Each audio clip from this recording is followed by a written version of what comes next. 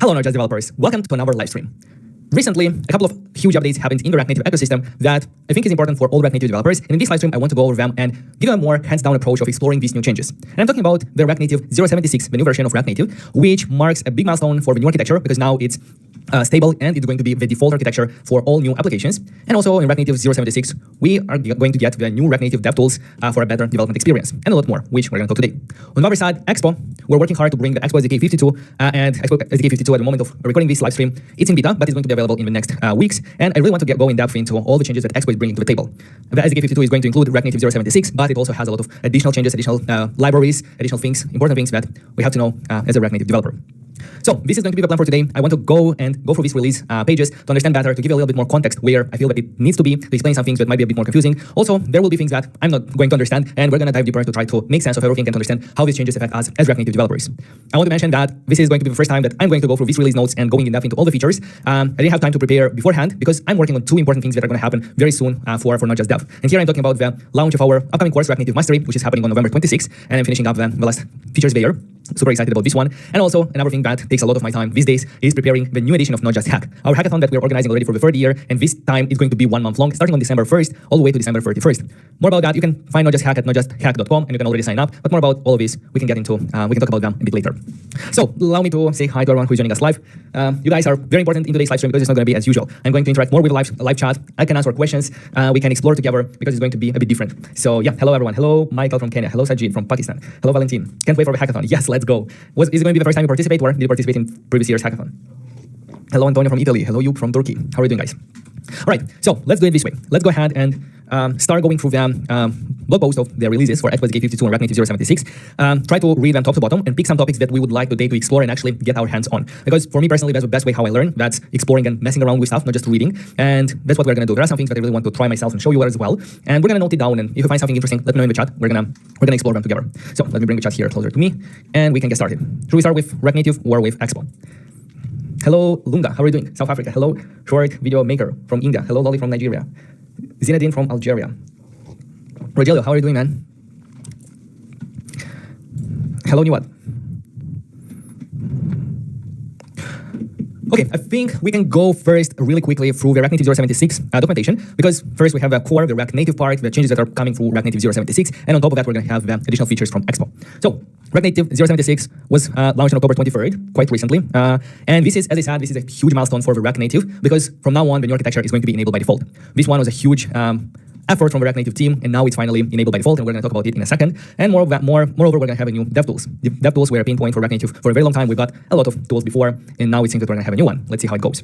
So, major milestone for React Native, because we are enabling the new architecture. Yeah, this is the work that has been done over the last 6 years from the meta team and with the support of the community. So the highlights, React Native new architecture, we have to talk about that. The new DevTools, I want to give them a try. Probably we're going to do that when building. So let's do here, try. It's going to be DevTools, for sure. Faster macro resolutions, we're going to see that. And box shadow and filters. And new style prop, which makes it easier to add box shadows and filters to React Native. Excited about that one. Breaking changes. Finally, they removed the dependency of React Native community CLI from React Native. And that is because React Native is moving towards making React Native as the core and encouraging people or developers to use a framework such as Expo. They started this year being more public and very, they announced it that we are supporting developers to use a framework, and that's why now we are removing React Native community CLI from the dependency of React Native. That doesn't mean that you cannot use React Native community CLI. You can, but it's not going to be dependency of React Native itself. Okay, so highlights. Let's start with React Native architecture by default. Starting from 0.76, the new architecture is enabled by default. And the new architecture is a rewrite of the internals of React Native to enable app developers to develop high-quality native application using React. This is a lot like marketing jargon, like it doesn't tell us a lot. And you might have a feeling that you heard like React Native new architecture for a very long time, and it looks like some kind of terms because it's really hard to understand like how everything behind the scenes works, because as developers, we don't have to basically rely that much on that low-level interactions from the JavaScript side and native side. So it's really hard to understand like what's truly going behind the scenes without us having to dedicate some effort from ourselves to understand how the architecture works, how everything is connected together from JavaScript to the native. So the new architecture is ready for production. You can start using it in production. And it's a huge milestone for React Native. That's indeed true. You can read more about the new architecture here, but long story short, in the old architecture of React Native, the communication between the JavaScript side and the native side was happening over a bridge. And what does it mean? Like, whenever you are trying to to, let's say, render a native view on iOS or a native view on Android and send there some data, that was happening by going from a JavaScript side from where React is working and taking all of the data that should tell the native side what it should do. It was serializing everything to JSON or to strings. It was passing it through the bridge. On the other side, it was deserializing it back to an object and using it to perform an action, either render something or do something. And that was happening the same when the communication should go from native side back to the JavaScript side. For example, we have a button and we are attaching like an on-press event on that button. The button is a native component. It's using the native iOS button if working on iOS or native Android button on Android. And when the user presses that button, that click is handled on the native side. And that the data, like what was clicked, where it was clicked, and so on, what component was clicked, was taken from the native side, was serialized, sent over the bridge, and on the other end, on the JavaScript side, it was taken and executed the JavaScript code that you provided, like, hey, go fetch some data here. So this bridge was the core of architecture in the past, and it was helping like do this communication between JavaScript and native side, and allowed us to write JavaScript but use native side components and native side code. And that was good, but it had like some bottlenecks. Like this communication was asynchronous because serializing to a string or to JSON and deserializing was taking time, and you cannot do that synchronously. And yeah, like it added a lot of overhead for the communication. In the new architecture, the meta team thought about removing the bridge and replacing it with a GSI, which is basically a way, in simple terms, it's a way for JavaScript to call directly C++ functions on the native side. At least that's how I understand it. So the benefits is that this invocation, this function call, this interaction is going to be synchronous. So you can invoke and exchange data synchronously between the native side and the JavaScript side. And it's supposed to improve the performance. We can maybe find like some performance benchmarks today to see what it happens. But the general thing is that even if in some use cases the performance is not going to be anything noticeably different, like in some specific cases, anyway, it's going to bring like other benefits of a simplified architecture and a better way of dealing with this communication between JavaScript and the native. And at the same time, like we are at the beginning of a new architecture, and this is just the beginning point. Like things will only be better starting from here. Let's see. I press on this new architecture is here, so it will the new architecture add full support for new features like suspense, transitions, use layout effect.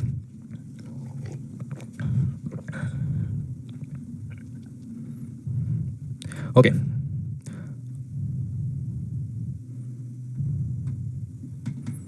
Okay, like you can read all of that, but in that, like everything that matters is this bridge that in old architecture was the link between them, the JavaScript side, the React renderer, and the native side, the native renderer. Now, like the bridge is gone and the communication happens directly.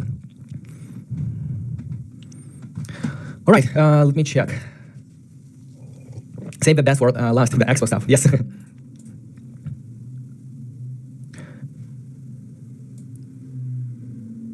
Nikos has a recommendation for the next build. Actually, a very good place where I don't talk about it a lot, but where I use it often when preparing new builds, is actually going to Node.js dev repository, going to discussions, and here is where I collect ideas. So if you have ideas for projects, for anything that you'd like me to do on YouTube, go ahead and submit them here. I'm actually going to leave in the chat. How about migrating one of your apps to the new architecture and seeing benchmarks? We could do that, but I think the challenging part is how to actually perform the benchmarking. Hello, Aditya. All right, so let's move on to the next step from the React Native 076, and here is the React Native DevTools. So it seems that we're getting a new DevTools. They're releasing a first stable version of React Native DevTools, the new default debugging experience. We want the tooling you use to debug React across all platforms to be reliable, familiar, and simple, which means both React and React Native. React Native DevTools delivers on these principles. It's browser-aligned developer tools that are deeply integrated with React Native. Key feature includes familiar web-aligned tooling, a fully featured debugger based on Chrome DevTools. With reliable breakpoints, watch value step for debugging, stacking special, and read JavaScript console. This core feature now work reliable across reloads. Okay. Improved and integrated React DevTools. The built-in React components inspector and profile work seamlessly with faster and more reliable component highlighting. Okay. Fix the reconnection behavior, and we can open it by pressing J to debug.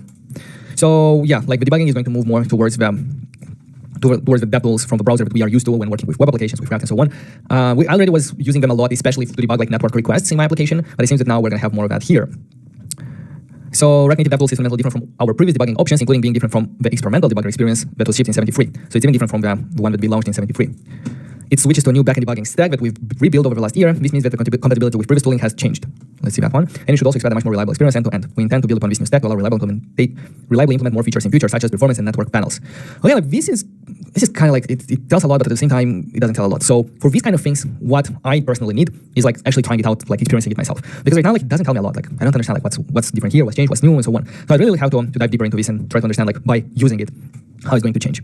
And it seems that phasing out logs in Metro. In the next release, there will be no, like, we're going to stop forwarding logs to Metro. And I think that means that we're not going to see the logs in them where we run our Metro bundler, basically the development server of React Native. Because in the past period, that's where I was checking like the logs. Now it seems that they are not going to be there, starting from the next version. And actually there is we're going to see that in a second when we launch a new application. Because yeah, instead we should use React Native DevTools, the console panel for logging. Updated debugging docs. Okay, perfect. So for compatibility, Chrome browser DevTools is unsupported. What? Running Hermes, so that's good. It replaces the previous Flipper, the experimental debugger, Hermes debugger, and so on. It is not possible to set up React Native DevTools with any older version of React Native. What does that mean? Chrome browser DevTools unsupported. Visual Studio Code unsupported. Okay. Here, like indeed, like we're gonna have to actually get our hands dirty, like big time, to try to understand better. I said try DevTools. The debugging tools, like we are changing quite often, and we had Flipper, we had like in the past like the ability to debug it with Chrome DevTools. Then after introducing of Hermes, it was not possible to do it in Chrome, and we had to use Flipper. When Flipper was deprecated, we just simply used the Metro logs to check them, and now we have a new tool. Let's see how that works. Speaking about Metro, we're gonna have faster Metro resolutions. Performance benefits are always nice. Let's see what that means.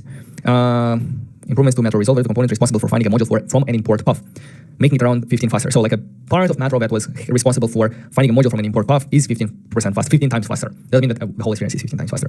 This improves the overall performance of Metro, particularly for warm builds, which we've seen at around 4 times faster. Okay, that's nice. And here is like a demonstration of bundling like an application. And yeah, like it was quite fast here and a bit slower in the old version. Okay, cool. Box shadow and filter style props. That's something that we're gonna have to try. Long story short, this is some new properties to some new styling options for React Native, such as the box shadows. But we had them, but it was quite tricky to add box shadows to React Native. I was always going to React Native box shadow, and there was a, where is it now? It's here, but there was a tool. It was a generator, and I was always just adding the depth and copying all of this. So to add the shadow, I was doing, you need like to add elevation for, if I'm not mistaken, Android, and all of these properties for shadow color, offset, opacity, radius for the other platform. Now the shadows get a little bit better support in React Native, and it's in line with like the web standards. So we can add box shadow, can take our string, which will mimic the CSS syntax, or a JS object which can have variables. For example, 55550 in the color, or offset X, offset Y, blur radius, blur distance, and so on. So yeah, the previous shadow functionality had some shortcomings addressed now by the box shadow. This does, the previous box shadow did not work on Android, now it's going to work, and so on.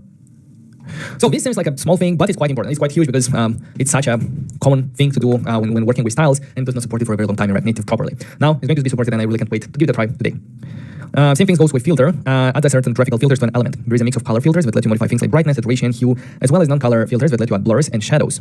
So this is also coming to align more React Native with CSS, with web standards, to adding filters, and it's supposed to work now in React Native 0.76. That's nice. That would add some easy ways of styling things, of maybe blurring. That doesn't mean that we no longer need like an extra library for blurring. Yeah, it can also take a string, or that mimics the CSS syntax, or it can be an array of filters. Limitations: the iOS filter only supports brightness and opacity. Okay, there are some limitations. So that means that we cannot do blur on iOS. Maybe now, maybe later it's going to be supported. And iOS filter will not apply shadows, outlines, or any other graphical elements outside the bounds of the element. So yeah, it's going to be element and nothing outside that. The Android blur and drop shadow are only supported. Okay, and filter implies overflow hidden. Okay. Hello from Ukraine. Hello. Why you can't access the repository? I think it should be public, no?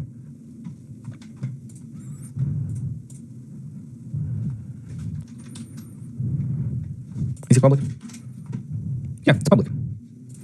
Okay, what are the breaking changes? Things that will stop working in 76, and if you upgrade your existing application, this is important for you because you have to make sure that your application will still work. And if something is not working, you'll usually look at the breaking changes to see what are the changes that might break your application when upgrading from older version to the new version.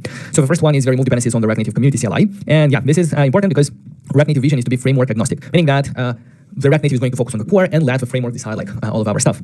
So they remove the React Native community CLI as a direct dependency of React Native, which means that you can still use React Native CLI, but it's not going to be a direct dependency of React Native. Decoupling it allows to move faster through releasing these projects independently and to better separate the responsibility of both projects. Yeah, one is to run and to initialize project, React Native project, and the other one is the core. You're basically saying already updated one of my application to 0.76. Did see performance improve actually. That's nice. Any particular areas? Did you do any testing, or it was more like a feeling, or maybe on some low-end devices? How did you go about it? Hello, Francesco. How are you doing today? Rafael is asking, is it possible to start a project with Expo, with React Native 76 and Expo SDK 52? What would be the command line? Yes, it's possible. We're going to do that in a second. I just want to finish going through React Native release docs now, just to have a big picture of everything new. I want to do the same with Expo SDK 52. Again, to have a big picture of new changes in Expo SDK 52. And after that, I really want to dive deeper to start using these things to explore, experiment, try stuff out. Because even for me, not everything is clear. And in this live stream, the goal, even for me, is to understand better like new changes and to give them a try and to see how that will impact us React Native developers. So stay tuned, and in a second, we're going to actually initialize the project with React Native 76 and Expo SDK 52 to see them in action. We are close to the end of React Native 76 release notes. So here, let's move to the next one. Android apps are 3.8 megabytes smaller thanks to native library merging. Is this part of the breaking changes? I think the breaking change is like a benefit, but that's a good thing. That's a really amazing thing whenever the applications are going to be smaller. And also, what's more important probably than being smaller is the launch time. So the app startup time will be reduced by 17 milliseconds or 8%. Cool. And this was done by merging some common libraries into one library, libReact Native, as far as I understand. Oh, on the other hand, this is a breaking change for both app and library developers. Okay, that's why it's here in the breaking changes. So it's a benefit, but it comes with a breaking change. So if you are upgrading, like it might break something, or if you are a library developer as well. App developers will have to update their application when created as following. So you need to do that if you're not using Expo. The benefit of Expo is that we never have to touch this code in our life. But if you're on React Native CLI and you upgraded from a Waller version to React Native 76, you have to update this on creating your Android file, in the initial Android file, to this code and import a new library. And you have to do that, otherwise the application will break. This change is necessary in order to properly load the library, which includes the upgrade helper. Okay, perfect. Going next is going to be updates to the minimum iOS and Android SDK requirements. So nowadays iOS, the minimum platform and SDK versions, iOS 13.4 to 15.1. What's the iOS user distribution like nowadays? I don't know. What's the latest? Oh, but this is the minimum platform. So now the minimum platform, the minimum iOS version that you can target is going to be 15.1. Again, let's try to see if we can find iOS version distribution. So here, I'm not sure how recent it is, it's October 1st. We see that if we target iOS 15.1 and above, iOS 15 and above, we are covering 95.1, at least 95.1% of devices. So that's pretty good. And it starts with iPhone 7 and iPhone 6. Maybe even more because this is iOS, or probably less because this is iOS 15. But I think it should be the same. So yeah, we're going to target more than 95% of devices. Our application is going to work. And for Android, the minimum SDK is going to go from 23 to 24, Android 7. And let's try to find the same Android version distribution. Market share. When was this published? May, that's at the beginning of the year, so quite old. And it's going to be Android 7 and above. Android 7 and above. So it's actually 99%. Here it shows like how many users are using this version or lower, hopefully. I don't know here, cumulative distribution. So 7 and above, that's 97.4%, even better than iOS. Okay, perfect. So this is done like in order to try to support like only like the newer features of Android, like, and try to get rid of old stuff. Is this a live stream or a recorded video? This is a live stream. This is a live stream. These changes were announced earlier. Okay. Okay, our breaking changes. Animation. Stop sending state updates to React in looping animation. This was causing unnecessary re-rendering with looping animations. Oh, what does that mean? That probably is referencing the React Native built-in animations. How many of you are using the built-in React Native animations compared to reanimated? We have here, let's do...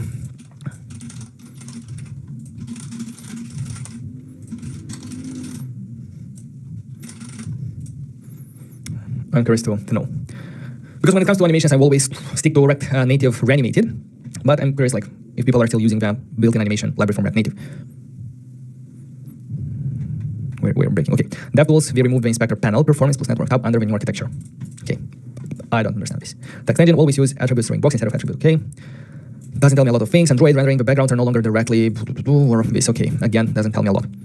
Perfect. So shout out to the Meta team for the tremendous work that went into the React Native 076. And not only in this version, because this version is kind of the cumulative work that has been done over the past 6 years. And yeah, that was huge. Like, huge shout out to everyone involved in this. So to upgrade to 076, you can, if you are using React Native CLI and you're not using Expo, in that case, the upgrading is a bit harder because it's kind of manual, because you have to not only upgrade the libraries, but you also have to upgrade some of the configuration on the native side. So that's actually one of the reasons why I only use Expo, because upgrading is much easier. Upgrading an Expo project involves only upgrading the Expo SDK and the dependencies and maybe fixing some breaking changes, and Expo is taking care of everything that comes below it, which means that Expo is taking care of upgrading React Native to 076. So they took care of this for us, and we only have to upgrade Expo. But if you're using in a bare workflow, like the directly React Native with community CLI, there is the upgrade helper that shows you the difference between the starter project of, like, let's say your application name is, I don't know, my app, call my app, and you select like what version you are using. For example, if you're upgrading for, I don't know, let's go with the latest 75 to 76. This is going to show you some adjustments. It's going to show you what difference, like what you have to upgrade on your code. So here are the package.json with all the dependencies that you have to upgrade. And this is the native side code. Like, for example, on Android main application, you have to, instead of calling this loader init, you need to do it with the open source merge mapping from here. Upgrade the build tool, the minimum SDK to 24, and so on and so forth. So it's not a lot of changes if you look here, and it should be quite easy. It's more complicated when you're actually not upgrading from the latest version, but maybe you're upgrading for 072, for example, to 76. In that case, it's going to be a bit more complicated, and as you can see, like, it involves a lot of code. And whenever this code that comes from React Native is together with some changes that you have done to the native side yourself, or because you installed the library, like, it's getting complicated. So yeah, good luck to you if you are not using Expo. That's I wouldn't be in your place. But these are the changes from React Native 076. In a second, we're going to explore some of them, and especially I want to give a try to the new DevTools and to the styling features, to the box shadow, to the filters, and what else did I note it down? Yeah. These are the things. And the new architecture, we're going to have a look at it, but nothing crazy that we can do there, other than saying, like, yeah, we're using the new architecture. Anyway, now we're going to go into the XSDK 52, and here XSDK 52 is going to include the new changes from React Native 76. I mean, it's going to include React Native 076, and it's going to add a lot more changes or libraries supported by the Expo and so on. So in a second, we're going to get into this. Do you have any questions for React Native 76, or we're going to get to them when we actually try them out? So from our poll, what do we see? We see that 23% are using React Native. Where is it? React Native animations. 76 are using animated, and 0% are using nothing. So everyone is using animations. That's nice. I have tested filters on Android. It works perfectly. Like blur view, that was breaking. Okay, that's cool. But I really wish to have like support for both iOS and Android. Because what do you have to do now? Use blur view on iOS and filters on Android? Do you know if it's going to be supported later? Let's see. More questions. Hello, Theodore from Bulgaria. Oh, yeah, DPC said he upgraded and did not see better performance. Forget to add not. Yeah, because in a lot of cases, like very marginal improvements on performance. So nothing like crazy that you would probably not notice like without like actually testing and putting some numbers down. But yeah, we'll see. What is the fabric in the new architecture? So the new architecture, the React Native new architecture. The new architecture actually has two components to it. It has the, where is it? Maybe I can find some.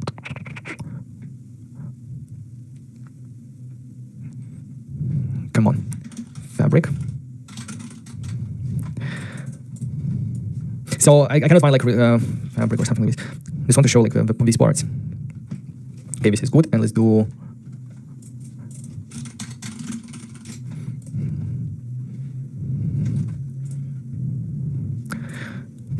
So the architecture, as I was explaining before, the communication between the JavaScript and the native side happens in a way for two reasons. Like one communication is purely like executing code, like you want to run a function on the native side. Like, I don't know, get the location using the native driver of location. That is a native module. For that, you don't need to render anything on the screen. So in that case, the part that is responsible for that in the new architecture is called native modules. Things that are not related to rendering, things that are related pure to functionality, to a communication, to sending data or interacting or running functions on the native side, native modules. On the other hand, we have use cases where we want to render a native component. Think about a native map component or as simple as a native button. This button should be rendered, and the rendering engine in the new architecture is called Fabric. In the old architecture, it was called Paper. In the new architecture, it's called Fabric. So new architecture has two components. It has the native modules, which is pure for, like, let's say, functionality, and it has a Fabric, which is for rendering, when you have to render a native view and sending there like properties, assigning callback functions, and so on. So these are the Fabric in the new architecture in simple terms. Is SDK 52 stable, or it takes some more time for stable release? At the moment, it's still in beta, but usually this the beta period is quite short. So we should see the public release probably in a week or two maximum. I don't have exact days, but I know that Expo is preparing like a launch week, so soon, and we should see it then. It's usually like quite fast, like the beta period. Okay, have tested filter. Okay. Will the application compress when I build with Gradle using Expo SDK 52, or I need to configure the legacy package? I'm not sure if I understand. What do you mean like compress? DevTools finally back, but Flutter still has better DevTools. Don't have a lot of experience with Flutter, but trust you. I want network panel so much. Is it going to be in the new DevTools? I think so. Even now we can use a network panel. What is the way of upgrading Expo SDK? We can talk about that as well. I'm going to show you later. We're going to start by initializing a new application with Expo SDK, but I'm going to show you how you can upgrade it as well. But long story short, upgrading Expo SDK is a matter of upgrading the actual Expo SDK node module package, and then running npx expo fix, and that will upgrade all the dependencies to the new level. So now you upgraded all the dependencies. Expo took care of upgrading and doing all the native side changes for React Native, which is the pain. And for us developers, we only have to go through the breaking changes and see like if something, if some breaking changes are affecting our application, we should do some changes in our code. And I'm going to show you the breaking changes from Expo SDK 52, and you should also probably look at React Native 76. Will the new architecture make applications more snappier? It's supposed to improve the performance, yeah. By how much, and if it's going to be in all the cases, I cannot say. Will most of the performance gain come from React Native library developers using the new architecture's capabilities and upgrading the old ones?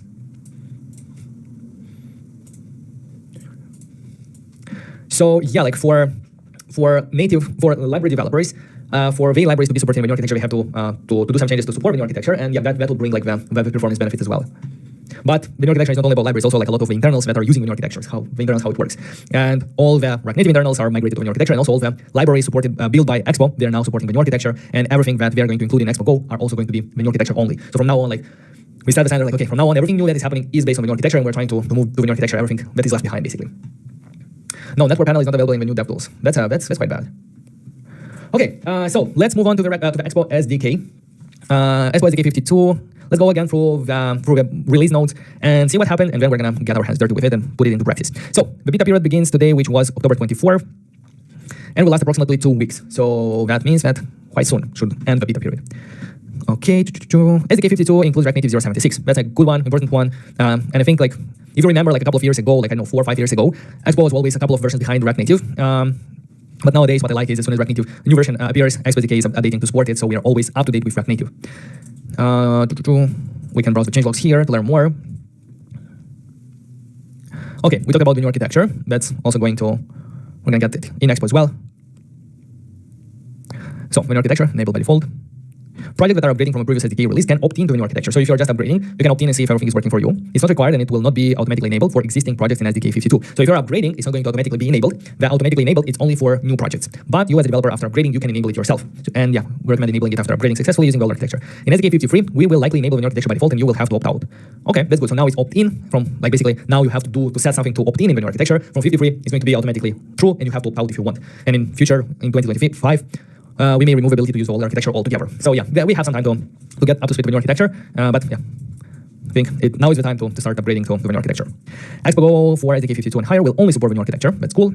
All Expo SDK packages support the new architecture. So everything like Expo Audio, Expo Video, and so on, like all of them are supporting the new architecture. And any third-party libraries that are included in Expo Go are also supported. So there are third-party libraries like, I don't know, Expo, what are third-party libraries that are included here? Tell me something. Expo libraries. Now I cannot think about anything. Expo Reanimated, yeah, Reanimated is a third-party library. It's not, it's a third-party library, but it's enabled, it's included in Expo Go, and that means that it is also supporting the new architecture. Testing your application, okay, ensure that you use the latest version of all third-party native libraries. Run npx expo doctor to find libraries that are not compatible with the migration. The doctor will check like the React Native directory, and this React Native directory is a directory of packages and libraries that also has a feature for new architecture. So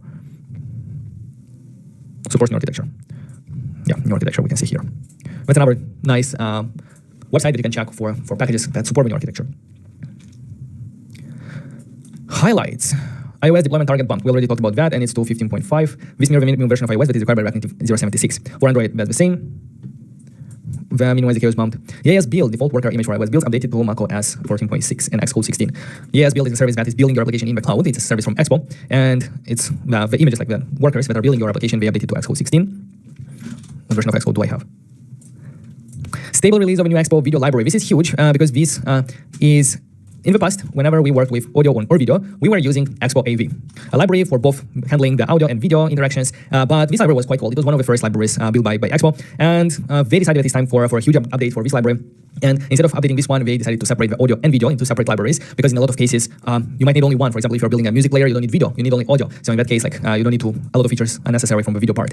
So nowadays, Expo AV is still like supported, but very soon it's going to be deprecated, and probably in a year or so, I don't know if exact days, but in the future, we're no longer have Expo AV. Instead, we're going to have Expo Video, which is the new video library that provides the API to implement video playbacks in the application. It's still experimental, but I don't think it's experimental. It says experimental because in SDK 51 it was experimental. Now in 52 it's stable, as we can see here, stable release of Expo Video. And this video component is going to replace AV, as I said, and it's going to provide quicker updates, and it's also going to be supported in Expo Go. And it has a much better API compared to the previous, so like based on hooks and really nice interactions. And yeah, now it's going to be stable. And another important thing, so if you are using the video part from Expo AV, it's recommended to start the migration to Expo Video. Hey, Mr. Frank, thank you very much. Hey, Catalin, how are you doing? Hello, Andre. How are you guys? Catalin saying, nice, I saw my library on React Native directory. Where was that? Animate React Native, this one. Shout out to Catalin. And if you need animations, you know where to look for. And this one is, okay, nice.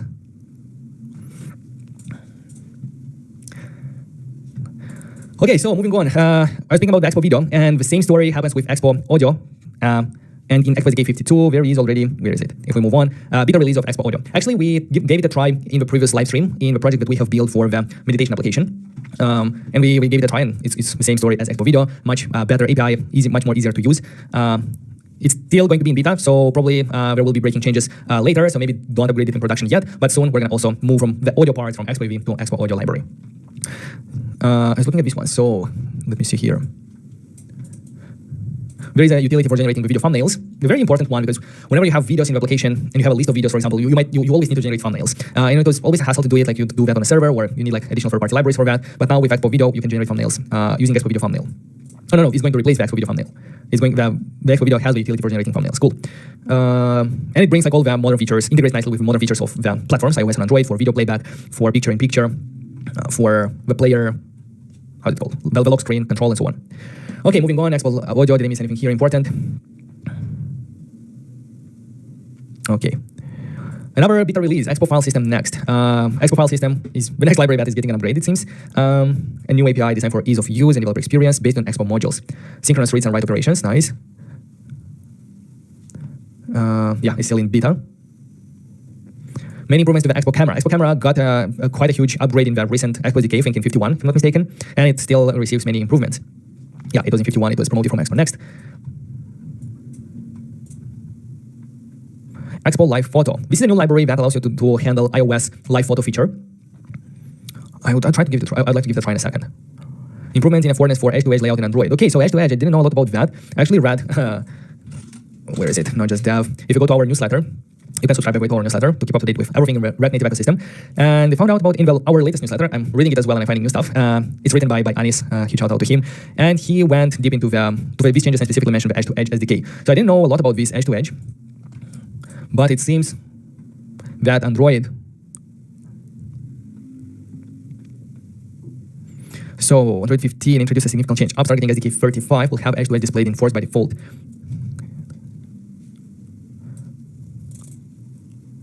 What am I missing here? Isn't the default way of rendering edge-to-edge, and we had to use safe area views to avoid rendering behind like the notches and so on? Why do we need something extra? Like what? I'm missing something here definitely.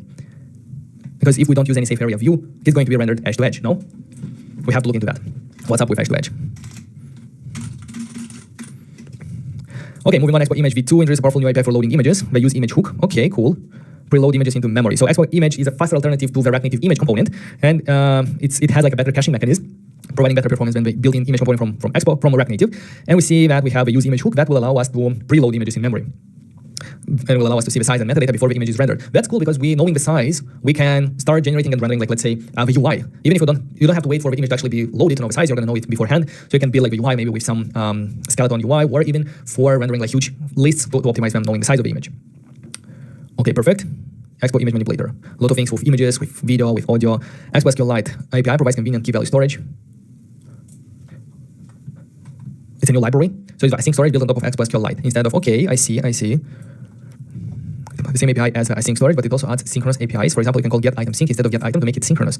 Okay, so we would be able to replace the async storage with Expo SQLite async storage. And this library is going to be implemented behind the scenes with SQLite, but it's going to give us the same API as the async storage, like get item, set item with additional synchronous call. I think that's going to be very handy, especially when, avoiding like having to declare like asynchronous functions in use effects, let's say. Okay, it's a lot of things here, and I already lose track of things. I really want to give them a try. Let me see where I want to stop more. Like crazy much. Like this is a huge one. React Native DevTools replaces the JavaScript debugger, introduced there. It's very similar, so you don't have to worry about learning a new tool. They were both built on Google Chrome Tools and Chrome DevTools protocol. DOM components. Let's see if we're gonna have time to try them out, but I would like to. So the long story short about DOM components, as I understand it, is that it makes it easier to incrementally migrate a web-based application to a mobile application. So imagine you have a huge web application. If you want to create a mobile application, instead of having to rewrite everything to mobile, to native, what you can do is use DOM components, and that would allow you to use web-based components, like a div and so on. And then that's not the end of the story. Like, yes, you can either stop here and use DOM components, but for specific features, for specific screens that you need native performance, you can migrate them slowly. So DOM components, as I see them, is not the answer for me. Like it's not the end result. It's a tool. It's a way that helps us migrate web applications to mobile incrementally, slowly, like screen by screen, feature by feature. Another use case where DOM components is let's say the end solution is when you want to use a web-based component. Like you found a library. Let's say, for example, you found a really nice rich text editor for the web. On mobile, you cannot find a similar library. In that case, you can use that library using the DOM components and embed it in your React Native application. So yeah, makes it easy to integrate web library into your React Native app, even if it's just for a single view. That's true. And Evan did a talk this year about DOM components, and he also did a live stream on Expo channel on how he migrated his website to React Native, to Expo using Expo DOM components. Okay, use DOM is fantastic. Yeah. Experimental tree shaking, okay, React compiler. Oh, React compiler, nice. Okay, my head already spins from all the new changes. Reduced size of Expo CLI by removing dependencies of React Native community CLI. Expo project use, okay.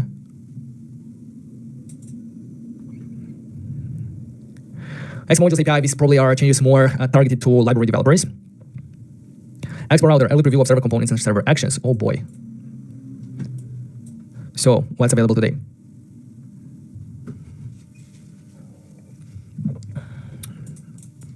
Okay, let's see if we have anything to try out today. Expo router UI API for tabs, when you headless. Okay. Cool, guys, that's a lot. That's a lot. Let's get building.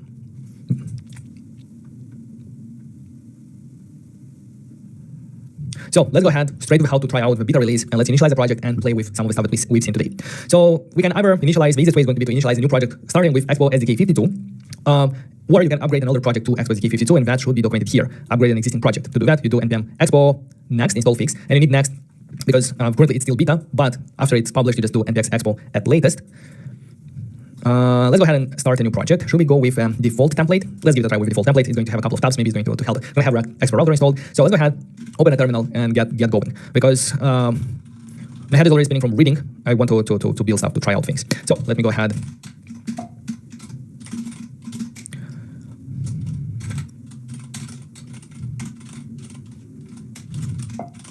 So let's navigate to where we keep our projects and start by doing npx create expo application at latest.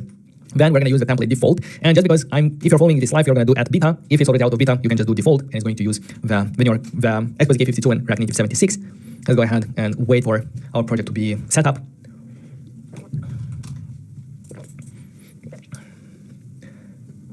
Andre is saying, hey, I came across your channel this week. Where is it? Your videos is perfect. I'm Russian. I don't know English well, but your videos are godsend. I managed to close the task in production. Thank you. Oh, I appreciate that. I'm actually from Moldova, and I know some Russian. Я понимаю русский очень хорошо, немножко сложновато говорить. But yeah, probably that's why you can connect like with my English accent, which for some native speakers might sound a bit weird. Started saying some advice from you. I learned coding in 3 years. Now my coding skills are great, I think, but I'm struggling to get a job. It's been over a year. I've been looking for a job. Yeah, not sure exactly like what to say, but what I recommend you do is try to add some projects to your portfolio. I think that would add a lot of benefits and help you get like some leads. Share your journey online. Maybe you can do that as well, and don't stop applying. Like apply. And if you have like project on the side, if you can show that you not only learn stuff, but you can actually deliver and build and so on, which you don't need actually a job to do that. You can do it on your side. I will shamelessly plug in hackathon that we're organizing this December, where you can actually go ahead and build something, launch an application to the market, and trust me, like it's going to help you in your search for a job. I remember when I was applying to Amazon. For a job at Amazon, I think that the side project that I've been building back then, like together with the startup that I've been part of, were a huge part why they accepted me. Because other than that, like they had like a very impressive CV, let's say, but I had like some side projects and 2 startups that I've built, and I included them there, and they knew that I can deliver. I know like how to approach projects, and probably this was a big reason why they accepted me. So yeah, build stuff, share stuff, and never stop applying for jobs. A couple of simple rules. Antonio, they cooked. Yes, they did. They asked for experience, but I never worked anywhere. So you can get experience not necessarily by working somewhere. You can get experience yourself, like it's in your hands. What they ask for experience is not like, did you work for someone? They want to see that you can take a project, you can take it from idea to launch. You can take these responsibilities yourself. Not only knowing stuff, but being able to do things. And you can do that with side projects, but not like some side project, like I don't know, like let's put it this way, like not like try to actually solve a problem, try to build a use case, try to build a profitable application, try to find and solve real problems. When Expo SDK 52 will be released, they said it's going to be 2 weeks after the release of beta, which should be like either this week, next week, or like very soon. We're also going to have like they are going to host a launch week on their channel, so pay attention to their channel for this. Let me go ahead and open the newly built application in Cursor, my application. Okay, here we have it. I'm going to zoom in a bit, and I'm going to go ahead right away to start the development server. I'm going to open the terminal. I'm going to do npm start. This will start the Metro bundler. And if we look at the package.json, what we are interested in is in Expo 52. What we are also interested in is Expo router 4, the preview version. The React Native 076, and these are the main things that we are interested in at the moment. Okay, too many open files. Nice. That's amazing. From time to time, I see this issue. Never really remember how I fix it, but probably I should go through what? Trying this? Delete all? No, I need to change the limits. What?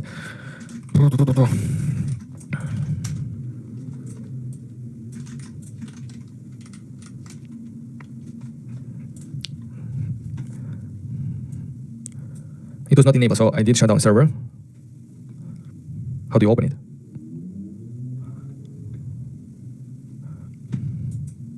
Should I just do brew install Watchman? It's gonna be so funny if I'm gonna spend like, I don't know, 1 hour fixing this Watchman issue. Like, oh boy. But yeah.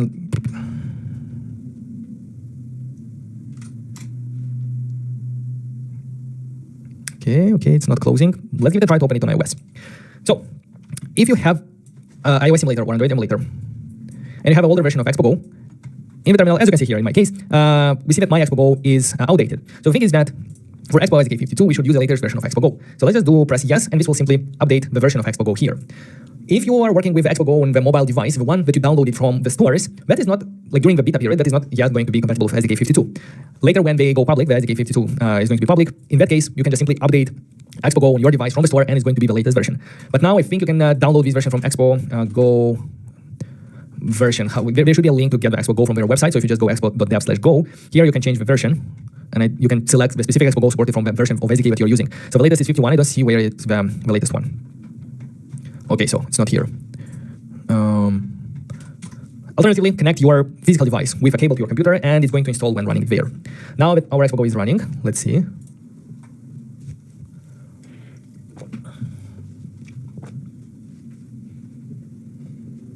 Oh, look at this message. David is saying, thank you for your videos. Where is it? I've soon became some sort of a guru in React Native because of them. Getting gigs here and there. Worked a lot of projects, even bank application. Oh my God, that's so amazing. Thank you very much for saying that. And I really appreciate, I'm really happy for you. Like, that's the best thing that can happen for an educator. Will there be a hackathon this year? Yes, there will be a hackathon. You can go to notjusthack.com. We have a brand new domain. And you can go ahead and sign up. It's going to be 1 month starting from December 1st to 31st. I'm also going to do daily live streams during this period, showcasing how I participate in hackathon, how I build applications. And yeah, it's going to be really sick. We're going to have a lot of prizes, which some of them might or might not be a MacBook, and it might or might not be the latest one, the M4. Just saying, like, more information is going to come later. But yeah, go ahead, Not Just Hack, sign up if you're interested in that. Back here, what do we see? Reload. Open iOS. Come on, you can do it.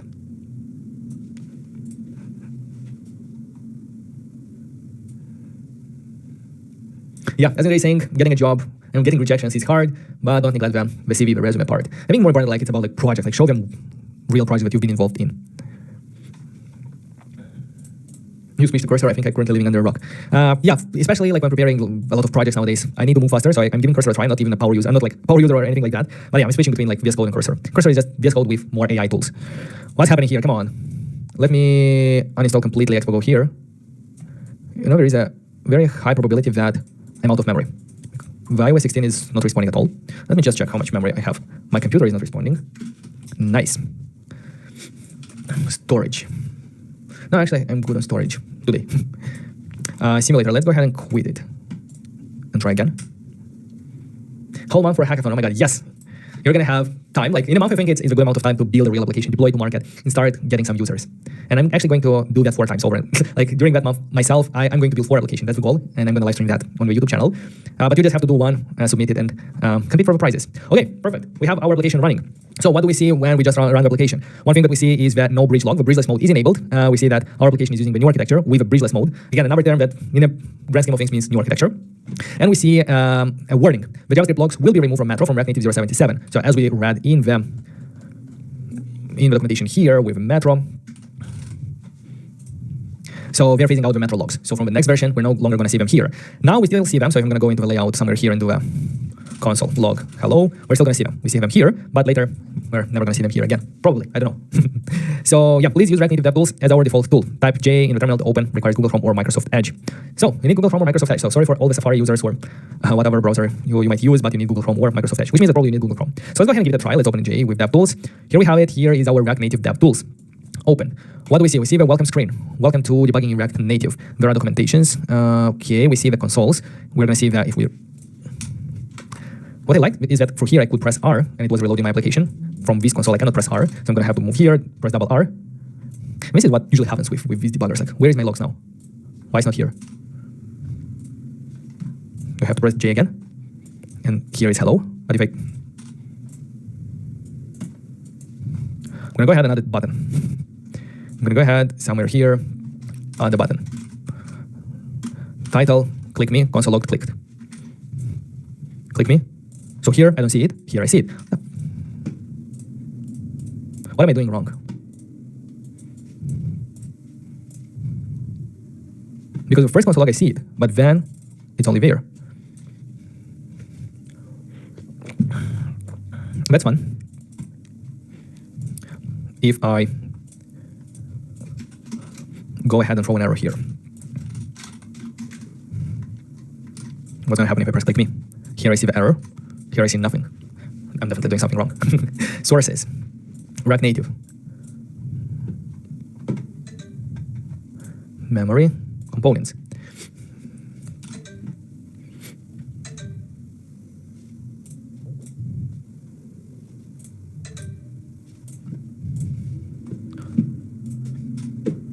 Profiler. Components. Okay, network from Expo seems that it's working, like it has assets and so on. But components, nothing. Logs doesn't seem to work for me. Debugging basics 101. Opening the dev menu. React Native provides an in-app developer menu, which okay. React Native DevTools. Let's go here. Is a new experience featuring end-to-end rewrite for our debugging state. And okay. Another thing, like, why do we have console here at the bottom of the top? What's the difference? I don't know. It's designed for debugging React app concerns and not to replace native tools. If you want to inspect React Native's underlying platform layer, for example, while developing a native module, please use the debugging tools for Android Studios and Xcode. Okay, so it's for React Native applications. Compatibility. React released in 76. Supports all React Native application running Hermes. It replaces Flipper. Okay. Okay,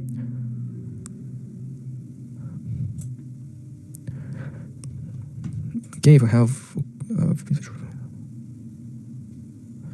console. If your app has a lot of logs, use filter box. Why it's not working for me? Sources and breakpoints. Even as simple as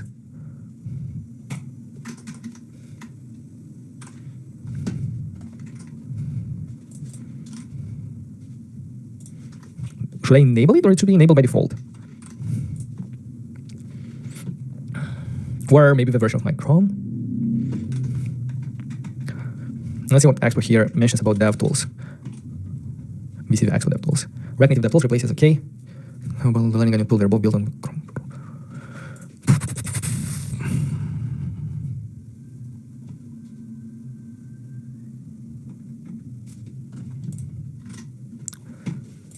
Question, what am I doing wrong, guys?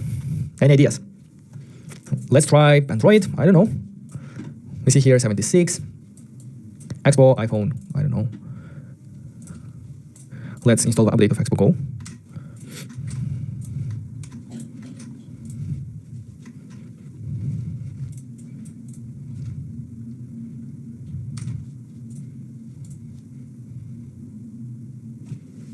Hackathons will be very different now because of AI tools. That's very true. And that's why we're going to encourage real world use cases, because coding is not the hard part. Coding nowadays becomes easier and easier. The hard part is finding like an actual solution to an actual problem and building a business around it, or building a profitable application.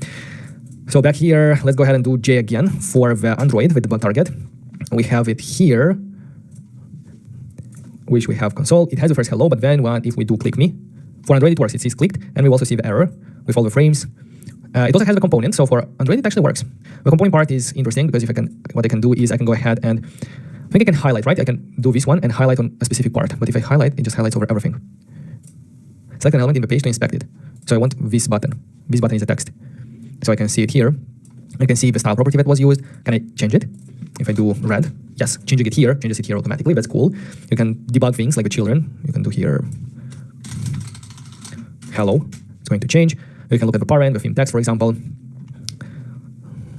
Still like super like, how do you say, cluttered in my opinion. Like look how many components we have here until we get to the view. So in my opinion, it's quite hard like to use. But yeah, this is basically what we had on React as well. So I guess this is the de facto. So yeah, this is cool. This is actually nice. Memory, what we have here, we have the JavaScript VM. The JavaScript thread is taking 13 megabytes, right?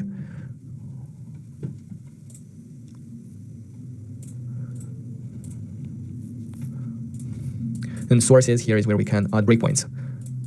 But how do we do that?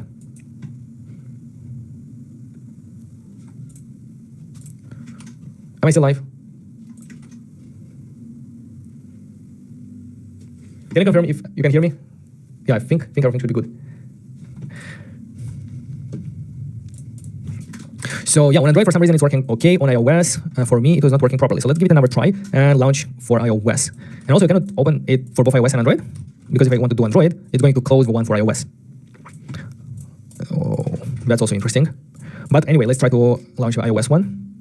Okay, for iOS, it started working again. It started working. So if I do click me, okay, now in the console we see, in this one we do not see, or no, we see, click me.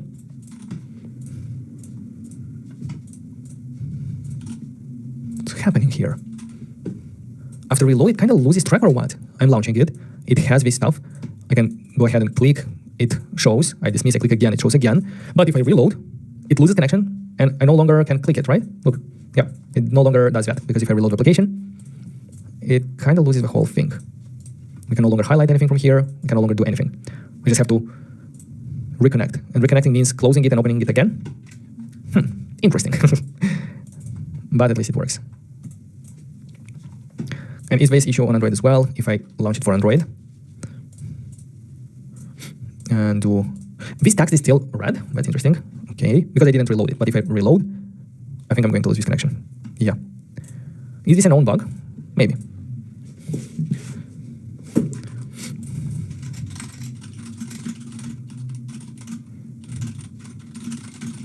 I'm gonna check later if it's a known bug. But okay, we see. What I still didn't test is actually profiling. What it's going to do. And I lose if I reload.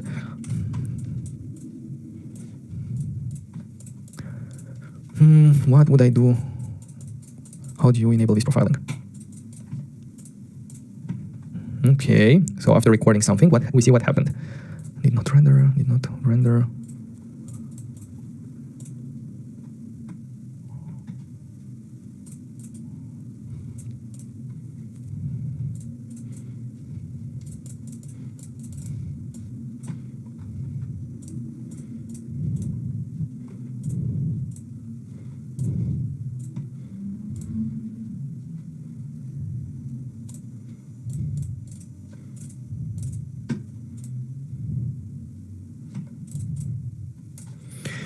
Okay, so that were the DevTools.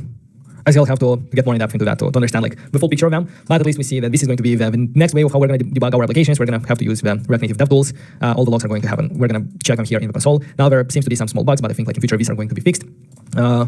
And it's going to hopefully improve from here on and allow us more things such as handling the components and highlighting them, navigating and checking all their properties, being able to debug this way easier, profiler, memory, and so on.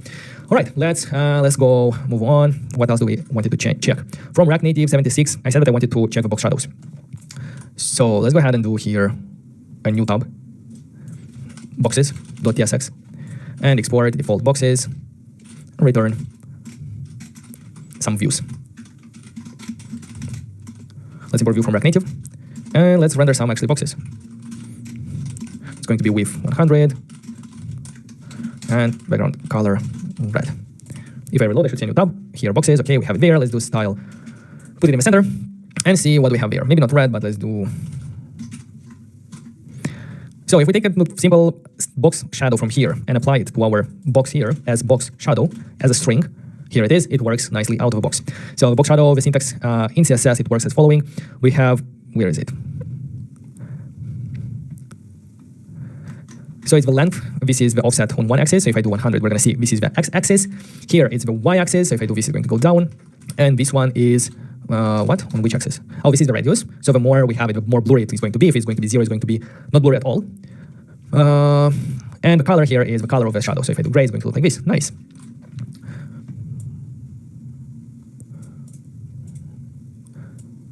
Will the inset also work? Will this one work? I don't think it will. But it seems that it should work with inner as well.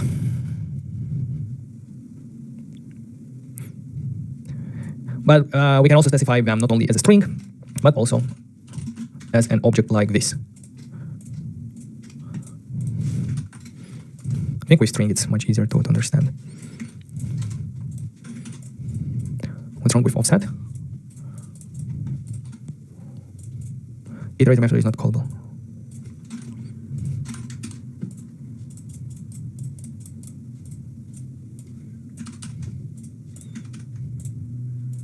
What's happening here?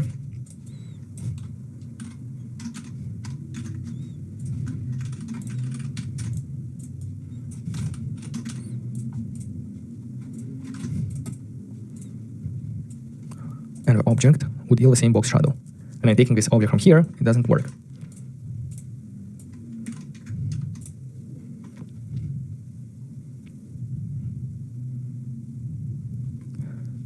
Read only box shadow value. Type width.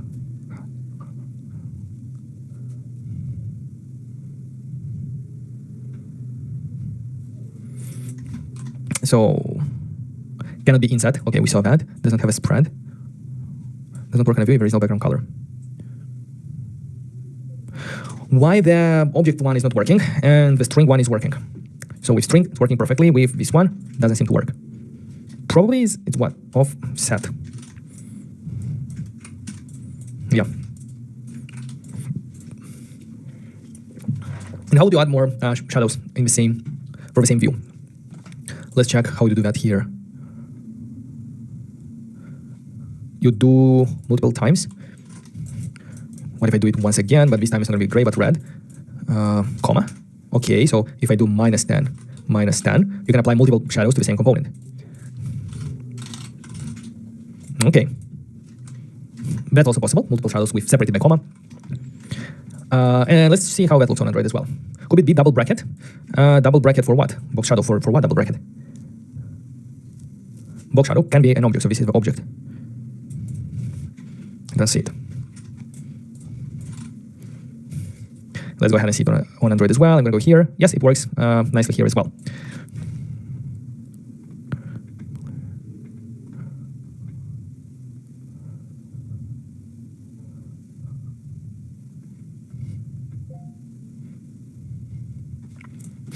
Okay, so that was box shadow. I don't know why the object isn't working, but the string version is working perfectly.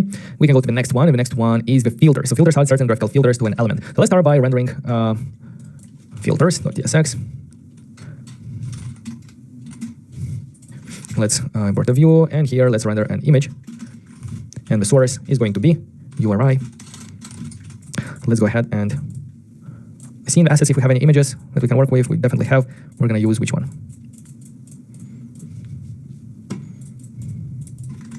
Let's use picture, I don't know. I'm gonna find something to work with.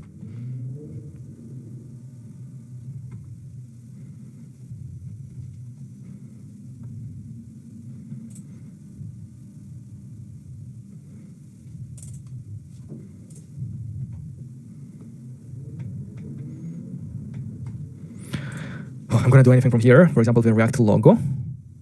Let's try this one. So in the filter, let's go ahead and import image from images React logo, and also importing the image from React Native. And the source is not going to be URI, but it's going to be a local image like this. So if I go to and reload, oh, it is possible that it's box shadow and array. Okay, back to box shadow. I think you are right. I think you might be right. So if I do box shadow here and wrap it around the object, wrap it around an array, because we can apply multiple box shadows, that should work. I'm 100% sure it's going to work. So yeah, you're a genius, Antonio. Thank you very much. So we have this one, and we can add another one, for example, offset -5, and with red. And this is going to add another box shadow. So the box shadow works as an object as well, but in this case, you need to put it in the object inside an array, because we can apply multiple box shadows. Should it support like both cases? Because in a lot of cases, you might want only one box shadow, and it would work better if we just specify it like this.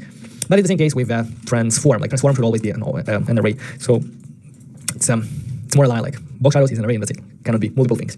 Thank you, Antonio. Back to our filters. We have our image. Let's see if we see it here. Perfect. Let's give it a style to this view to align the image in the center. And now with styling to this image, should I do like this to make it larger so that we can see better how it works? We can apply filters. And what filters can we apply? Also from MD and documentation, from the documentation of CSS filters. So we can do blur, but it's only going to work there. So on iOS, it only has what? Brightness and opacity. And I can apply it as a text. Okay. So I can do here filter, and I can do opacity 0.5. Will that work? Yes. And opacity 0.1. That's also going to work. Okay. And maybe brightness too. Brightness. What's the brightness values? Brightness here. 50% amount. Percentage. So less than 100 darkness the input and more brightness it. So 100% is going to be the default one. 150 is going to be more bright. Probably is going to look better if we actually add an image there. Let me do this one.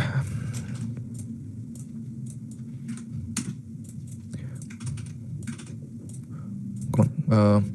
With 100%, height 100%, and resize mode contain. Okay, now it's better. So yeah, this is our opacity, how it works. If I'm going to do 1, it's going to be opaque. 100 as the default brightness, decreasing it to, I don't know, 20% is going to be very dark, and it applies to the whole view. So that's why we have here. If we didn't have these ones, no, we need it. Okay. I think these filters are very powerful for running some animations, and especially if combining them with native wind, we can run some nice animations here. The blur is not going to work here, so blur 10 pixels is not going to work here, but it should work on Android. So let me reload it on Android. Let's do 100 brightness here for the default one, and on Android we're going to have this filter, and it's going to have a blur. Yes, it has a nice blur out of the box without any extra libraries. So if I do 2 pixels blur, it's going to be perfect. Love it. Amazing. Look what we can do. But no, I'm not gonna do it. So yeah, the rest of the filters should work on Android because it mentions that on iOS, it's only brightness and opacity, but on Android, probably should be everything. So whatever cool filters we have that we can try on Android. Filter, contrast, grayscale. We can do grayscale. And it's going to be almost gray. We can do hue rotation. It's going to change the colors. So if I change everything to hue rotation, okay, nice. If it's minus 90 degree, okay, that's cool. You can add it multiple times.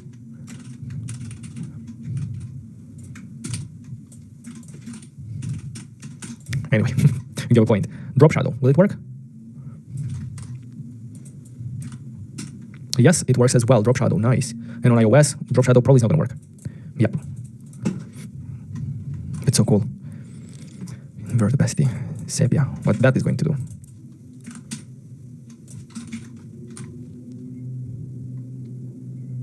You can add a filter based on URL.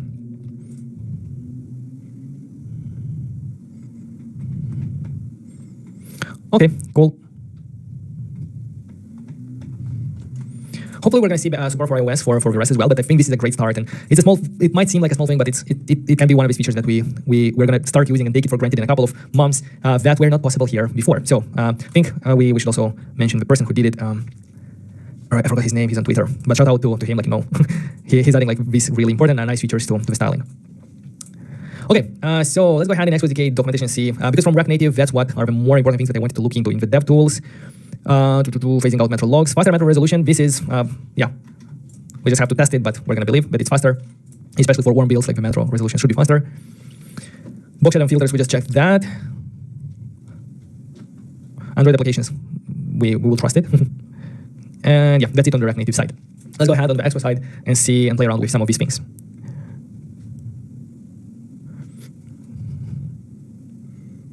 Expo Video, stable release of Expo Video. We could give it a try and see how it works. So Expo Video, let's open the documentation. I think it should be quite straightforward to install and use it. So all we have to do is npx expo install Expo Video. We're gonna open a new terminal to do that here. Let's go ahead and add a new tab, video.tsx. Export default video, return something. Let's see what we're gonna return. So for the usage, we're gonna have the video source, and it's taken a video from a public video here, from Google APIs. Let's press on it to make sure that it works. It's a bunny video, yes, it works. And now using the Expo Video, we're gonna use the video player and the video view. And we're gonna render the video view here. So what the video view needs, it needs a player, right? So the video needs a player that we can define at the top of our component. And we're gonna give it to the video view. I think that's the minimum thing that we need. So now if I'm going to reload on Android or on iOS here, we should have a video tab. I'm gonna go there. And I hear something, but I do not see. Probably I need to give some style here. 100, height 100, yes.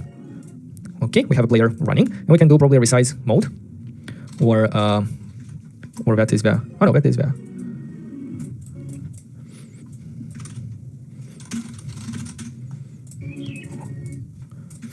Okay, so this is the video view. Yeah, as you can see, it's much easier to initialize the video player. We just give here a video source, and this is going to be the initialization function. So we just set the player should loop, and it should play when it starts. You could also do player volume 0 if you don't want it to have sound. And it's going to work both here and here. Yeah, on Android and on iOS. You can have it in full screen. You can exit full screen. Think it should also, maybe you need to configure it if you want it to have picture in picture.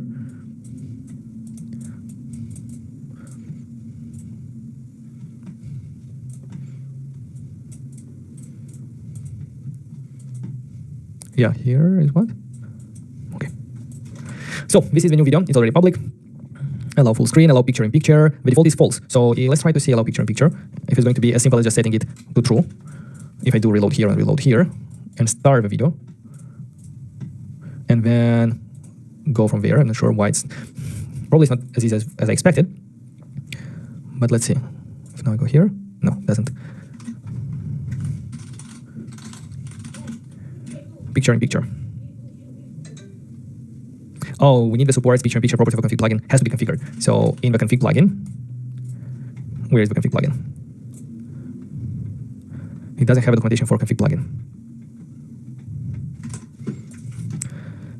But probably it's going to be, as we do that in app.json plugins, we have Expo Video, and we're gonna do that here. So I'm gonna put it into a string, into an array, where the second part is the options, and I need to do support picture in picture to true. And will it only work after doing the development build?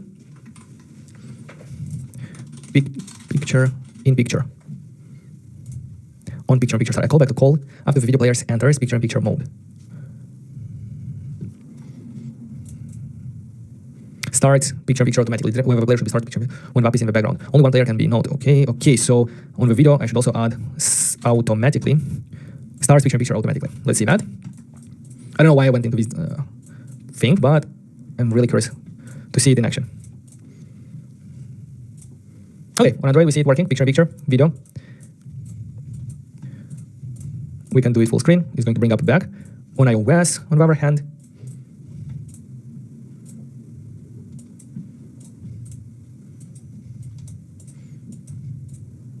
iOS it didn't start.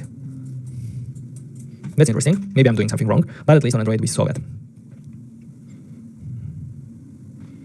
What else is interesting here? Okay, in a use effect we can add listeners for when player is changing.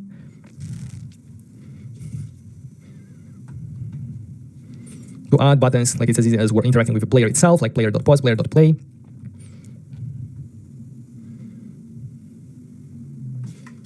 Someone is saying me, is that supports background playback in here? Supports background playback. Is that a config plugin ish thing or here? Supports background playback. Yeah, I think it's on the config plugin. But that will take effect if I do a custom dev build.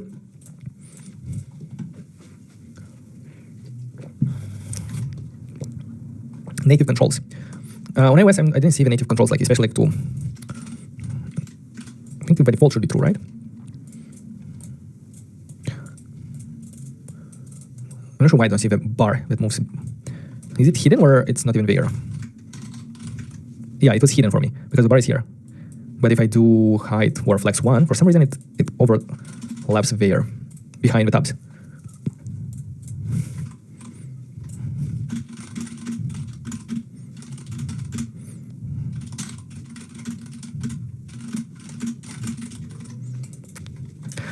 Okay, so this was the Expo video library.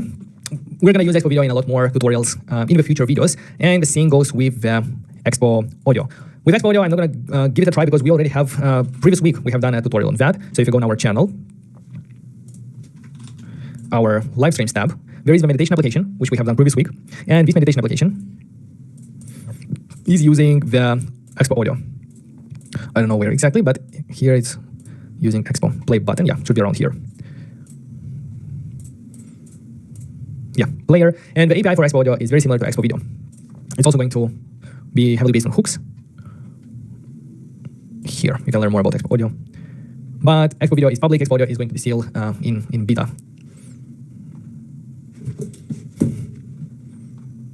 Okay, I need some oxygen. Give me 1 second.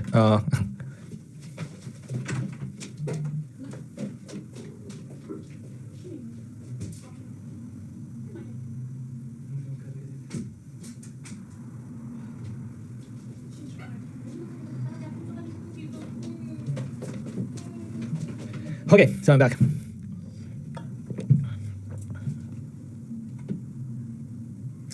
Prashad is saying, am I late? What are you up to experimenting? Today we're going through the XPOZK 52 updates and React Native 76. So it's a lot of experimenting, yes, like experimenting with the new things, with the new toys that we've got.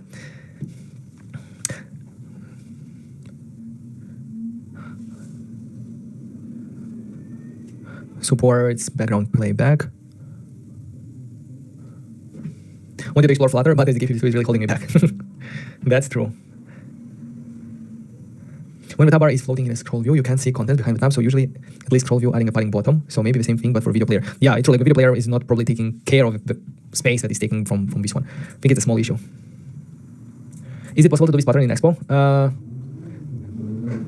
MVV, if I can remember what that pattern is. I just know the name, it's like what, model view?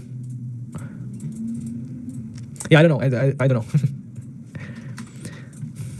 So what else do we see here? The beta release of Expo file system. We rebuild the Expo file system library with a new API designed for ease of use and developer experience. This enables synchronous read and write operation using shared objects to represent files and directories and advanced features like stateful file handlers. Is now in beta, fully backward compatible with if you decide to partially adopt it, with plenty more of improvements and integrations planned. So let's see, Expo file system next. That's how we can install it. File create, and as you can see, it's synchronous. File write, downloading files, using legacy. So previously it was file system.read a string async. Now it's download file async file.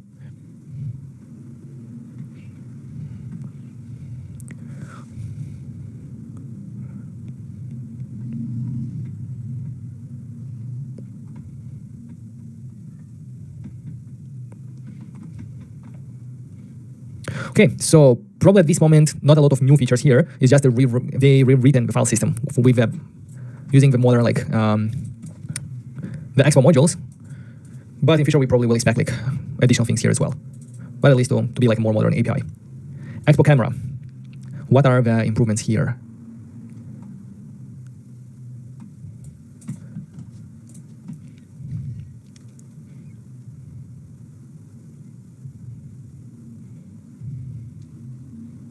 Now we can disable the shutter sound.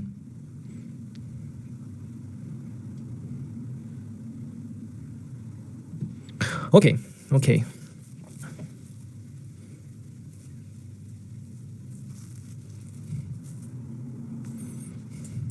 This one is actually interesting, the Expo Live Photo. This library is currently iOS only, and it allows you to play back iOS live photos. To do image picker for picking live photos from the library. So can we try this one now? Let's see, I'm not even sure if I will. Let's give it a try by installing it first. What is the name of your VS Code theme? Should be Expo Material Darker or something like this. Not Expo, just Material Darker. I don't remember.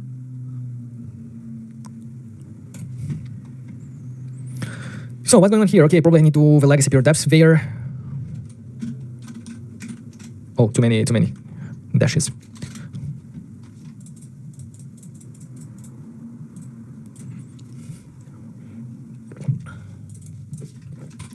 So usage, here is a simple example of Expo Live Photo combined with Expo Image Picker.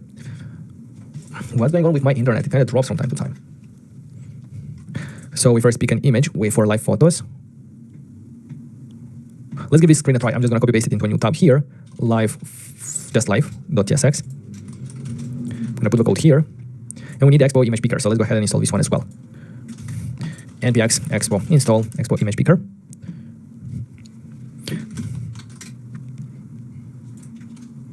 And I'm going to reload. It's only available on iOS, so let's go to the Live tab, pick an image, and there is no live photos.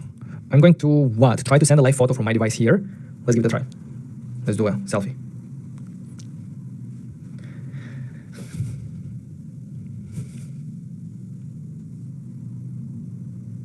Come on, cannot get it. It will be enabled. Okay, let's give it a try. I'm going to send it over to my PC. And I'm gonna drop it here. So this is a live selfie. If I hold it, will it work? Come on. But it's not... It's not sent as live, right?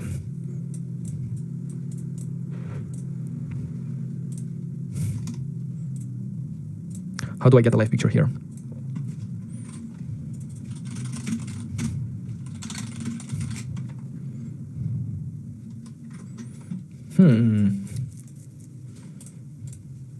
How do I get a live picture there? Good question. Oh, but I can. You know what I can do? To run it on my physical device, I need to do a development build, which is going to take time. So that's not an option.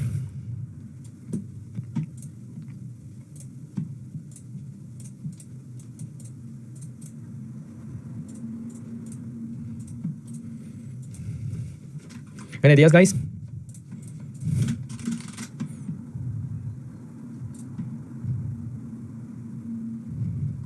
I know, I think like at this moment, my only option is going to be to do npx expo pre-built or run iOS device.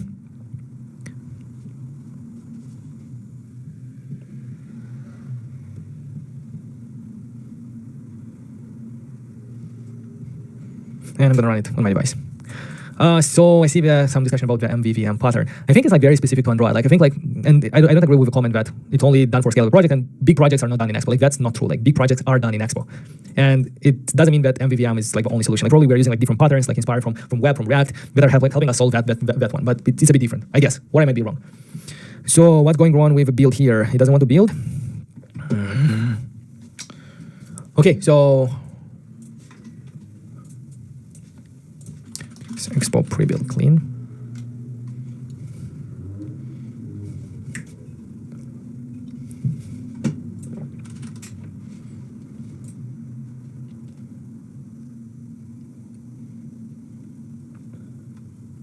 Yeah, like the whole architecture or how React works is different. Like it's different than how MVVM works. So the thing is that with this architecture, like the view, like the thing that is rendered, is going to listen to updates from the model and then re-render. And this is kind of taken care for us by the React itself. So the React is re-rendering to display something else, so something new. So it's part of the React architecture. So it's completely different. That's why it's npx expo run iOS device. Hi, are you reading chats? Yes, I am.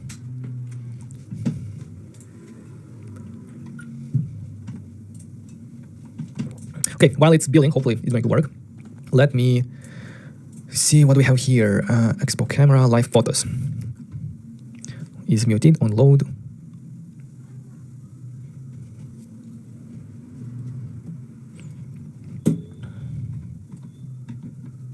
Okay, we're gonna see if we can run it on our physical device in time, and we'll see that. Now let's move on here. Improvements in affordness for edge-to-edge layout on Android. That's something that even before, like, it didn't make a lot of sense for me. Like, why do we need that? Because edge-to-edge.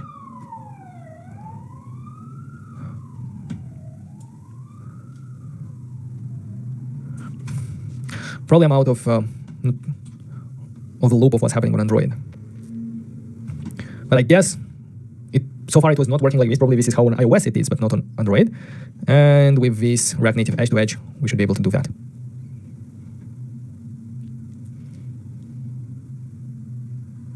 Oh, there is the immersive mode, which allows you to hide the status bar and navigation bar.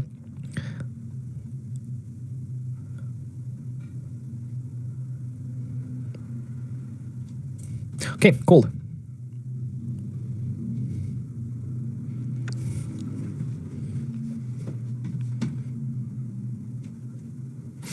All right, so Expo image. The version 2 introduced a powerful new API for loading images. So the Expo image gave a build fail for my physical device.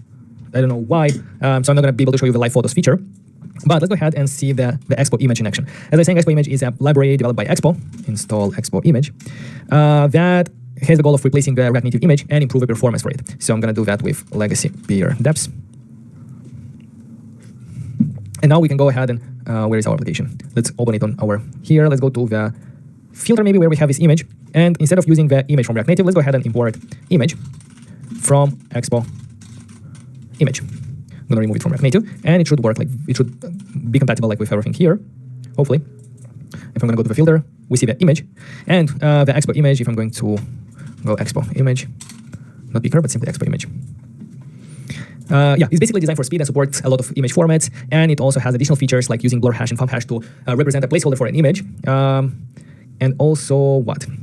It also caches locally nicely the images. And with a new, where is it? With the new version 2, let's see, are we using version 2 now? Expo image. Yeah, we're using version 2. There is a new hook called use image that would preload the image. So let's give it a try to see how it works. We're also going this filter. Let's import use image from Expo image. Let's go here to the filter. And we're going to see, we're going to already have console log image, some information about the image like height and so on. What we can do with this one is,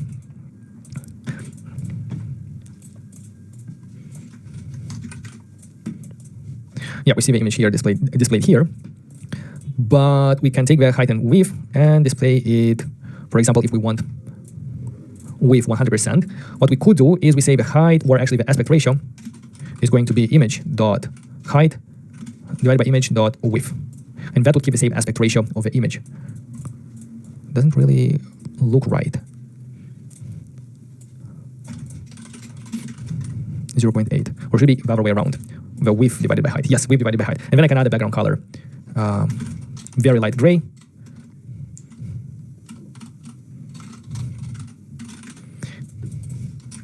And this is going to work that even if the image is not... Where is it?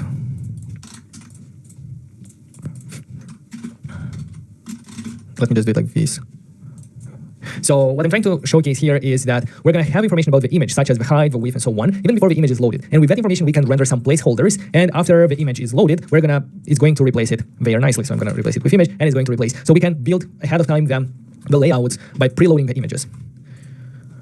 So let's preload the image into memory, providing its size and metadata before the image is rendered. The result of this hook is a shared reference to a native image, drawable, and UI image on iOS. This can be passed as a source to render the image immediately without any additional network request and IO operations. So what our information about the image we're going to have in the image.ref. But we saw it here. So height is animated false, media type null, scale 1, width 800. And we can even do lower width. Will that work? And as you can see, just by decreasing the maximum width here, we decrease the... Is it going to actually decrease the amount of the image that is sent over the network? Let me press J and open the DevTools and look at the network. And I'm going to reload. And I'm going to navigate here. And it doesn't display the network request here. Or is it?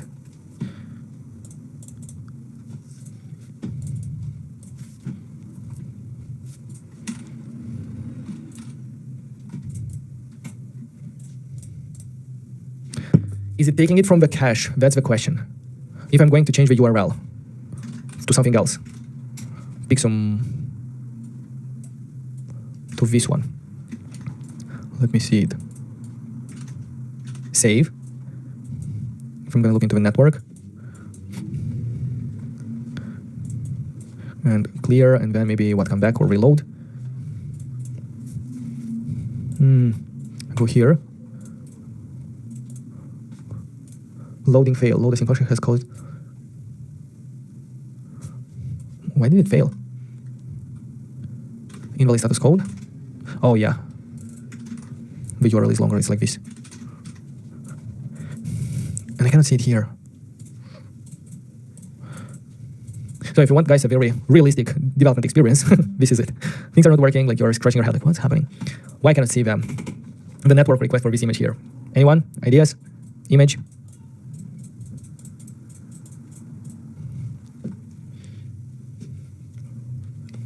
Hey Neil, I don't know how Telegram did that. I don't even know like what the animation, like I can look at it a bit later. Okay, so it's going to be a mystery for me if this is the rendered width, but yeah, it's probably the rendered width. So if I do here 100, it's going to be better, 1000. Okay, nice.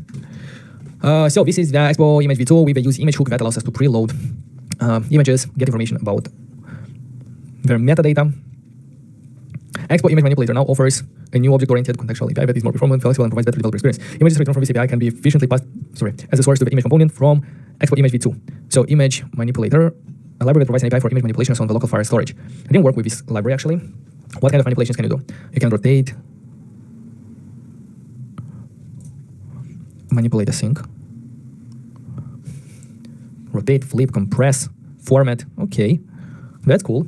If you're building some image editing tool, you can crop, nice, extend, flip, render, reset, resize, rotate. Okay, curious to see, maybe we can build some kind of image editing editor, but it kind of provides like quite basic as I see now. New Expo SQL Lite comes to replace async storage. This is quite a good, interesting one because we are using async storage so often, and this Expo SQL Lite is going to help us move from. Let's try to install it. It's coming to replace the async storage, but it's going to be built on top of Expo SQLite.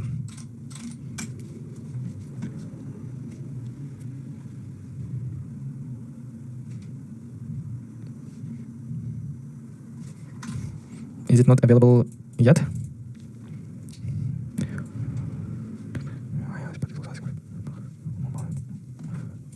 But this one redirects me to the SQLite.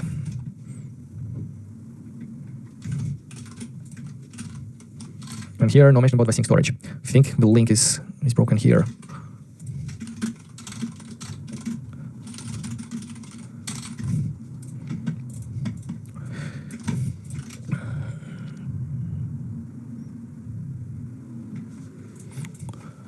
What am I missing here? I cannot install it.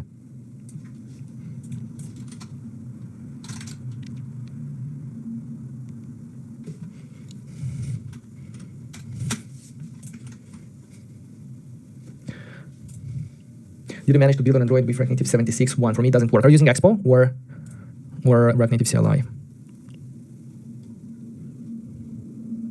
Most probably this async storage Expo SQLite is not published yet because the link doesn't work and the install command repository not found. So probably it's still it's not launched yet. Installing it, froze. Okay, moving on. SQLite now supports SQL Cipher. You can enable it without an issue that we're going to open with. I don't know what's this cipher. Encryption, so it will enable database encryption. Cool. SQLite now supports saving SQLite databases to share containers on iOS and any other available directory. This allows an application, for example, an extension like a widget or shared extension to share a database with your main application or across other applications. That's, I think, huge because with SQLite, you can interact with a local database, but now this can also be saved on shared containers. So you can have multiple applications connected to the same database, same local database. I think this is huge, especially when you have like multiple targets. You have an application, you have a widget, you have an extension, and you all want to connect to the same database, but we are all different like targets, different kind of applications. Or also when you are one developer building like multiple tools that are targeting like the same use cases. Like I don't know, you're building like different productivity tools, or maybe you have the same application with two targets, like one is a free version, one is a pro version, and you want to share a database between the two of them. Like that can help you do that with shared database containers. Nice. Without text over CLI because it's an older project. I didn't try building for with CLI to be honest. No. What errors does it throw? Like where it's broken? Is it? Oh, you said like it's an old project that you upgraded. Export notifications and improvements to the library, including but not limited to better support for FCM v1. You can expect a lot more improvements to them as we continue investing it. Nice. Export notification is getting attention. Let's go. Support for iOS 18 tinted colors. So iOS 18 tinted icons basically is a feature that allows users on iOS to apply these colors to the icons. So with Expo SDK 52, we see that we can add support for this. Controversial iOS tinted color. Yeah, that's true. You can provide a version of your icon that works well with tinted by iOS rather than letting iOS attempt to tint your standard icon. And how we can do that? Probably we just provide a different icon. So icon type string. Okay, you can provide an icon light icon, you can provide a dark icon, and you can provide a tinted one. And metadata is just a link to your icon. So for example, from app.json, we have icon here, icon. Maybe even for iOS, we can do icon here, tinted, and you can provide a URL there that is specifically built for the tinted version. The icon that will appear for the app when the user system appears is tinted. And we can look at how you can build that.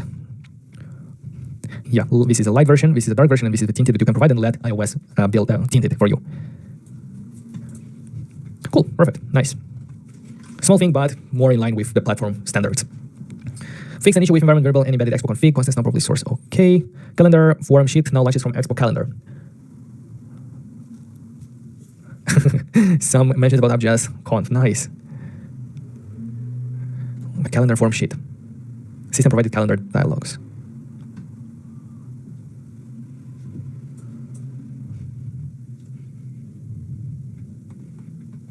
Okay, cool. React Native DevTools, we learned about that. DOM components. Should we give it a try to see them in action? Let's do that. Give me 1 second, I'm going to take a short break and we come back to give it a try to DOM components.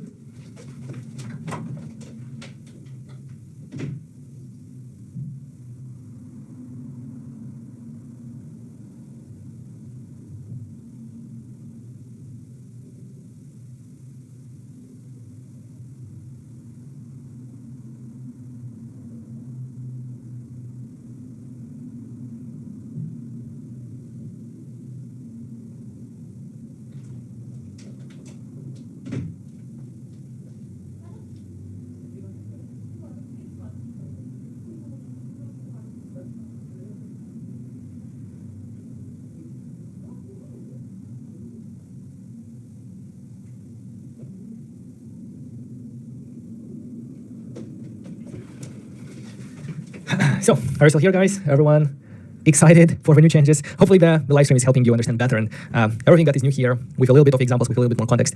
And so you can know like what to expect from Expo SDK when 52 and how to use the new features. What I want to do now is I want to give DOM components a try. So DOM components make it easier than ever to incrementally migrate from web to native. They also provide a useful escape hatch that makes it easy to integrate any web library into your React Native application, even if it's just for a single view. To use DOM components, create a React DOM component file using div, span, and so on, and then add use DOM directive at the top of the file. You'll now be able to import the DOM component from a React Native component. The DOM component will be rendered inside a web view, but you can mostly use it like a normal component via props with slightly different pattern required for non. You can use any web library that you like within DOM components. Okay. Let's give it a try. So that means that I can go ahead in my components and say this is going to be a web component.tsx. I'm going to do export default web function web component, and here instead of rendering a view, let me render a div and some web code. A div, and there we can do an h1 hello. I can do a p. This is a web component. I can do an a for a link, href, Google, and so on. If I simply import this component in my application, it's not going to work. So let's give it a try. I'm going to go into my application tabs. Let's give dom.tsx. and export default function DOM, and let's render these web components. I'm going to do that and reload. It's not going to work because we cannot use div and so on in React Native. So let's go on this DOM and we see view config getter callback for h1 must be blah blah blah. But if I'm going to go back to our web components that are using web DOM components, and at the top do use DOM, now simply going to this DOM, it should work. I don't know where it is, how it is, but here it is. So it took a bit of time, as you saw, to load. Why was that? If I go to DOM, you see it takes a bit of time to load. Is that only in development? But anyway, we have a h1, we have a p, we have a link. If I press, it's going to open the Google. So as you can see, this is basically a web view. So use DOM is, at the end of the day, it's a easier way of using web views. And even if it's cool and powerful, I don't think you should think about it as like a web. What I'm trying to say is that don't think that the DOM components is something new that you should always use. This is not intended for you to use when building new things. It's intended for making it easier to migrate web applications to mobile incrementally, because you can move the whole application to mobile with use DOM and then slowly say, okay, this component is very important, so I'm going to go and replace the div with a view. So basically migrate it to native and then remove slowly from different components we use DOM. So use DOM is just the middle point where that makes it easier for you to move from a web application to mobile. Another use case that DOM components is great for is using web-only elements. So libraries that are only available on the web. For example, let's think about, like, not sure if it's going to work, but let's give it a try. Like, let's do rich text editor. I didn't give it a try, so let me see. Is this free? No, this has pricing. And yeah, rich text editor.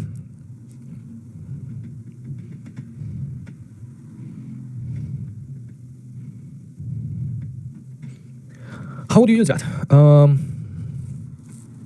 Let's try to install it first in our application. This is a library intended for web. It's not intended for mobile. But maybe you cannot find like anything better for mobile and you want to use this web version on mobile. So let's try to install it first.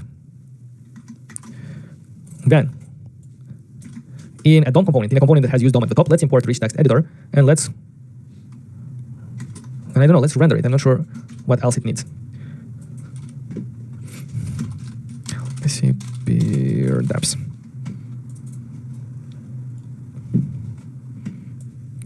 What's the problem? The XSQLite is the problem, so yeah, let's remove this one from here.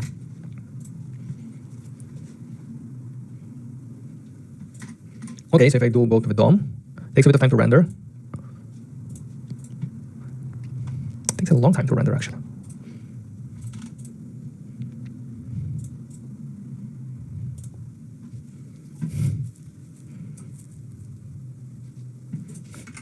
If I remove this one, it was working before better. Okay, but if I add it, sanitization could not be found within the project or these directories. Ooh.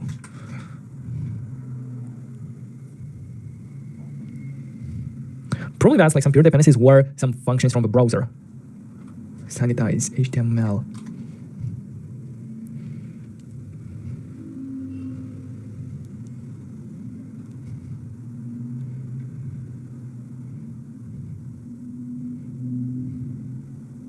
Sanitize HTML. So I need to install these dependencies, probably.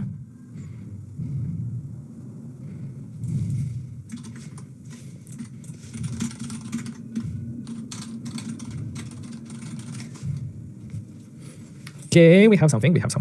Can I give it a style? But no, it's not style. Now it's how do you style it on web? I already forgot. With 100%. This is just pure CSS, right? Or no?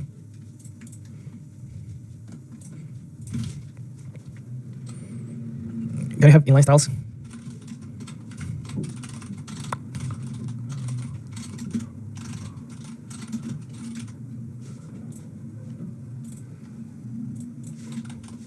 Can you do that?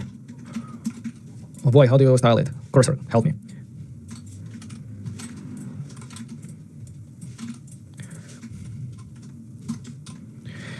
Style the div to be full width. I don't think that's where I'm tripping. Okay, I have something. So I can go ahead and write, I can then select, and then maybe something, I don't know what's happening.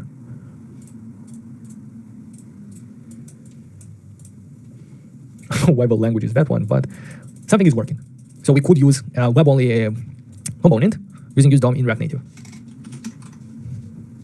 Probably also need to do the other things like jQuery and so on. But anyway, this was a web-only library used in Expo, using the use DOM. And yeah, that's most of the things that I wanted to get into today. You can check out Avon's talk and also his live stream where he went more in depth into moving a web application to native. And let me just double check if I still wanted to check something from here. Experimental support for React compiler. Enable it with experiments in your application. That's interesting.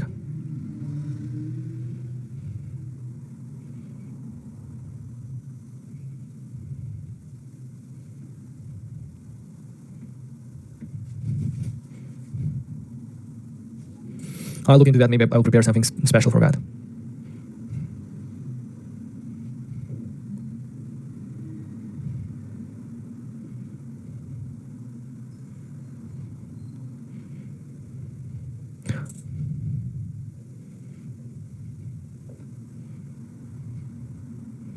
And export router, we didn't talk about that. This is an early preview of server components and server actions.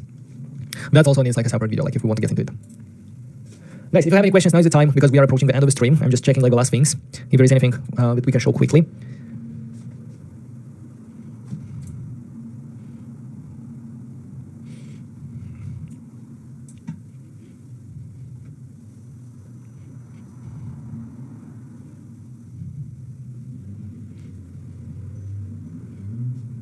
So remote push notification will no longer work in Expo Go. The reason for this change is we want to make transition from Expo Go to development build smoother. What? And make push notifications in their setup more transparent. Push notifications are deeply integrated with a native application which we are delivered to. Expo Go made some necessary integration steps in order to support push notifications, but the integration was somewhat opaque and would become invalid once user transitions from Expo Go to development build. With this change, we instead ask developers to create a development build when they would like to use push notifications and configure the right way. Okay, I don't know how I feel about this. I understand that, yeah, in Expo Go, push notifications kind of work magically because the Expo team took some implementation steps on the Expo Go part, and that probably led to things where you test it in development, it works on Expo Go, and then you publish it and it doesn't work, and you're like, oh, it works on development. But yeah, that probably was a problem. Now, in Expo Go, it's not going to work at all. So you're going to not be able to even test it in Expo Go, I guess. The remote push notifications, you'd have to create a development build, which is not hard, but I really appreciate when I can use Expo Go for as long as possible. And for developers that know that, yes, before going to production, to keep push notifications working, you have to take some extra steps on the native side. For that, I think it's a bit sad, because I was using Expo Go to quickly test some push notifications without having to deploy it. But now it seems that it's not going to work anymore. Same thing goes with Google Maps. Google Maps were supported in Expo Go by default, but now you actually will have to, similar to push notifications, yeah, Google Maps were kind of working automatically on Expo Go because probably, it was set up with an API key for us. Now it's not going to work, so maybe this is like a financial decision.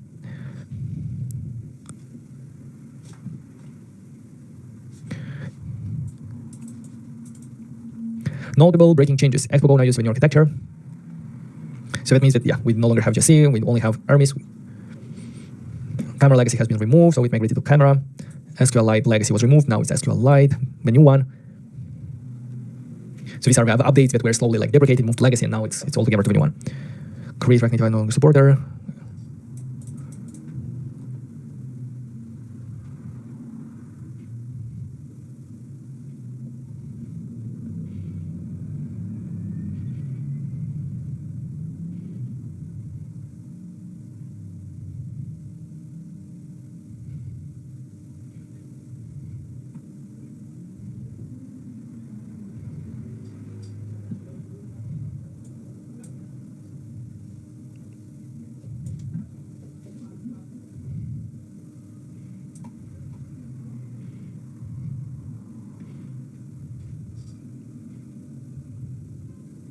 Okay, so this was the huge Expo SDK 52 together with the React Native 76, guys.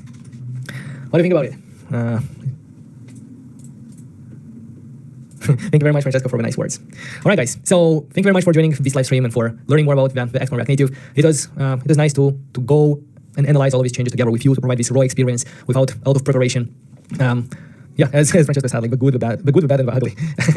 That's how it goes. Like some things are working, some things are not. And I'll spend more time these following days to learn more about like these changes and to prepare to integrate them better in our future projects. I want to make sure that you know that this November on 26, we have the course launch, the React Native Mastery. If you haven't already joined, make sure to join the waitlist if you want to be notified. This is the course that I've been working on and putting everything into it throughout the last year. It's going to have like a very nice stack, and you're going to build there 7 different projects. Also, I want to let you know that we are organizing the Not Just Hack, the hackathon for indie mobile developers, where we would like to invite you and to challenge you to build and launch an application from December 1st to December 31st. During that period, I'm also going to do daily live streams. So it's going to be a huge month, and it needs a lot of preparation. And yeah, can't wait to see what you guys are going to build during this event. And yeah, really looking forward to that. If you haven't already, make sure to subscribe to the channel not to miss any future videos that we do. And thank you for being part of Not Just Community. Take care, stay hydrated, and right link hold. Bye.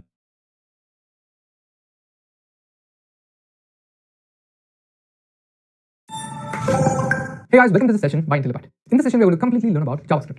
So JavaScript is a language which can be used to create dynamic web pages and also can be used for backend programming. So when it comes to web development, JavaScript is a complete package. So now, before moving on to this session, please subscribe to our channel so that you don't miss our upcoming videos, and also leave a like if you enjoy our content. Before moving on to the session, let's take a quick glance at the agenda. We'll start off with what is JavaScript and why do we need it. Once that is done, we'll understand what can we build using JavaScript. After that, we'll understand the basic concepts in JavaScript and also the ES6 features of JavaScript. Once that is done, we'll move on to document object model and JavaScript events. After that, we'll move on to asynchronous JavaScript and we'll learn more about it. Once all that is done, we'll basically learn about a popular JavaScript framework called Node.js. So now, once all the concepts are done, we'll start the practical, where we'll be doing a hands-on, where we create a sample application using JavaScript.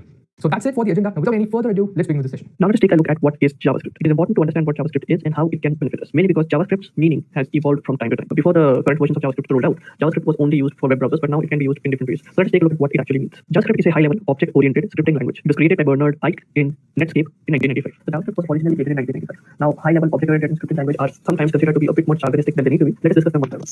First thing is high-level. So a high-level programming language is basically a programming language that does not deal with the low-level memory management stuff that other programs might have to deal with. This is because JavaScript has a runtime environment, and what it does is that it takes a look at the code that you've written, takes a look at the memory that it will need, allocates that memory and continuously at regular intervals of time keeps checking if there is some memory that can be freed up. And if it can be, then it frees up that memory, and all of the variables that were assigned in that memory are going to be completely wiped off. So it will allocate and deallocate memory on its own. That doesn't necessarily mean that you have just no control over how things are happening behind the scenes and how you that you don't need to care about memory management at all. But at smaller level to medium level applications, you don't really have to worry about how applications are being built and how they're going to be used. At a large scale application such as a large scale JavaScript application such as Gmail or Google Drive, you have to worry about how memory is being used, and you have to be very efficient about it. There are certain things that you can do in order to affect how the memory management is going to take place and if it's effective or not. So you can talk about this and discuss about this at length, but that's basically what high level means. That at the beginning you don't need to worry about how to allocate and deallocate memory. Whereas in programming languages like C++, you would have to do the memory management stuff on your own. You would have to allocate a chunk of memory to your program. When that program or that piece of program that executes is done, you need to then deallocate that memory. If you do not, then that memory is going to be reserved and is not going to be used by your program or by any other program because the compiler has not freed up the memory. So just keep that in mind.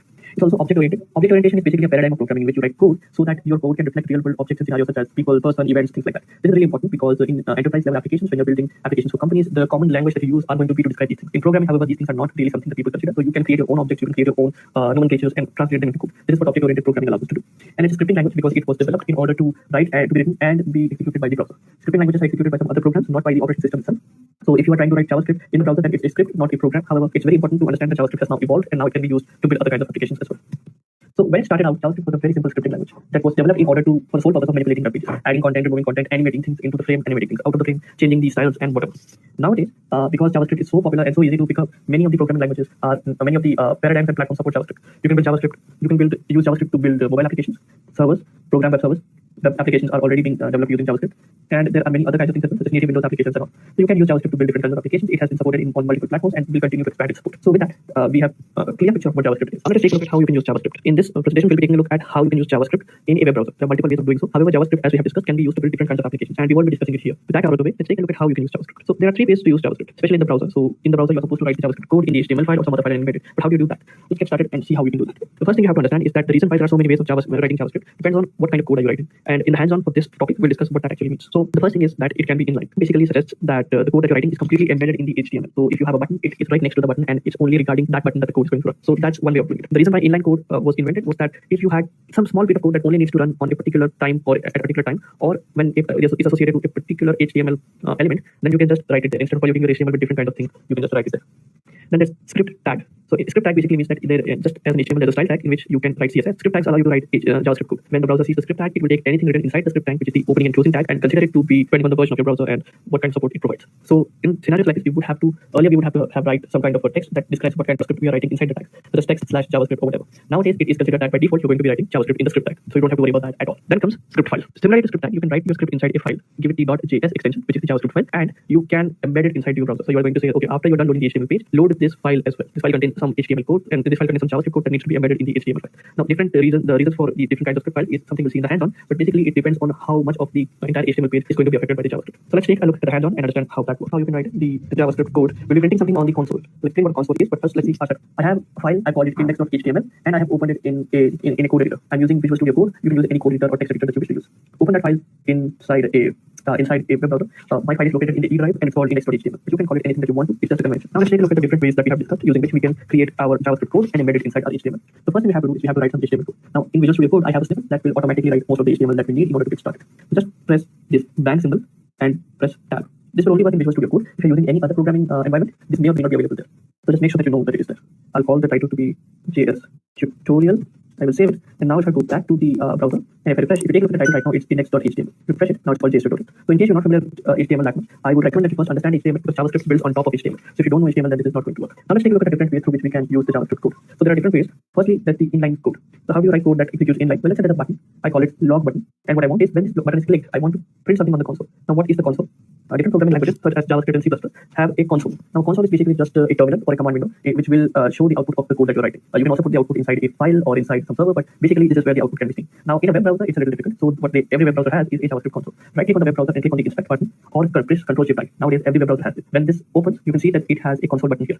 I go up to that and I can execute my JavaScript here as well. To print something on the console, you can just execute some JavaScript code here as well. I can write console.log and I'm using Google Chrome, but you can use any web browser such as Firefox or the Edge browser using Microsoft and it will work just fine. And you can write hello world.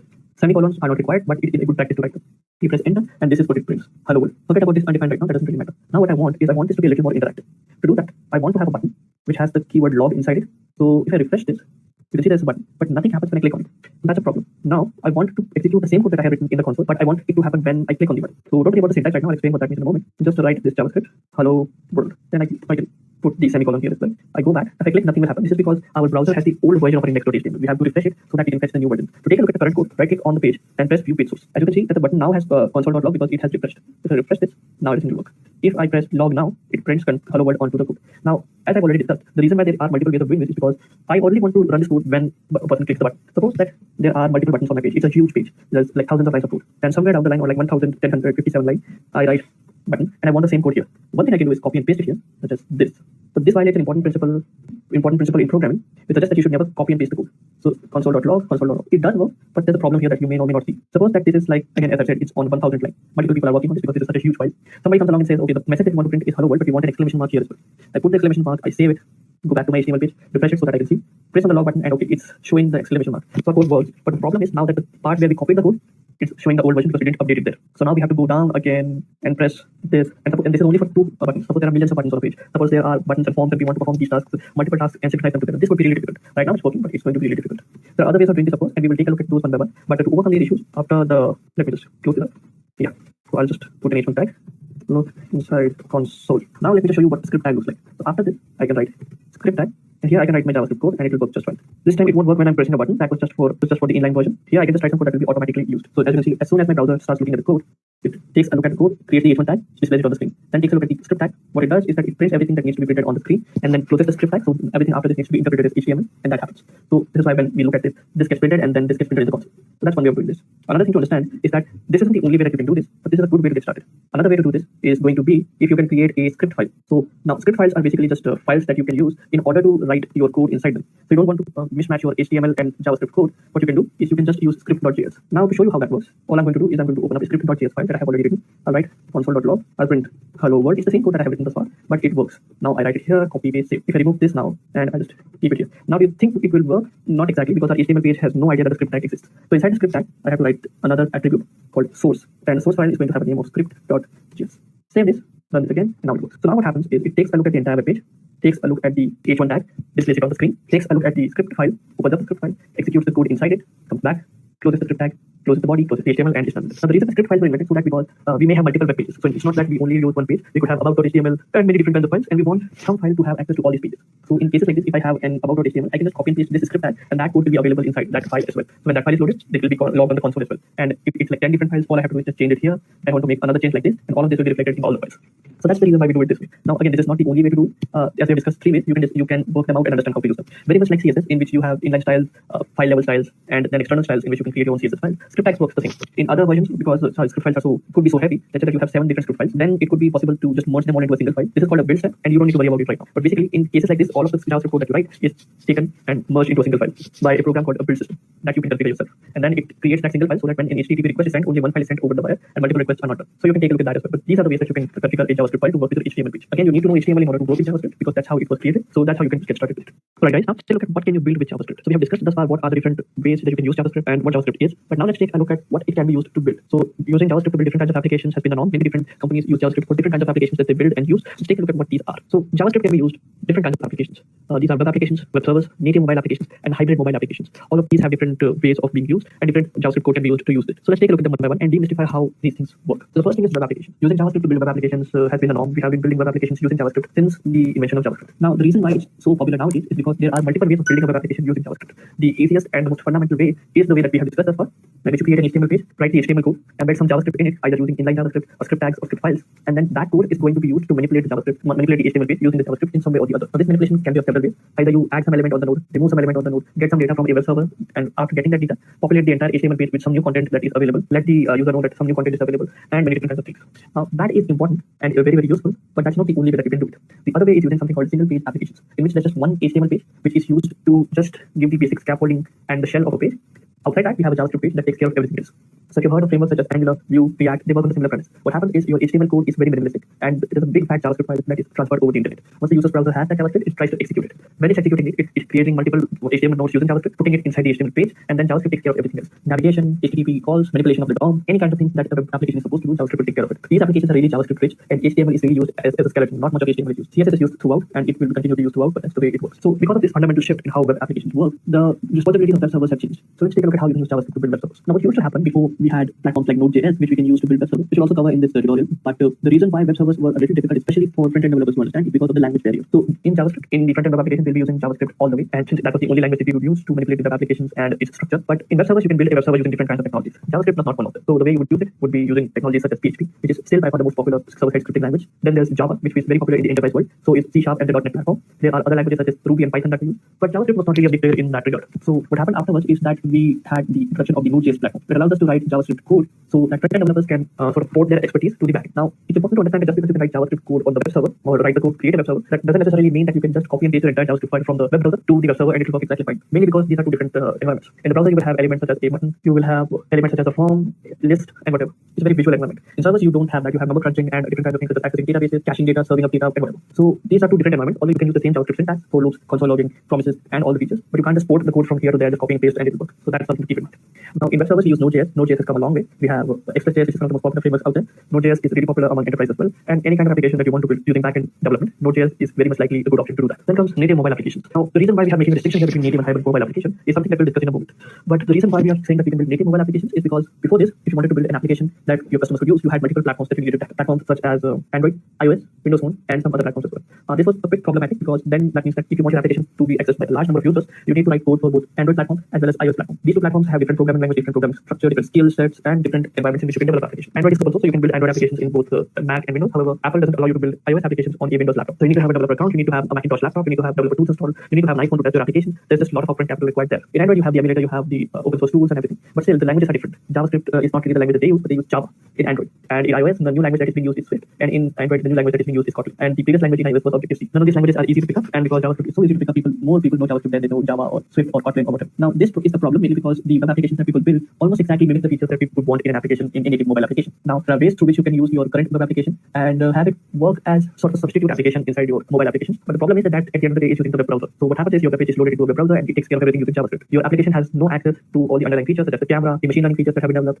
the Bluetooth, speakers, OS, internal hardware, voice recorders. You have no access to them at all. So if you're trying to build a camera application, you can't do it using JavaScript, or you couldn't have done it. Nowadays, there are frameworks such as React Native, NativeScript, and many other kinds of platforms available where you can use the JavaScript skills in order to build native mobile applications. Again, it's not as simple as just copying the JavaScript code from a web application or a server application into a native mobile application. However, it is very similar to not learning a new language, but understanding the ins and outs of a platform and then adding your skill set on top of. These applications are really native mobile applications, and the great part is that when you write the code, that code will get converted to both an iOS application and the Android application. You would still need to have the developer account, and for testing purposes, you would need to have access to an emulator or a Macintosh OS in iOS case or whatever. But you can still have an application that will work. So that's the great part here. So this is what native mobile applications do. But still, it needs a lot of configuration and understanding of the platform before you can even start building an application for the platform. On the other hand, we have hybrid mobile applications. Now, this is a solution that has been available for a long time. What it allows you to do is it allows you to write JavaScript, and that JavaScript will then get converted into native OS calls. But this is a little slower than native mobile applications. If you're building applications that are just there to deliver content, such as an application that is there to tell people about the new concerts that a band is going to have, new conferences available, new videos available on a video store, or whatever, then hybrid mobile applications are good. Native mobile applications, on the other hand, if you want to access the native features such as camera, browser features, voice recorder, Bluetooth, gyrometer, sensors, infrared, whatever your application has to, whatever your mobile it has to offer. So hybrid mobile applications use platforms such as Apache's Cordova and many other new platforms are available as well. You can take a look at these platforms and build these applications yourself. It's not very difficult to learn how to build these applications, but these are really helpful for us to use, and they're very easy to use as well. So these are some of the platforms that can be used. You can also build native Windows applications. You can also build native desktop applications using a platform called Electron, which was developed by GitHub, and there are many others as well. It is too much to count. But these are the platforms that are used.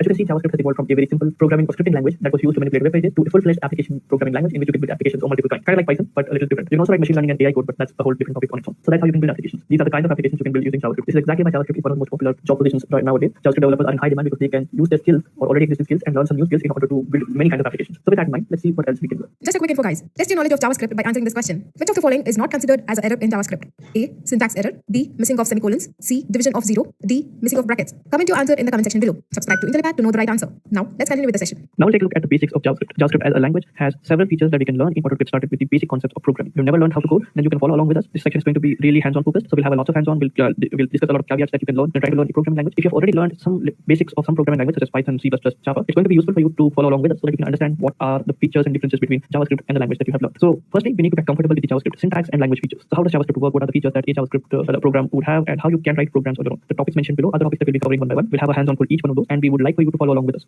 You don't need much of setup. All you need is a web browser, a code editor, or a text editor of any sort, such as Notepad if you don't have any, or Visual Studio Code, or you can use other code editors such as Sublime Text, Pattern, Brackets, and any other kind of text editor that you prefer. And for that, we'll go through each of the topics one by one, and we'll cover as much ground as we possibly can. So let's get started with this. The first thing is variables. Now, in case you have programmed before, you already know what a variable is, but if you don't know, let me just clarify this for you. A variable is basically a name given to a memory location in which we can hold some data. That's basically all that is. So if you want to get as an input a user's username and password, you can store them inside a variable. That variable is then going to take care of everything that you store inside it. So we have a container. That container has a name. That name is then going to be used to reference to whatever value we put inside it. Think of it like a bucket inside a memory. Think of a memory as this empty room. We have a bucket. We put it with a name on that bucket. We put it inside the room, and in the room, inside the bucket, we put some information, something. Let's say that I want the username. So I create a bucket name, username, put it inside the memory, and now whenever I want to use a person's username, I will first ask them, okay, enter the username. That person will enter the username. That username that the user entered will be put inside the bucket. And now whenever I want to access or remember what the username that the user had entered was, we'll take a look at that. So that's how variables work. Variables allow us to store data. Now it's called a variable because the data inside it can change at any time. It's variable depending on what is the last bit of information you put inside it. So that's the way it works. It allows us to store and remember data that we would need in a future computation or a future process. Now, variables store data in computer's memory or system's memory. That means that they are volatile. So, in case your program accidentally closes, anything that was stored inside a variable will be lost. If you don't want to lose it, then there are ways that you can store it inside a file or whatever. We're not going to be covering that, but that's how variables work. The data that you have inside a variable can then be stored inside a file on a web server on other data storage platforms as well. But as of now, when you're using a variable, we're talking about data inside a memory that was given a name so that it can be accessed later. The data inside memory location can change. That's why it's called a variable. All right. So now let's take a look at a hands-on in which we'll be learning variables. So we would very much like you to follow along with us in this hands-on, and we will cover variables in this hands-on. Again, you don't need much. All you need is a code editor. I'll be using Visual Studio Code, and you need a web browser. In the web browser, just any web browser that you use the same setup that we had earlier, in which we had created an index.html file. Open that up in the web browser and in the code editor, so that when you make changes to the code, you can refresh the browser and see the changes being reflected here. Open up the console as well, because this is where we'll be using the web browser. This is what we'll be using inside of the browser as of now. So again, I will just use the script tag so that I can just embed my code here. But the basic understanding here is quite simple. The code that we're writing is JavaScript, and we want some input from the user. Now, I will tell you how you can get input from the user in a moment. Right now, let's take a look at how you can declare a variable. So in a variable, there are multiple ways of doing the things. First thing I'd like to show you is how you can write a comment. Comment is basically something that you write that you want the person who's reading the code to be able to understand, but you don't want your browser to interpret that code. Basically saying this is something that is not code, that is just something that a person who's reading the code is supposed to get. You don't have to worry about it. Don't interpret it. This is not code. Just move along and skip this line. So there are two ways of writing a comment. One is you can use 2 forward slashes or the division symbol, and that is a single line comment. So single line comment. Let me just change the theme so that it's a little more apparent. Yeah, hopefully this is visible now. So I have a single line comment, and now I can have a multi-line comment as well. This is what happens when you have a divide symbol followed by an asterisk or a multiplication symbol, and this closes when you have a multiplication symbol and a division symbol. So start and the end. So the way you start it is this. You basically just create this symbol, and then you write the code that you want, or write the thing that you want to write. So this code is using a variable, and I can write it in a new line. Variables are being used, or whatever you wish to write. This is to explain the code so that the person who's looking at the code can understand what it is doing. Now, a single line comment is good if you just have a single line description. If you have a multi-line description, then you can have a multi-line comment, right? So now let's show you about the 3 things that we need. So there are 3 things that we need to understand. First is declaration, and second is after declaring the variable, we use the variable, or you can also call it initialization, and the third one is using the variable. So the way it works is this. To declare a variable in JavaScript, you are likely to use a keyword called var, var. Var is a keyword that was developed in JavaScript so that you can use a variable of any kind. If you come with other programming languages, then you would have to use keywords such as int, string, or whatever to describe the type of language. Here you just need to use the var. And now I need the name of the variable. Let's say user name. And this is what is called a declaration. I'm saying, okay, I'm going to be using this variable. Now, JavaScript to a certain degree is a very relaxed language. So even if I were to not use the var keyword and say hello and then console.log the username, it will still work. It might throw an error, but it will still work. So it doesn't even throw an error. So that is a problem that when you're writing the code, there are certain tricks that you can use. One of these is something called use strict, which will work in a JavaScript file. I don't know if it works here or not, but that way it will be very strict in checking whether or not a variable is there. So it says, okay, the username is not defined and you're using it, and it will return an error. So that's one way. Now, if you want to use the username, just use the var keyword. Now it's defined. And if you want to initialize it immediately, initialization basically means assigning a value to the variable. As soon as you're creating a bucket, you're filling the bucket. So you can do it this way. I have it here. I refresh and it works. Even if I were to instruct the browser that be strict and don't allow any problems in my code, it will still work. So that's one way of doing it. Now that's called initialization. That's the second part. Now declaration is this. You just create a variable and you say, okay, I need this bucket. I'll use it later on in my code. I don't need it anywhere else. I just need it right now. Now how you can take the input of the user? There are various ways. One way is using prompt. Now this is only available in web browsers and this is not used commonly because in web browsers you're not allowed to take user input like this, or you don't usually do. But if you want, you can just prompt the user and say enter username, and whatever username is entered, you can just put it inside username, save it, and then you can print it. So if I go ahead, refresh this, it says enter username. I call it John, press enter, and this is how I can get a user's input in JavaScript. Now again, you don't really need to use it, but you can if you wish. So that's what declaration and initialization is. And then using a variable is again the simplest thing that you can do is just print it. Now printing is not the only thing you can do. There are several operations which we'll discuss when we're discussing operators. But basically, when you're trying to learn a new language, understanding how variables work is really crucial. I can declare multiple variables as well, such as username, and another would be using password. Now I can declare them on the same line if I wish to, or I can declare them on multiple lines like this, so that I use the var keyword again and again, or I can just put it like this. And again, if I had another variable name, I could do the same thing again. But it doesn't matter how you do it. What matters is you're describing some type.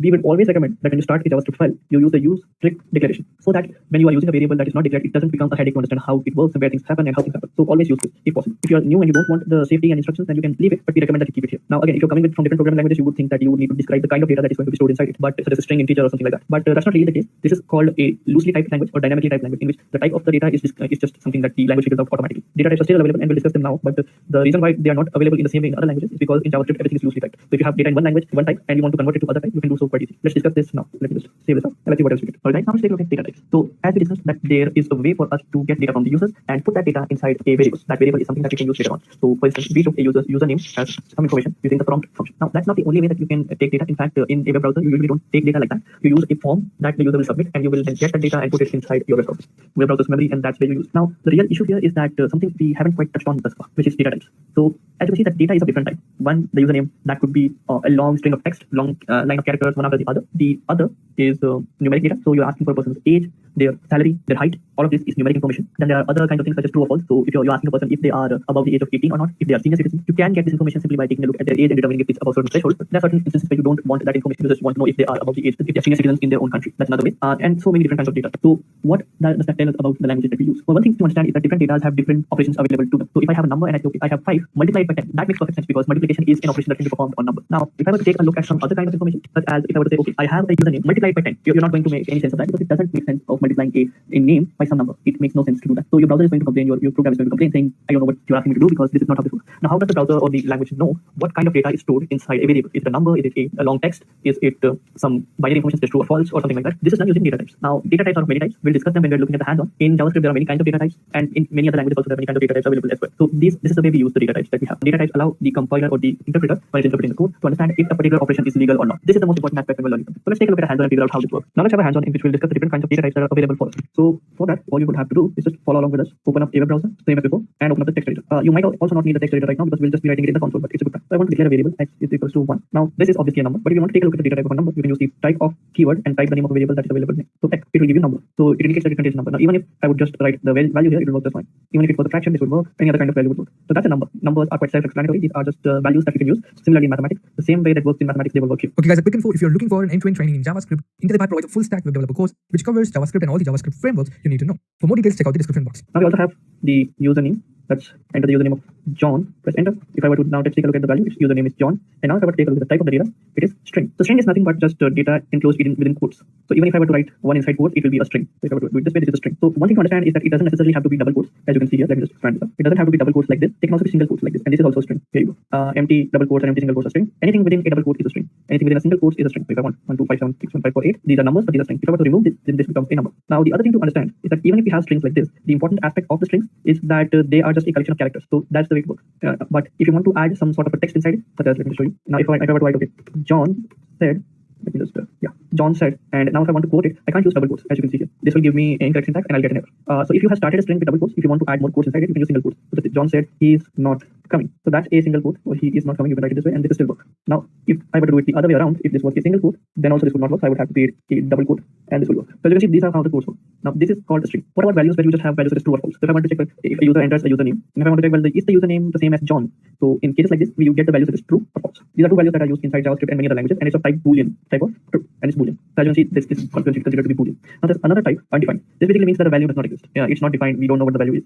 If I were to create a variable, let's say bad, and if I were to type bad, it has no value assigned to it, so right now it's undefined. If I were to check the type of bad, it's undefined. So I can't perform any operation. Now it comes time for operations, and we'll take a look at more of these operations when we're covering operators. But just to give you a quick overview, for x we have a variable of 1, right? So I can perform for operations such as x plus 1. 1 plus 1 is equal to 2. What happens is our compiler or our interpreter will take a look at x, see if it already has a variable named x assigned some value to it. It has a variable named x and the value assigned is 1, so it will substitute it for 1. 1 plus 1 equals 2. That works. Now for username, I have John. If I add username plus 1, I'll get this gibberish value in which it just concatenates the word John and 1. So that works. Now if I were to get the bad variable which has no value and I were to press 1, it gives me another return that says not a number. So depending on the kind of value that you have, you'll get different output. That's one way. And if I were to use true plus 1 and get enter, you will get 2 because underneath true is represented as 1 and false is represented as 1. So these are the kinds of values that we have, and this is because we have a simple dynamically typed language in JavaScript. It doesn't really matter what kind of variable it is. JavaScript will try to force one variable into another. But if I were to take username and plus undefined, you can see this is what I'm getting. If I were to get variable and plus true, this is what I'll get. So this is the problem that we'll face. I will think that I have a number, let's say it's 1, but it's a string. I assign it here, and I say x plus y, and let's say y is equal to true. If I don't know the type of the data inside it, I expect it to be this, and I get this.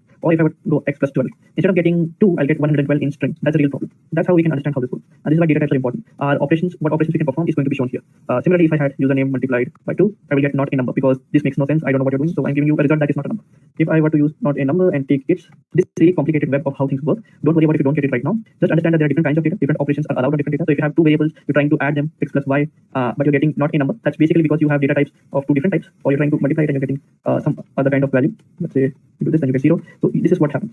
If you are finding it a little difficult to wrap your head around, don't worry. Just take a look at different kinds of data that's available. Now, other kind of data that is available is arrays and objects, and we'll discuss both of them in a moment. These are containers. They can contain multiple values of different data types, and they can contain the same containers inside them as well. And we'll take a look at that now. So let's take a look at this. Now that we've taken a look at data types and have had a hands-on to understand what different kinds of data types are available, namely string, numbers, boolean, and undefined, let's take a look at what else we can cover. Now we'll cover operators. Operators are basically used to manipulate data available in memory. As we discussed in the previous hands-on, when you want to add two numbers, you use the plus symbol. That is an operator. Operators are of multiple kinds, perform multiple operations depending on the data type and the data available in them. So we'll take a look at them one by one. But the important bit to understand is that operators need some data. Now you can have operators that are unary, binary, and ternary. Unary operators operate on only one variable or one operand.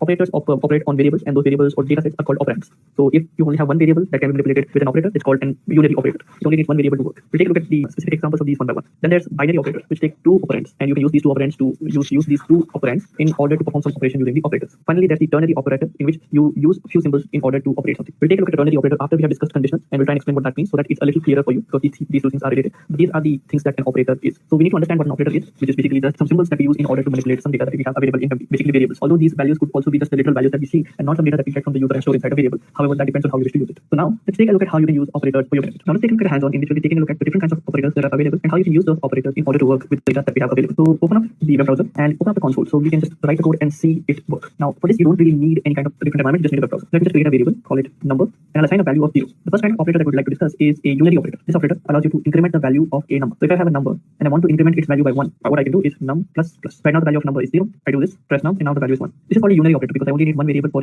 this to work with this operator. Now it doesn't necessarily mean that I just have to write the plus plus operator right at the end. I can also write it at the beginning, and you'll see a difference here. So earlier the value inside number was 0. I used the plus plus operator, press enter, and I got a value of 0 here. Then when I take a look at the number, the value inside number, it became 1. Right now the value inside number is 1. I use the increment operator right at the beginning instead of the end, and I press enter. Now I get 2. And now take a look at this, I get 2. So what exactly changed here? What happens is if I want to first access the value of a variable and then increment it, so I will use the plus plus operator at the end. This is called the increment operator. So this is called a postfix because I am using the increment operator after the variable name. So if I wanted to print it and then increment it, so let's say I was going to go like this. Console.log, number is currently 2, press enter. So I print 2, but now if I take a look at the value is 3. Similarly, if I would have gone plus num, right now the current value is 3 and it should print 4. So it increments the value and then prints it, and in this case it prints it here, the current value, and then increments it.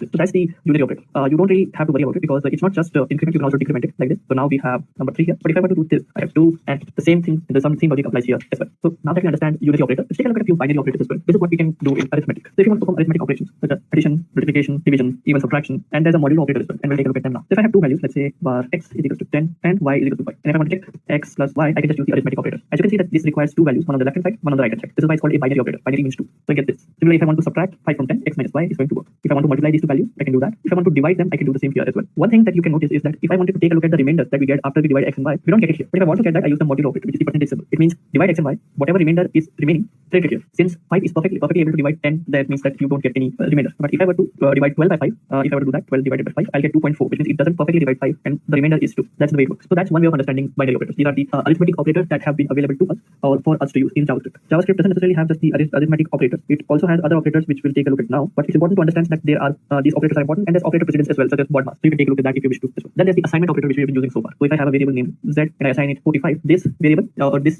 is an operator, this symbol, that's the equal to symbol. This is called an assignment operator. If I want to assign a new value, I can just use the assignment operator, and this works as well. So that's the assignment operator. Again, it needs two values, so it's a binary operator. And then we have addition and multiplication, which is something we have already taken a look at. Increment and decrement is also something that we have taken a look at. But one thing that we can also take a look at is a shorthand example. So if you are using a variable, let's say x, I will assign a value of 1. And what you want to do is you want to increment it by 10. Now x plus plus is only going to increment it by 1. But if you want to add 10 to it, then you have to assign it again. So you have to go, the current value of x should be whatever the value of x is plus 10. So I have 1, which will be substituted here, and plus 10, which is 11. That's one way. But it's a little cumbersome to write x again and again. Now let's say that the name, the value was user's age is 10.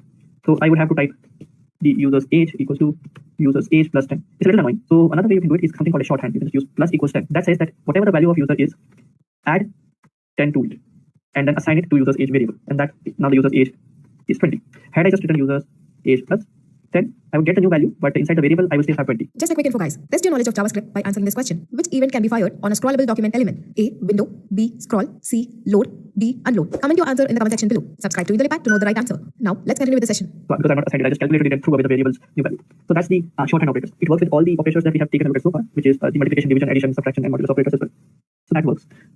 Another thing is, if I were to do this, this will raise it to a power. It's called double multiplication. So if I have a value, let's say I have 2 raised to the power 10, it's 1024. So you can take a look at that as well. And this also works in the operators. So with that, now we can also take a look at comparison operators. Comparison operators are really important to understand because this will form the foundation of the next topic that we'll understand, which is conditionals. So let's say that I have user's age. Let's say I asked the user to provide the age. This is 15. Now I want my application to be used only by people who are above the age of 40. So I want to check something which is whether the user's age is above the age of 40. Not 40, above the age of 40, which is 41 and anything above 41. So to do this, all I have to do is type in x is greater than 40. Since current age is 15, it's not equal to 40, I get false. This is a value that I can use later on. I'll show you how I will do that in conditionals, but right now you need to understand that this is what's telling us whether or not a particular statement is true or false. User's age is greater than 40, the compiler is telling us no, it's not. The user's age is 15 and it is less than 40. So we get the output as such. But different kinds of comparisons are available, such as less than, which is this, greater than, which is this, equal to. So if I want to check if user's age is equal to 15, I can just use this. In JavaScript, there's triple equals also available. Since JavaScript is a dynamically typed language, if you want to compare 15 to be equal to 15, you will get true here. Because what JavaScript will try to do is it will either convert string to number or this number to string, and it will check whether or not those two values are the same. But if I use triple equal, that means strict equality. That basically says, okay, whatever the value is, it needs to be of the same data type and the same value as well. Don't juggle the type for me. Just tell me if it's the same. And here it's false. So that's another operator. So we have taken a look at less than, greater than, and equality operators. What about not equals? So I want anyone to be able to enter this application who is not the age of 44. For some reason, I don't want anyone to be of the age of 44 to enter this application. Right now, age is 15. It is not equal to 44. This exclamation point simply means that it's not. So that works. Now, the other operator that is available for us, apart from age, equality, not equality, is something called greater than and equal to. So let's say I have the age to be 20. And I want to check if anyone who enters the application is of the age 20 or above. This is true. If I remove the equality symbol, that means that age is not equal, greater than 20, it is equal to 20, so it's not going to be true. This checks both whether or not person's age is greater than 20 and equal to 20. Similarly, if you want to take a look at less than and equal to 20, this will also work. It's equal to 20, but it's not less than. And again, if you want to take a look at whether they're equal, that's true as well. So these are the comparison operators that we have available. Now we have logical operators as well. Now logical operators allow us to bunch together the different comparison operators. Let's say that I have the age of a person to be 18 and their monthly income, let's just variable age is 18 and income is equal to 15,000. Let's say I'm trying to create an application where a person whose age is 18 and income is 15,000 are allowed to enter. So anything above that can be used. So how can I check two conditions? Basically, is the age equal to 18? That is true. Is the age equal to 15,000? Oh, sorry, not the age, it's the income. That's also true. But how do you check these two things right at the same time? So this is where the AND operator comes. So age is equal to 18 and income is equal to 15. This works. This basically means this statement is only true when both the conditions are true. So this is equal to 18 and this is equal to 15,000 as well. If both of them are true, then it's true. And you can also add other things as well, such as if the age is less than 19, which is going to be true because 18 is less than 19, so it's going to be true. But this is just to show you, and you can add more conditions like this as well. Now, what if you want to check only one of these conditions is true? So either the income is equal to, let's say, the age should be 20. But if the age is not 20, but the income is equal to 15,000, then they can enter. This is where you use the OR operator, which is these two pipe symbols, and that's where you can do that. Doesn't necessarily mean that that's the only way you can mix and match these operators. You want to check two things and multiple things as well, you can do that here as well. But these are the basic comparison of basic logical operators that you can use. The last logical operator would be not. So if I want to check, okay, is age equal to 50, but I want to check if the age is not equal to 50, so I can just and age is not greater than 40. So if I want to just make sure that whatever the answer of this is going to be, I want to just invert it. If it's true, make it false. If it's false, then make it true. Then use the not operator, which is the exclamation point, and this will go. This will flip the result on its head. So these are the three operators that are available for us there. Now we have the bitwise operator, which you can use. Bitwise operators are only useful when you're working with binary data. So let me just show you the binary data that you have in order to check whether or not the binary data is going to be worthful for you. Binary data is useful because underneath the hood, it will always take a look at the binary representation of the data. We write the code, but it doesn't necessarily mean that the code that we're writing is going to be written in binary. So one way to think about it is this. Let's say that I have a number 5, right? Now that number, if I want to take a look at the binary representation of it, I can just write toString. It will convert it. This is the toString, and so this is basically something that will work if I just type it. Variable x is equal to 5 x dot toString 2, and this is the binary representation. The reason why we have to write 2 here is binary is something that needs 2 as its base. So the normal decimal number system that we use, which has numbers from 0 to 9 being used throughout, in binary you only have 1 and 0. So underneath the hood, the computer can only understand 1s and 0s. So that's why binary numbers are so important in computer. Now let's say we have this, and we can perform different kinds of operations here. So x is 101 and 2 dot toString 2 y is equal to 2, and if you have y, you can take a look at 10. So we have 101 and we have 010. The 0 is just padded at the end so that these three variables come in line. So now if I want to perform some binary operations such as AND or not, in case you're not familiar with this, don't worry about them. But if you are, you're working with some low level techniques, then you can just use x and y. And then what you can do is you can just z equals to x and y. So it returns the value of 0. We check the binary representation of this as well, and we get 0. The reason why is because if you remember, we have 101 and 10. What happens is it takes a look at the 101 and 010 numbers, and it takes a look at the adjacent pairs. So these are the two numbers that are right next to each other. So if they are both 1, then only the output will have 1 in that place. So 0 and 1 will return 0. 1 and 0 and 0 is also going to return 0. But in case I had done this, now I have 7. And if I want to check y, I can just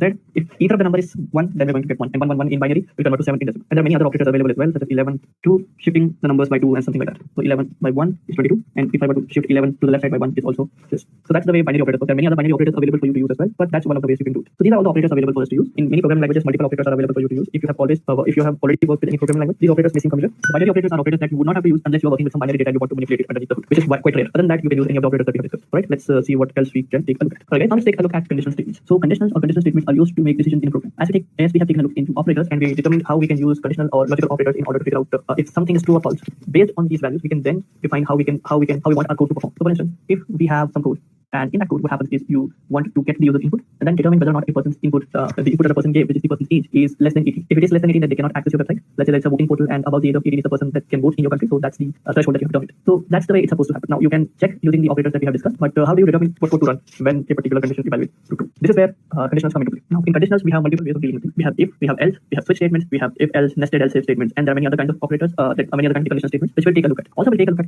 ternary statements. Now ternary operator is an operator that we didn't really take a look into when we were discussing operators, but we did allude to it mainly because the ternary operator is a substitution for a simple if statement. So if you have an if statement that's really simple and don't want to write that much lines of code, you just want to write single line of code that will explain it all. Ternary operators are really useful in that. It's called ternary operator because we have already discussed unary and binary operators. In a ternary operator, we have 3 operands. So in unary operator, we had one operand, which was the increment and decrement operator and the variable that whose value we were incrementing or decrementing. Then we had binary operators such as addition, multiplication, and division operators, and other operators as well, such as assignments and all. And now we have ternary operators. So these are the things that we'll discuss in the hands-on. So let's take a look at that next. Now let's take a look at loops. Loops are used to run multiple times until a specific condition is met. So let's say that you have some code that you want to run multiple times until a specific condition gets met. Let's say that you want to print the multiplication table of a number that the user enters. Now for that, you could write 10 console.log statements, in each of which what you will do is you will increment the number from which you're multiplying that number from. So let's say the user enters 3. So you write 3 multiplied by 1 is equals to 3. 3 multiplied by 2 is equals to 6, and then you keep going on like that. That would be useful. However, since there's a lot of repetition of code and only the variable, only the counter is changing from 1 to 10, we want to automate this process. This is where loops come into play. Now, this is not the only place where you use it. In fact, loops are so fundamental in code programming that they are used multiple times. So basically what we're doing here is we're saying, okay, we want to execute some bit of code. However, we want it to be executed for n number of times. This comes in handy when you have container objects such as arrays and objects, which we'll discuss after loops. But this is also helpful when you're trying to just go through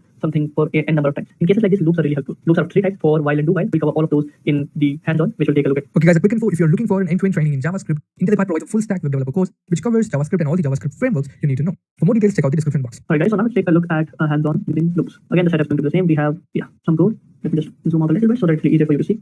And I have the same code editor. Now let's write some code to make sure that we understand. Let's say that we are getting some number from the user. Let's say for num is equals to pass integer prompt enter a number. Now I want to print the multiplication table of a number. Now multiple ways I can do that. One way would be to use this syntax. And now we can just do it again and again for 10 times. Let me just start from the beginning so that you can see 2, 2, 3, 4, 5, 6, 7, 8, 9, 10, 8, 9, So if I were to save this, it would work if I just named about console directly. All that's done, I'll save it, go back, refresh, 5 is enter, and 5 multiplied by 3 is equal to 15 is the directly. Now it's going to be visible in that. I think there's an extra space between multiplication and equals to. So let me just write that, save this, go back, refresh this, 5, enter, and now the code is correct. So 5 multiplied by 1 is 5, multiplied by 2 is 15. Oh, that's not right. Again, as you can see the mistakes that we are making even when we're manually trying to recreate some code. 5%, 5, 10, 15, 20, 25, 30, 35, 40, 45, 50, 1, 2, 3, 4, 5, 6, 7, 8. Yeah, so it's correct. Now the issue is that let's say the person says, okay, I don't want it just to be there just till 10, I want it to be there till 20. So 5 multiplied by 11, 12, 13, 14, 15, 16, 17, 18, 20, till there. So now again we have to write the same code and we have to make the same changes. This is very tiresome. So in order to overcome this, if you take a look at the code, the only thing that is changing is this number, right? Here and here. So we can change that. And here where loops come into play. So for variable I is equal to 0, I will be the number that we will multiply for. I is just a common variable name that we use for loops. I is equal to 0, I is less than, let's say, 10, but we want it to start from 1, less than equal to 10, and I plus plus. Now all I need is just one line of code. That's all I can put aside. So number plus I, save this, go back, refresh, 5, enter. So 5 multiplied by 1, 2, 3, 4, and 8. So what just happened is, so this is the piece of code that's different. So let us explain this one by one. So it has 3 parts. The initialization phase, in which we initialize the variable with the initial value. Here we have initialized a variable named I with 1. The condition phase, where we check if the condition is true. If this condition ever evaluates to false, that means we met the condition we wanted to meet and we want to quit the loop. And this is the change phase in which we increment. So the way it works is, our JavaScript interpreter takes a look at the loop, creates a variable, assigns value 1, and checks if 1 is less than or equal to 10. The condition evaluates to true, so this code gets executed, and then we increment 1, so it becomes 2. So we check again, if 2 less than or equal to 10, it is, go back, put number plus, and we create a string where number multiplied by 2, which is the current value of I, is equal to number multiplied by 2. Then we increment, it's 3, and the same way we keep going till we reach 10. We check if number is less than or equal to 10, 10 is equal to 10, not less than, so we execute the code. Incremented by 1, it's 11, and now this condition evaluates to false, so we just come out of the loop. Nothing left to execute, so we just end our code. So that's why for loops. For loops are the oldest loops. They are used in many programming languages. Any programming language that you used to use, we can use. Now, if I were to show you the same problem that we had earlier,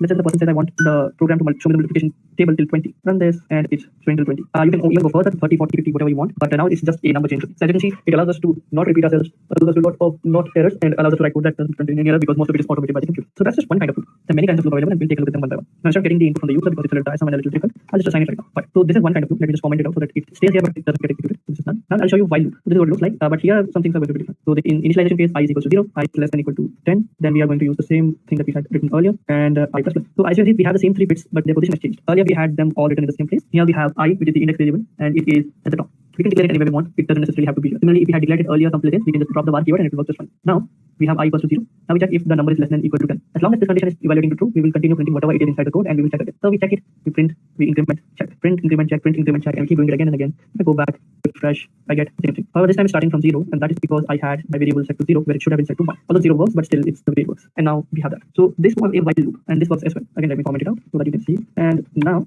let me just show you the do while loop. This is what it looks like. So we just need a condition here, and it's going to work exactly the same. The variable is equal to this. This is the code that we want to execute, and the while loop is going to be just if the I is less than or equal to 10. And finally, we have to increment it as well. Again, this is going to work exactly the same. So I go back, refresh, it works. But there's a bit of an issue here. But not an issue, but the difference between while loop and do while loop is not just semantics, because they look exactly the same.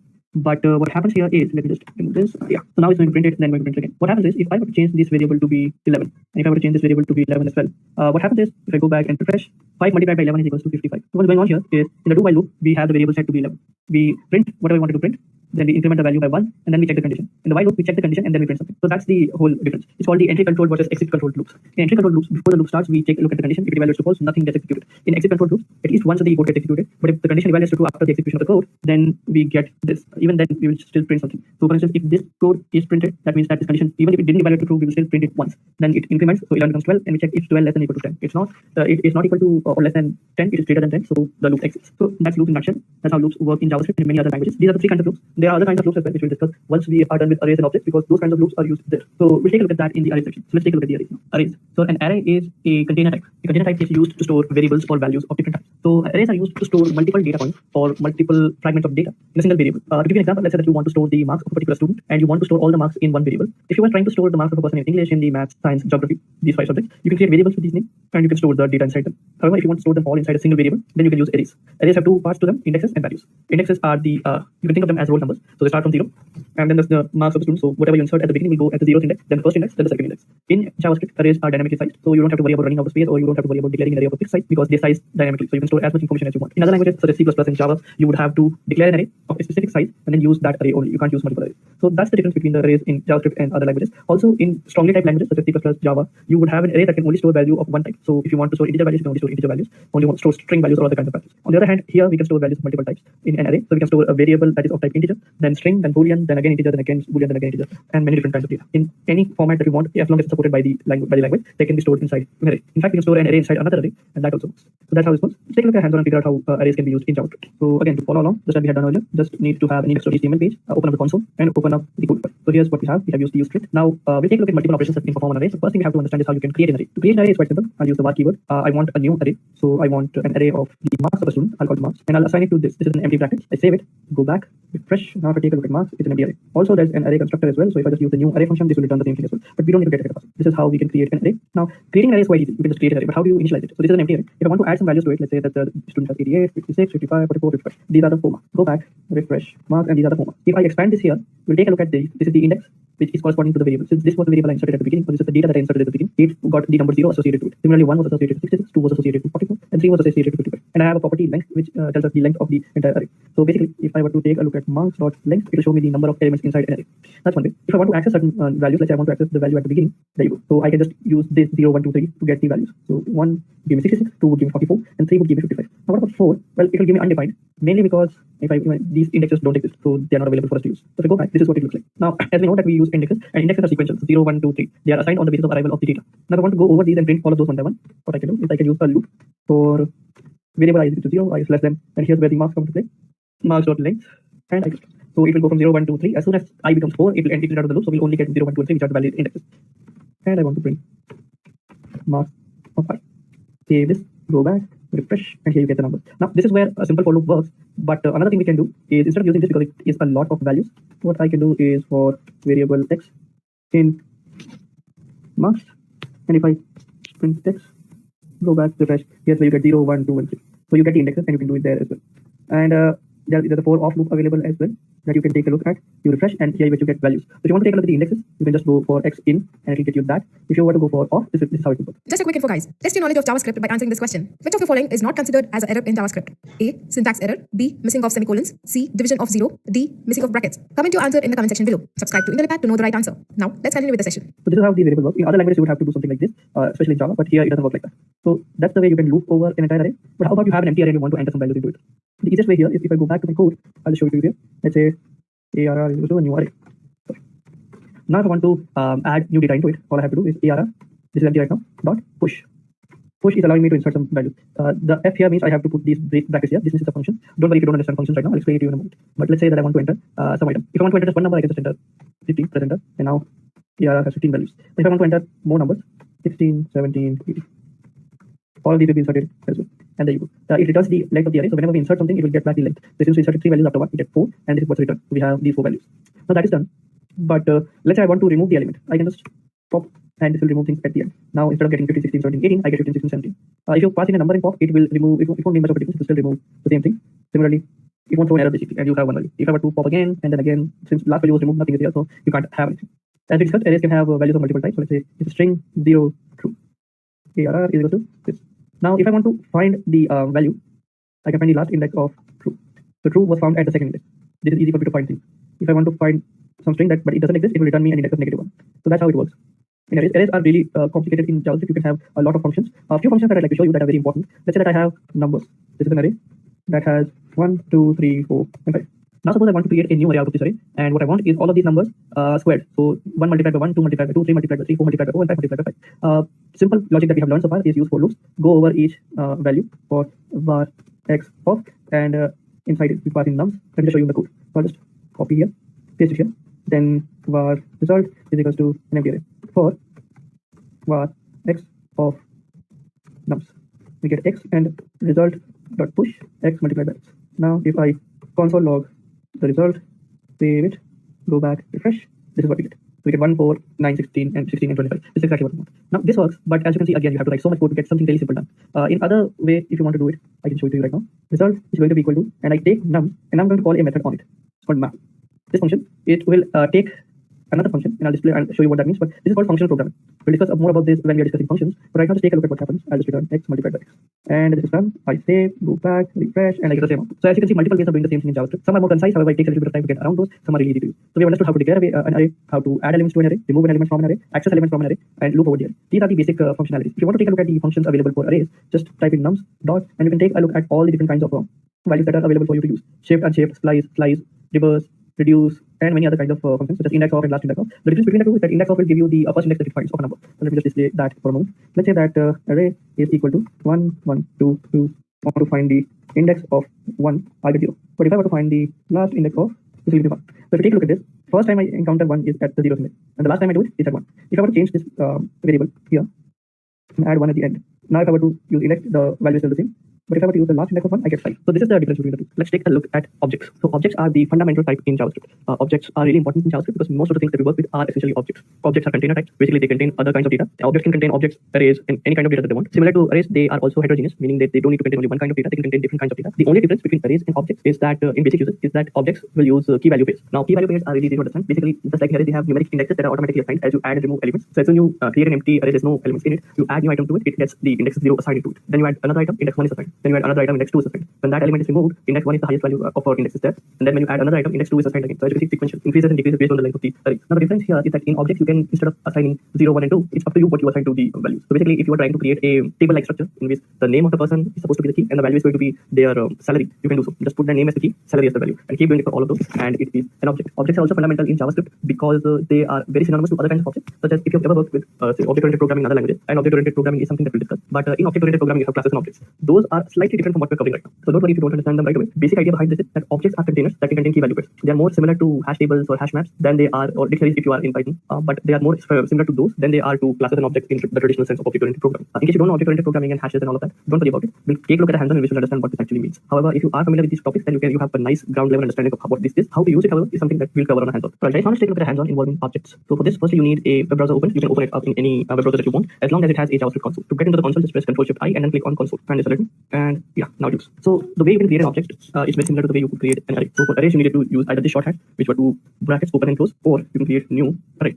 Right? And that could also create an object. Now to create an object, however, it's quite easy to do. All you have to do is either just create a new object, which is exactly the same, or if you take a look at the symbols below, you can do this as well. And you have an object here as well. So let me just show you. If you take a look at type of, it's an object. Also, if you take a look at the type of array, it's an object as well. As I said, object is the fundamental type. Every thing that's not a simple or primitive type, such as boolean, string, and all of that, that's an object. So you take a look at this is a string, this is an object. So arrays are also kind of an object. So now, if I want to create an object, I can just assign obj is equals to, and here we have it. So if I create obj now, it's an object. Again, if I wanted to do it the other way, all I had to do was create a new object, and this works as well. It's exactly the same thing, as you can see. Now the object is created. Now it comes time to add things to an object. Now, as I said, objects are key value pairs, right? So one way you could have done this is if you want to create an object here, you can just add things right here. So let's say that I want to create an object in which the key, I'm trying to store the name and address of a person, or let's say name and salary of a person. So all I have to do is type in name, and the name is supposed to be whatever I want it to be. Let's say John. Then let's say salary, salary, salary, and let's say the salary is going to be 50,000. As you can see, that name is string, salary is not string, it's number. So you can do it this way as well if you want to. It doesn't really matter what kind of value you have for the values. Also, if I wanted to remove these, I can do so as well. JavaScript will automatically convert them into strings. So I have this. It doesn't really matter if I want string or not. I can also have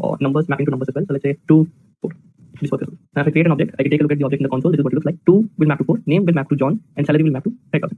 In a similar fashion of array, I can also access these things by indexing into it. So if I type 2, you have 4. And that's not the only way you can access things. So if you want to access the name, I can first type object.2. This will give me an unexpected error because 2 is a number. But if I access it using the array syntax, it will work. However, if I were to access obj.name, this will give me John. If I were to access obj.salary, this will give me the salary of a person. So this is how you can get the information from the objects. So this is how you can create an object and add data to it right at the same time. But how about if you want to create an object on its own and then add data later on as the user adds it? So again, you can just create an object which is an empty object. And if I want to add anything, the same thing I would do anyway. I would just type in obj. Now I can do it in the same syntax that I had done earlier. So I can type in name to be equal to John. Now if I take a look at obj, this is what it looks like. Also, if I want, I can type in name dot salary, salary is equal to 50,000. And now if I take a look at obj, this is what it looks like. So this is how you can add data to an object. This is how you can create an object, how you can initialize an object, add data to an object. Now let's take a look at how you can remove data from an object.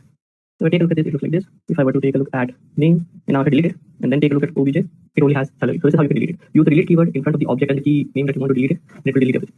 Now you have just one property or one key, salary, and one value. This is 50,000. These are the keys, these are the values. So this is how that works. Again, if you want to loop over an object, you can do so as well. Let me just again.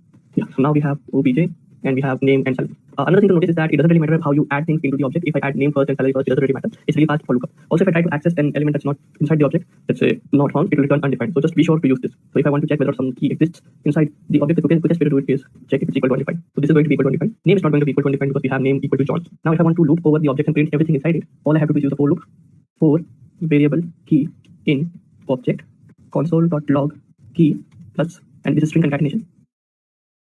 Then you press enter and everything is working exactly the way it should be. So salary mapping to value, name mapping to this value, and this works easily. So this is how you can write code and have it be executed. Now again, another thing I'd like to show you, which I hope I have shown you by now. If I were to remove these curly braces, what do you think will happen? It will still print it. So the difference between the two is, let me just show you. So this is what it should look like without the curly braces, right? If I were to add another line right after this and say next property. So if I present, as you can see, first the loop executes this, then this, and then next property. However, I want both of these statements to be executed in the loop. Now for that, I have to open up a curly brace and then close the curly brace. And now if I do this, this is what happens. So what's going on here is if I remove the curly braces, only the first statement gets executed in the loop's body. If I keep the curly braces, then everything inside the curly brace is included in the loop's body. So for instance, if I were to add new code lines to it, they will also get executed. So this is a good trick to remember. So if you have an if statement where you only have one thing to do, so let's say that 1 is equal to 1, then I want to print console.log true and press enter. So it will work. However, if you have multiple statements, then you don't use curly braces. Depends on the code style that you prefer as well. I would recommend that you use curly braces whenever you can. But however, if you take a look at code like this, don't think that it's invalid. It's perfectly valid. So now we have looked over the elements. We have taken a look at everything. Another thing that I can show you is the object function. So functions are not something that we have discussed as well. We'll discuss them in a moment. But the object is in JavaScript an object itself. So you can take a look at a lot of things that these things have for us. These are the properties and these are the functions that we can use on objects to understand how to use them. You don't have to worry about them right now. This is just to show you that JavaScript has really great inbuilt support for objects. If you ever want to use objects, you want to perform some task with an object, first take a look at the JavaScript documentation on Mozilla Developer Network to see if it's not already developed. If that feature or that function is not already there, then you can implement it on yourself. Alright guys, now let's take a look at functions. So functions, as we have already discussed, a function is a named block of code which is used to wrap a few statements that should be executed one after the other and given a name. Think of a bit of code that is really important to you. Any bits of code that comes one after the other. So for instance, let's say that you want to connect your database. That needs certain steps to be followed. You need to create the URL, you need to send a connection request, and then you need to handle whether or not the connection is successful or not. This is going to happen every time. These bits of code are going to be executed with each other. So this is why we need a named block of code so that we can call it whenever we want to. This is a function. Another thing you can think about is how you can write data to a file. To write data to a file, you need to first open a file. After opening the file, you need to write the data into the file. Then you need to save the file, which is basically closing the file. So these three steps need to be executed one after the other all the time. So this is where functions come into play. You can create a function, call it write data to file, and that will do the same task for you again and again, so that you don't have to do it manually over and over again. This is what functions actually do. Now, when it comes to actually understanding what functions are and how to use them, there are several intricacies that we need to be familiarizing ourselves with. Function names, declaration, calling a function, first class functions, which is a special concept in JavaScript, which will take a look at function arguments and returns. So we'll take a look at all of that as we move on to our hands-on. So let's do that. So again, we would want to have the same setup that we did earlier. Create an index.html, open up the console, open the index.html inside a code editor. I'll be using Visual Studio Code. You can use any code editor you wish to use. And here I have used the use strict declaration so that JavaScript's interpreter doesn't allow for any small mistakes. This will keep a code clean and easy to use. Now, when we're talking about functions, let me just show you what a function is. Suppose I want you to create I want you to greet someone, right? So for instance, to greet someone, firstly, what you need is you need to console log hi, then you need to print hope you are well, and third one would be nice to meet you. Now suppose this is something that you need to use multiple places in your code. So for instance, this is one thing. Now you want to, let's say your code is spread across multiple files, and now you want to use it in this file as well. This is a separate file. Let's just comment that out. File2.js, this is going to be the file name, and this is file1.js. So this is how it works. Now both of these files will be included and they will get executed. That will work. So if I go back, refresh, and this will be printed to them, which is good. Now what happens is someone comes along, takes a look at our code, and says, "This is fine, but after nice to meet you, put a full stop, just to make it dramatically right." So after everything, put a full stop. I save this, I go back, and I refresh. Now as you can see that if the person didn't know that this code was also written by the same person in some other place, if they forget, basically if this code was written, this change was made 2 or 3 months after someone had written it and someone else is making the change, they have no way of knowing whether or not the changes are there. So what happens is this code and this code are now out of sync. Nobody knows that this code is also doing exactly the same thing, but this code was doing the same thing and had some changes applied to it, which this code didn't. So again, that's a bug in your system. So how do you come about doing this? But the way you do it is, again, the simple way in programming is that you do not repeat things. So let me just close this out, right? And now I can create a function for this. Function will allow me to give a name to the entire block of code, and that name is going to be referenced as another place. Any change I make to this function's definition is going to be changed in other places as well. To create a function is quite simple. Use the function keyword, function, function, give the function a name, I'll call it greeting. Then use these are called parentheses. I'll show you what they are and why they're useful in a moment. And then we define the function body the same way that we had defined the bodies of loops and statements. And this is where we are. Now this is the function that we want to use. Let's say that this is in its own file, right after this, right? And now if I want to call this, I'll just call greeting here, and I'll call greeting here. Whenever I want to call a function, that basically means, okay, this is the function, execute the code inside it. These parentheses are going to take a look at the function and execute everything inside it. So whenever you put a parenthesis after it, it basically means that this is a function and I want to execute it. I want to run everything that is inside the body of this function. So I save it, I go back, refresh, we get the same result. But now if I were to make a change that I had earlier done, here, and here, save this, go back, refresh again. As you can see, the changes are reflected in both places. And this is a trivial example, it's in both places. In real world scenario, this can be referenced in multiple places. So that's the difference we're trying to avoid. So that's one way. This is how you can create a function. This is called declaring a function or creating a function. Declaration. And this is what's called using a function or calling a function. Now that these two things are done, let's just return and see what else we can do. Suppose you want to perform some complicated mathematical operations, right? Let's say that you want to, I'll just call it calculate. Right? A person enters a number to your program, and what you want to do is you want to take that number and square it, then add 2 to it, and then divide it by 2. So for instance, you take, let's say the number is 10, right? So you want to firstly square it, which is basically, you can either do it this way or multiply the number by itself. So number is equal to number multiplied by number. That's the first thing. Then you want to add 2 to it. So number is equals 2. And finally, number should be divided by 2. You can either do it number divided by 2, or the same way that we had done with the addition, you can do this way. So that works. Now, thing is, this will only work with 10. So if I call this function, This will work with 10, calculate everything, but it won't do anything with it. Refresh, nothing happens. So what goes on at the end is that it creates a number in memory, performs these calculations, and then forgets about it because we're not printing it, we're not doing anything about it. So the way to deal with this is, firstly, we want to accept some input into our function. Now, either you can just call a prompt and say, okay, give me the user input, but this creates a problem that whenever you are using the prompt function, you're tying yourself to the browser because prompt is only a function that is available in the browser. What if the user was to send the request via an HTTP request and you are writing this code on a web browser? Instead of writing it here, you're writing it in a web server. That becomes a problem. So I just want access to a number. I don't care how I get it. So this is where parameters come to me. So I want a number, I put it here. So now whatever number user enters, I'm just going to square it, add 2 to it, divide it, and now I want to return the result. This is also quite easy. Returning the result basically means whatever I have calculated, give the result back to the user who called the function. Now I call the number, save it, and now if I were to console log, and this will take a number. If I enter 10, so go back, refresh, and this is the output. Let's check. 10 multiplied by 10 will be 100. 100 plus 2 is equal to 102. And 102 divided by 2 is equal to 51. So this is exactly what's happening. Now, it doesn't necessarily matter that I only need to have 2 parameters. I can have multiple parameters as well. So instead of number, I can also say value. And now, instead of 2, it could be 3, it could be 4, it could be anything, depending on the use case. So I can here toss in 2, save this, go back, refresh, and it's the same thing. But if I want to make changes, I can just go 11 and save this, go back, refresh, and this is what you do. So as you can see that this works really well. Now, what is a function? It is basically a name given to a block of code. It can accept some parameters, perform some operation on it, and can return the output. These two things are optional. The function body, if it's not there, then it's basically just an empty thing. It's not doing anything. It's just a name for no code at all. So you can do that as well. Another thing that you might want to consider is that functions are first-class citizens in JavaScript. This is quite similar to other kinds of languages. However, most languages don't implement these kind of things. So what that basically means is that instead of using functions as a high-level concept, it can basically be assigned to a variable. So let me give an example.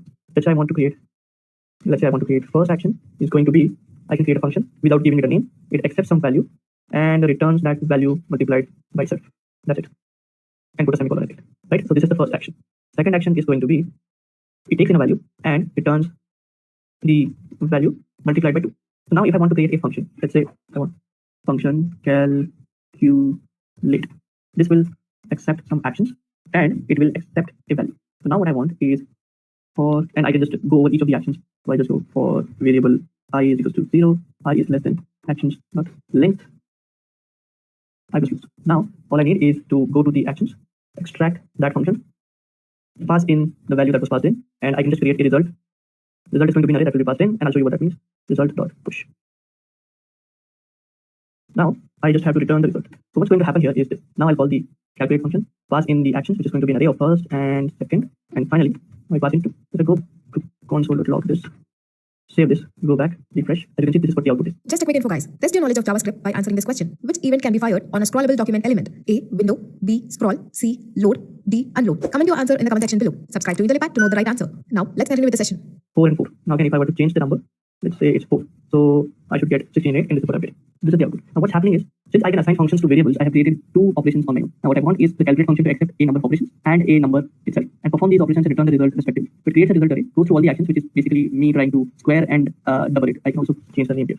Let's do square and double. These are going to be the 2 operations I want to be performed on this number. So I send it to the calculate function. It extracts each of the functions, performs the actions, put the result into the action array, and returns it back. Okay guys, a quick info. If you're looking for an end-to-end training in JavaScript, IntelliPad provides a full stack web developer course which covers JavaScript and all the JavaScript frameworks you need to know. For more details, check out the description box. So that's what it means. Now there's another thing that you can take a look at, which is early returns. And this is really where the entire functional calls shine up. So let's say that I get an age. Earlier what we would have to do is, I wanted to check if age is greater than 18, greater than or equal to 18, then I would have to create another statement inside it and do the same thing. Here I can do something else. So I can just check if age is less than 18 or income, which is something I need to accept as a parameter.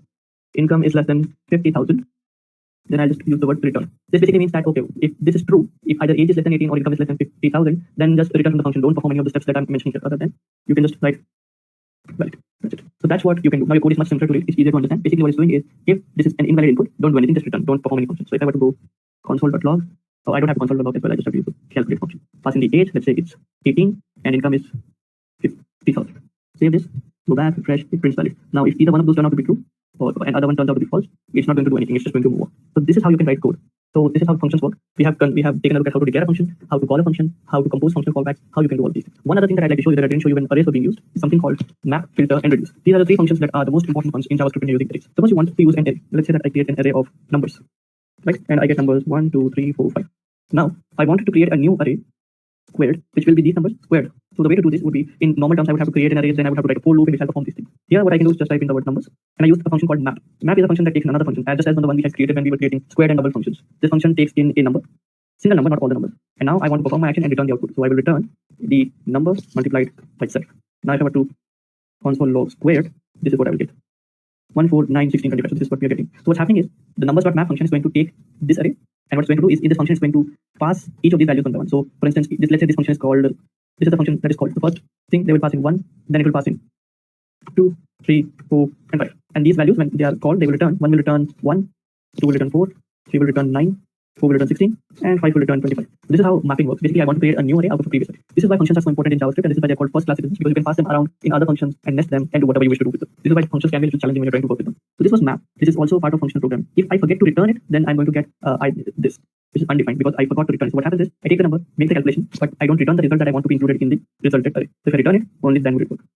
Now you might be wondering, okay, this is a lot of code to write just to perform this task, right? And this is true. But when we move on to ES6 and its features, we'll understand how to overcome this as well. Now this is called mapping. If I wanted to filter it, let's say filtering would be something that we take a look at when we are trying to reduce the number of numbers. So for instance, if I want to only include even numbers, so I have 1, 2, 3, 4, 5, and I want to only return values. I want to only include values inside this array if the numbers are valid. So I want to check if the number mod 2 is equal to 0. Basically, if I divide this number by 2, if it doesn't leave any remainder, which is basically the definition of an even number, include that number in even. So 1 goes in, 1 mod 2 is 1, so it doesn't get included. 2 mod 2 is 0, this gets included. This doesn't, this does, and this doesn't. So now if I take a look at even, save it, go back, refresh, 2 and 4 are the numbers. So this is how filter works. So these are the kind of things that you would have to do and understand how to perform when you're trying to build a JavaScript application. You make heavy use of this when you're trying to build some other kind of application, but it's important to understand what it actually is. Finally, we can have a reduce function as well. Reduce function basically takes in initial and accumulated and return 5 plus accumulated and print. Save it, go back, refresh, and you get 15. So what it does is that it passes in, let me just pass in 0 here as well. Now it is. So what it's trying to do is it is taking this array, passing it these values. So it's passing it 0 and 1. So 0 plus 1 will equal 1. Next it will pass 1 and 2. 1 and 2 will equal 3. Next it will pass 3 plus 3 and 3. So 3 plus 3 will equal 6. Then it will pass in 6 plus 6 and 4, which will return 10. And finally it will pass in 10 and 5, which will return 15. Yeah, so this is what it's doing. Basically, we pass in the 0 as the initial value, and we're saying, okay, for each of the numbers, pass them here and create the next result out of those. So if you try to reduce the entire array into 1 by performing some function, this is how we do it. So that's basically it for the functions. Some of the important functions I have already mentioned. There are many functions available on many objects that you can take a look at. Too much for me to cover. I covered these functions that are map, filter, and reduce because these are the most important functions when it comes to writing JavaScript. They greatly simplify your code, and we'll learn in future videos how we can even specify better functional parameters to make it work even better. Let's take a look at what else we can learn. Alright, so now let's take a look at object-oriented programming in JavaScript. Object-oriented programming is a programming paradigm based on the cohesive units of code called objects and the descriptions that are called classes. So a class is basically a blueprint in which we describe the kind of data we want, the kind of functions we want, and what the class's name is what the entity is supposed to do. To give you an example, if you're trying to build a painting application in which you want the user to be able to draw shapes, the kind of objects that you would have there would be circles, squares, rectangles. The kind of properties that they would have would be the length, width, radius, depending on the kind of shape you're having, and then the kind of functions that it will have would be draw, fill, and things like that. So these are the kinds of functions and data that we're trying to use. Now, why is object-oriented programming important? Object-oriented programming is basically a programming paradigm. It's a way to write code. Other paradigms include functional programming and procedural programming or imperative programming. This is exactly what we've been doing. Procedural or imperative programming basically means you write one code statement after the other and let that execute itself. On the other hand, in object-oriented programming, instead of code being just one statement after the other, we create small groups of code called objects. These objects are belonging to a specific entity and map onto that entity into the real world. So if you're trying to create a employee management system, one of the objects that you will create, one of the classes you will create is employee, then you will create managers and many kinds of things. Now, object-oriented programming is a really complicated topic. It can warrant an entire video on its own. Do mention in the comments if you would like for us to cover object-oriented programming in more detail, and we'll get onto it if you guys want that. On the other hand, here we have the object-oriented programming paradigm for JavaScript supports object-oriented programming, functional programming, and imperative programming, all the same. But the way JavaScript supports, or the way that it has historically supported object-oriented programming, is a little different than the way other languages have. So other languages have keywords such as class, which you can use to define the classes. You have constructors and many other kinds of things. In object-oriented programming, it's a little different, and in hands-on we'll see how it's different and how it works. So let's take a look at that now. So we'll try and create classes and objects. For this, I'll use the text editor. Again, the setup is the same. You just have removed some previous bits of code and plug it into position state. Now, to use classes, you don't really use to in JavaScript. You don't really create the word class there. We'll use the function keyword. That keyword will create a new class. Let's say I call it person. Okay, this person accepts two things: the name and age. Now, I want this dot name to be equal to name, and I'll explain what this means in a moment. And this dot age equals to age. This is done. Now, what I can do now is also, if I want to do something else, is I can just create a function. This dot say name is equals to a function which will console log the name. So you can do it this way, or another way of doing it would be to go here, use the person keyword, person dot prototype dot say name is going to be equal to a function, and you're going to print the name. Similarly, if you wanted to create an age, like just do it here, this dot say age function, and type in console dot log this dot age. Here it's the same. Instead of using name, I'll use this dot name. So what does the keyword this mean in this scenario? We'll take a look at that in a moment. Now I'll create a person, let's say John is equals to, and now create a new object using new person. The same thing that we have been doing thus far with the new array or new object constructor functions. And I'll pass in the name to be John and the age to be 35. Then I'll use John dot, and here I can use it to say its name or say its age. I can call say age function and then say name. Save this, go back to the code, create, open up the, and here you have it. So it prints the name, it prints the age. Now again, you can do it either way. Unfortunately, whatever way you prefer is the way that you should use it. I like doing it this way because it separates my my data with my functions or my methods. Method is basically a function that is tagged into a class. So what is going on? This is a constructor function. constructor function. This is the prototype function or the method that we are assigning. So methods.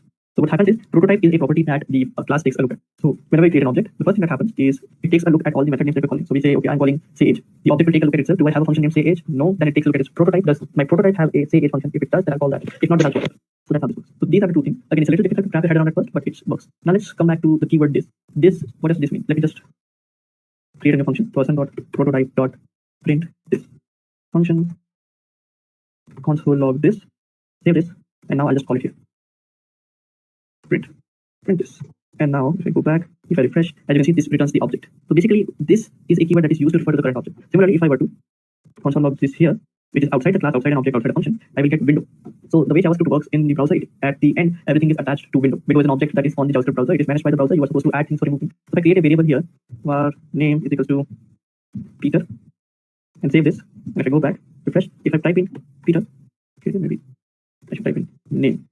If I type in name, this is what I get. If I type in window.name, this is what I get. So this is what it means. Now, if you take a look at the keyword this, it is used to refer to the current object. So here, when I use the keyword this, it basically transforms this call into john.name. So to avoid confusion, it's called the this keyword or the context. Basically, what we're doing here is we're saying, okay, for this object, the current object that I'm trying to create, whatever value I have assigned to the name and the age, print those. So this name means John's name, print that. This age means John's age, print that. And here, this basically means print the entire John object. Don't print individual property, just print it entirely. So this is what happens. If I go back again and I show you something, refresh, this is what it has. These are the two properties. Open it up. This is the prototype. Open this up, and it has these three functions: print this, print say age, say name. And this is the constructor function that takes in the name and the age. So this is how JavaScript works underneath the hood. Now in ES6, there are new ways of creating a class, but this is how it works here. So you can create a class. These are the objects. Now you might be wondering, how is it different from creating a new object? Let's say I call it John. Make it equal to this. Put name equals to John, age equals to 35, and then I add these two functions. Let's say name function.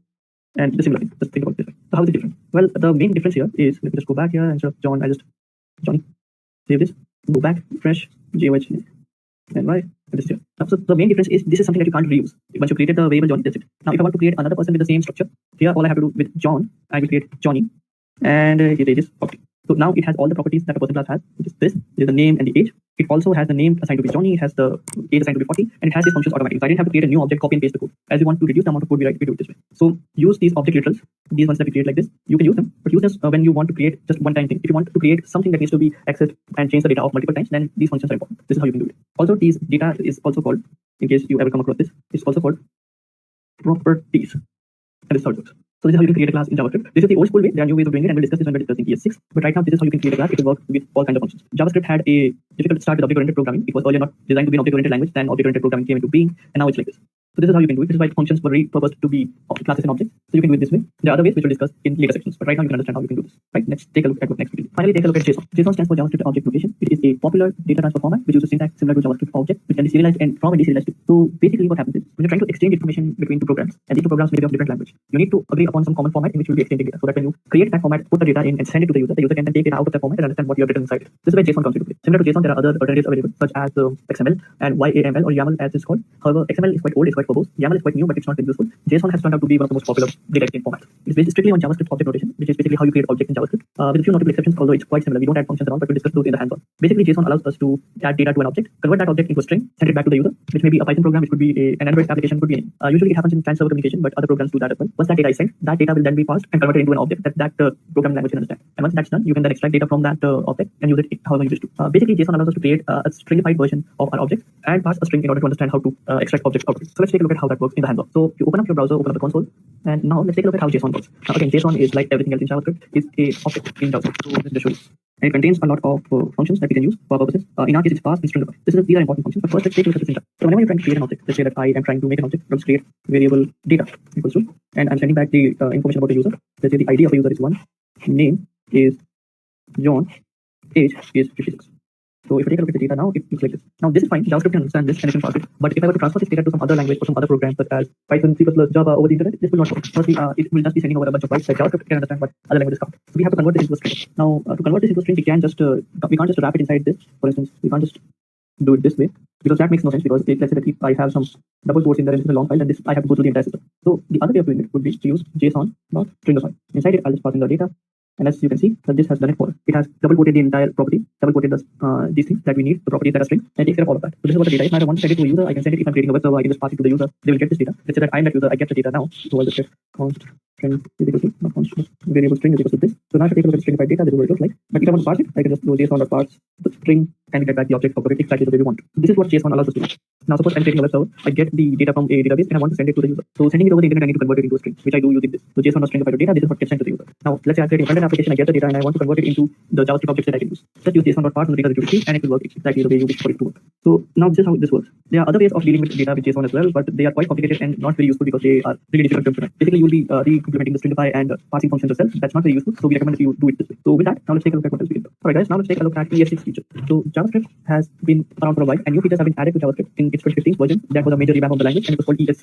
ES stands for ECMAScript. ECMA or ECMA is a standardization committee which takes care of standardizing JavaScript features across the process. So in 2015, JavaScript had a major revision called the ECMAScript 6 or ES6. It added new features and new syntax to make a code more concise. So this is basically syntactic change. New features were added in order to make a code easier to read, easier to understand, and easier to write. So these are some of the features, the most important features. So we'll be discussing those now. So let's take a look at them one by one. First thing is declaration. Now for declaration, what we need to do is we need to find out new ways of declaring a variable. We have already understood that there is a way of declaring a variable using the var keyword, var. However, two new keywords were introduced called let and const. And these were variables that were introduced because var had specific drawbacks, which we'll discuss. And then we'll take a look at how to use let and const instead of var. So to understand this, first we have to understand what exactly are the drawbacks. Then we'll move on to how these drawbacks are solved using this keyword. So let and const will take care of the problems that were created using var. Now let's take a look at the hands-on for declarations. So for this, we'll have to use the let and const keywords. So again, we'll go back to the same code. Now this var keyword is what we use to declare a variable, right? So if I create a variable named name, put John inside it, save it. Everything works and it doesn't really take away from the fact that it's going to work just fine. So if I take name, print it, it's the same thing. However, notice what happens here. So if I create if name is equal to John, then create a, let's say that we create a variable, it's called count, which is equal to 1, and then we print it. Console.log, there are count, or there is would be updated.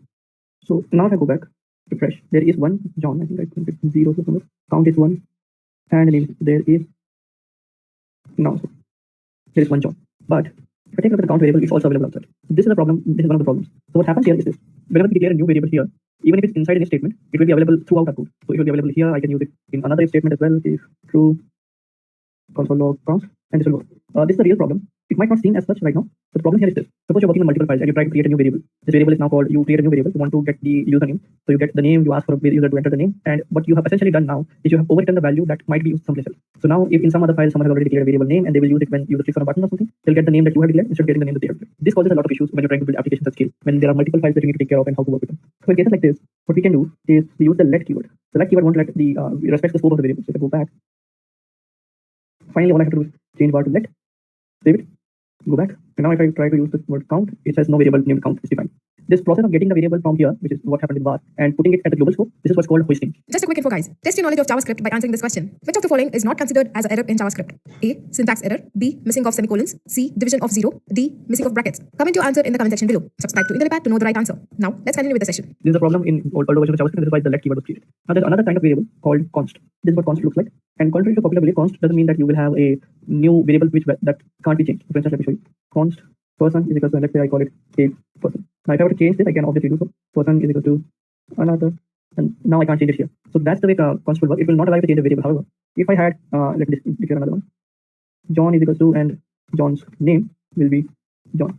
Now if I were to change John.name is equal to change, this is allowed because I'm not changing the reference of the variable, I'm just changing data inside it. So but if I were to apply this, then this is going to be, because you can't reassign a variable that is declared using const. Had it been declared using let, so let's say let text is equal to text, and now if I want to find y to it, I can. So this is how const and let work. This is the difference. The problem was variable hoisting. Variable hoisting basically means you get a variable and you assign it in some scope and you don't want it to be accessible outside it, but it is accessible outside the scope. And that causes a lot of problems. For instance, if I were to declare a variable here, this will be pulled out here and then we'll be using it. When the JavaScript runs the code, it takes a look at all the variables, pulls every variable at the top, and now everyone can use this variable. So this would mean that a lot of people will be stepping on each other's toes, and it's going to be really difficult for them to understand what exactly is going on, where is this variable declared, and how can I get it to work better. On the other hand, once you're using this, you can use the let keyword, and this will respect the block scoping that we use. And the const keyword is used to declare constant variable. Now, which one should you use when? Basically, the recommendation that many JavaScript developers give is always use let and const. Now, start with using const at the beginning, unless you need to change the variable someplace else. First, use the const keyword, assign some value to it. If you need to change it someplace else, then change the const to let. Basically, don't use var. Never use var because better options are available, and this could lead to different problems. That's how const and var work. This is what the new way of declaring a variable is, and you should use them. Most browsers support these new ES6 features since they have been outside for years 2015. So they've been available for public use since 2015, and most browsers support them. In case you want to convert this code into a code that older browsers can understand as well, there's something called a transpiler. So things like Babel.js, they'll take a code written in ES 2015 and convert it into something that older browsers can understand as well. You can take a look at that if you wish to. All right, now let's take a look at what else. Arrow functions. So arrow functions provide a new syntax to create anonymous functions in a very concise way. Since we have already taken a look at functions such as map, filter, and reduce, which take in functions as argument and give back in response the result of those functions, these functions that we pass in are called anonymous functions. They have no names, they're only used once. But it's a little difficult to write the function syntax the same way that we have done earlier. So in order to reduce this, since all we're doing is creating a function that returns some value based on the values passed into it, we can use arrow functions. Arrow functions are available in other languages in the format of a lambda. So if you've ever worked with Python, you can understand that arrow functions are similar to lambda. Lambdas are also functional expressions that can be passed from one function to another. Similarly, this is what happens here as well. So with that, let's take a look at a hands-on and understand how that works. So to take a look at arrow functions, I'll just open up this text editor and I'll show you what arrow functions are and how they work. So there's a bit of a variation on arrow functions as well, multiple ways of doing things with it. Let's take a look at them one by one. Suppose I was creating an arrow function, and from now on, instead of using var, I'll be using const. Unless I want to specifically note this variable that contains data that needs to be changing, I'll use the const keyword, which is the recommended way. Now I'll create a function called f1. This function takes in a variable and it will return x multiplied by x. Very simple, everything that we've been doing so far. So if I go back, refresh, f1, 2, and I get the result back. Now that works. However, this is a lot of code. Most of it is just unnecessary. We just want a function that takes in some value and returns some value out of it. So the way of doing it would be using x as the argument equals to, and then putting the arrow symbol. This is why it's called an arrow function. And what we want to return is x multiplied by x. This is how this works. Now if I were to go and call f1 again, it would work exactly the same way. And this is what to do. Now here's the thing that you need to understand. First things first, this is a list of parameters. If there's only one argument that you want to pass in, you can also skip the parentheses. It will work exactly the same. Go back, refresh, and use it, and it works. So what's happening is we're saying, okay, there's a function that needs to be assigned to the f1 variable. It takes in one argument, returns that argument multiplied by itself. And since there's only one statement that needs to be executed, I don't need to pass in any return statement and I don't need to write anything like that. So that works. However, if there was more than that, then I would have to make some adjustments. For instance, if there were two parameters, let's say x and y, then firstly I would have to wrap them inside parentheses. If there was only one, then I could leave off the parentheses and it would work, but right now I can't. Again, I can just multiply and return x and y, and this would work the same. If I go back, refresh, go up, and do this, it works. But here's the thing. If I want to not just use one single line of code, but multiple lines of code, then I can write it here. So I can just write const z is equal to x multiplied by y. And then I will return z. This works. So if I refresh, go back, run, and this works.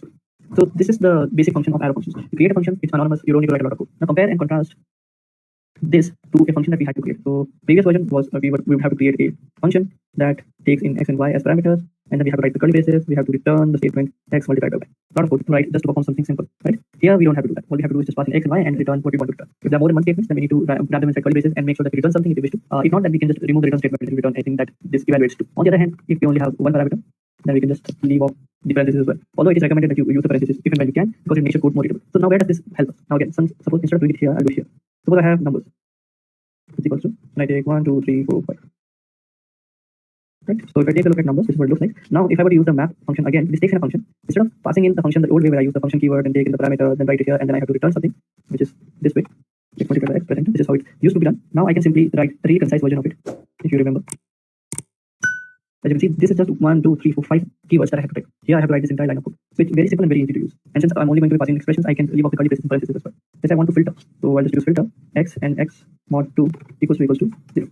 And this returns the even number. If I want the odd numbers, I can just do it this way and I get the odd numbers. Similarly, I can use the same thing for reduce as well. So I take numbers.reduce. This takes in the callback function, in which I will pass in the initial value and the accumulated value, and return initial plus accumulated, and the initial value right at the beginning will be 0. And I get it. So all I had to do was write just a little bit of code to get everything to work as I had expected it to work. So that's how these inline functions or anonymous functions or lambdas, whatever you call them, work.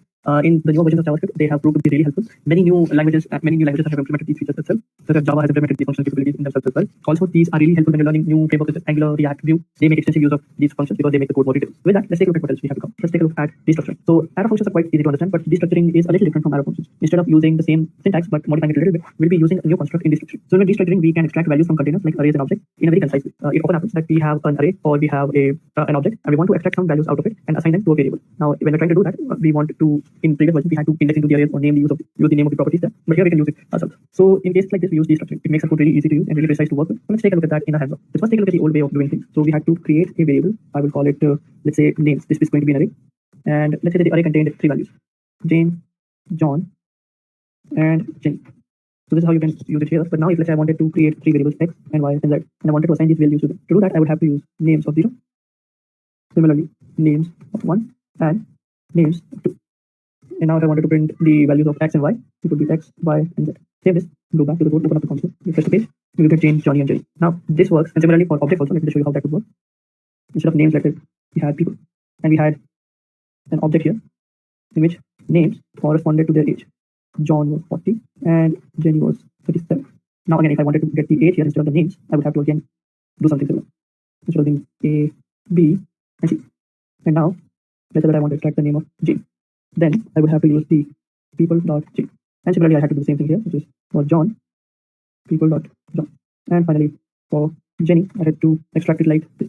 And now if I wanted to print, I had to print Jane, John, save this, go back, refresh. And now we have this. I think I have to spell something, that's why I'm getting.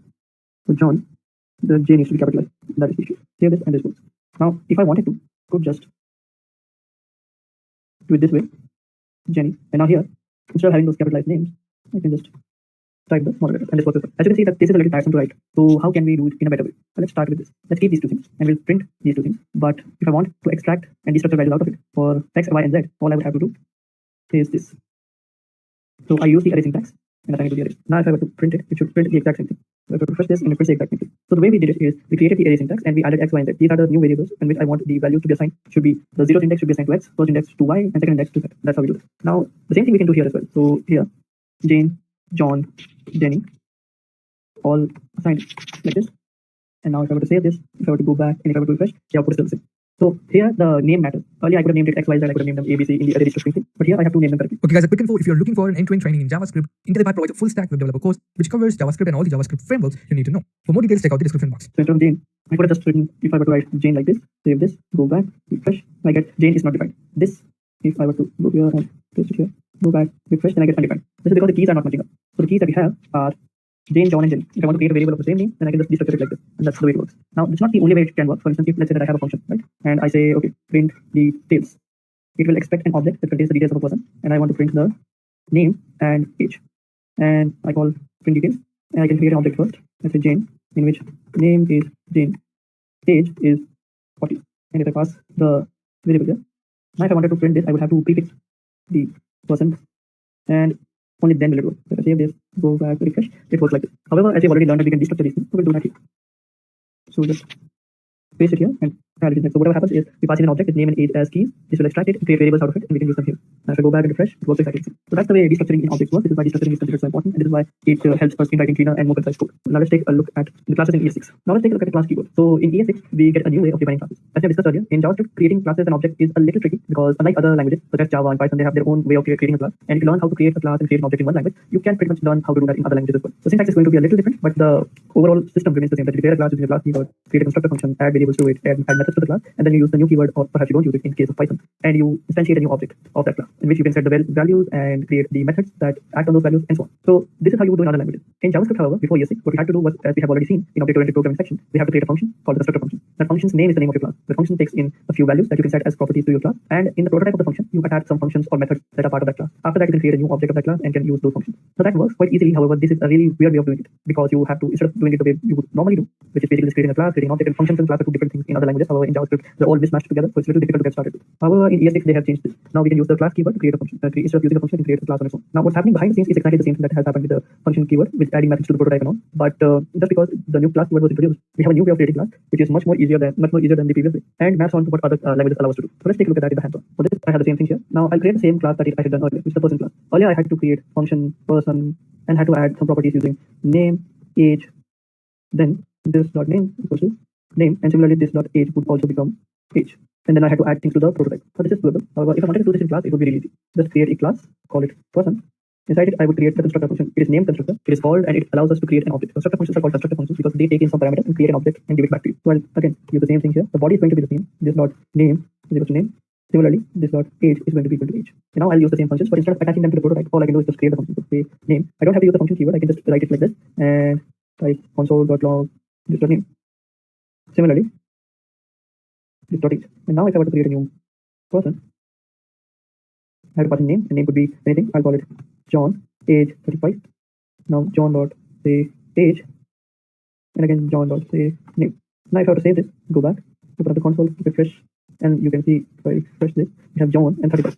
So as you can see, we're getting the same thing. But now if I were to console log John, you can see that it's exactly the same thing that we had earlier.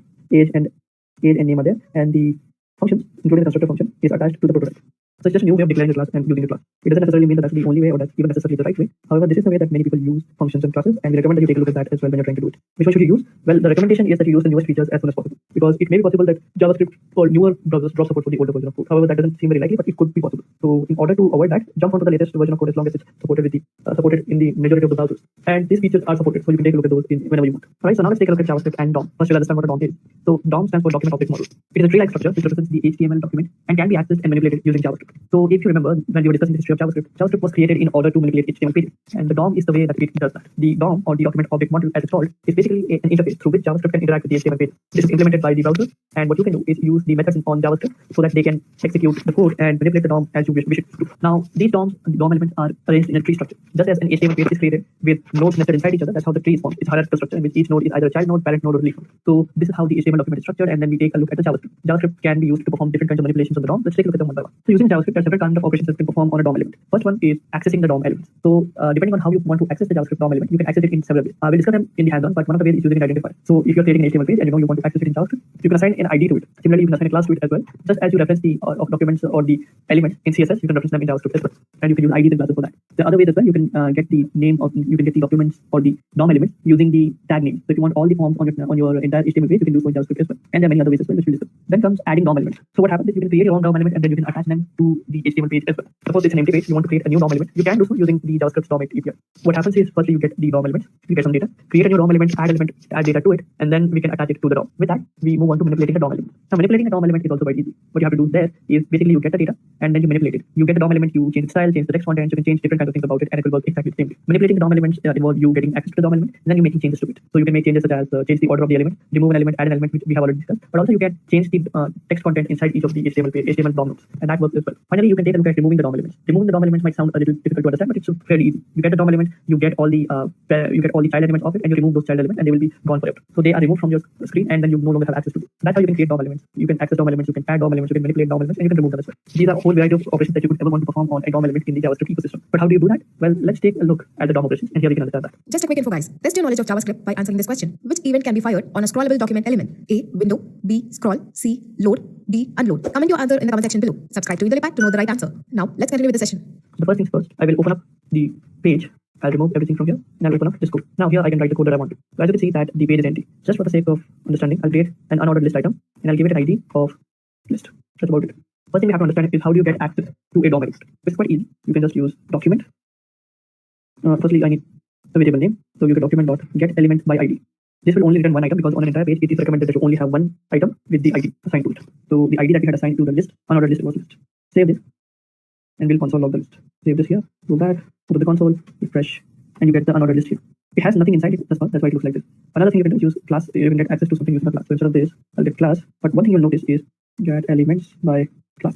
Save this, go back, refresh. This is an HTML collection. So as we have already discussed, that when you're using classes, multiple elements can have the same code. However, IDs are unique. Each element should have its own ID. So this is where we use that. So if you have some element that is repeating on the screen, let's say that you are creating an e-commerce application, and that e-commerce application needs to show a list of products. So each individual product will have a class of product, and to get access to all those products in an array, you can use the document.getElements by class name. Also, if you don't want to use class names, let me just go back and use ID.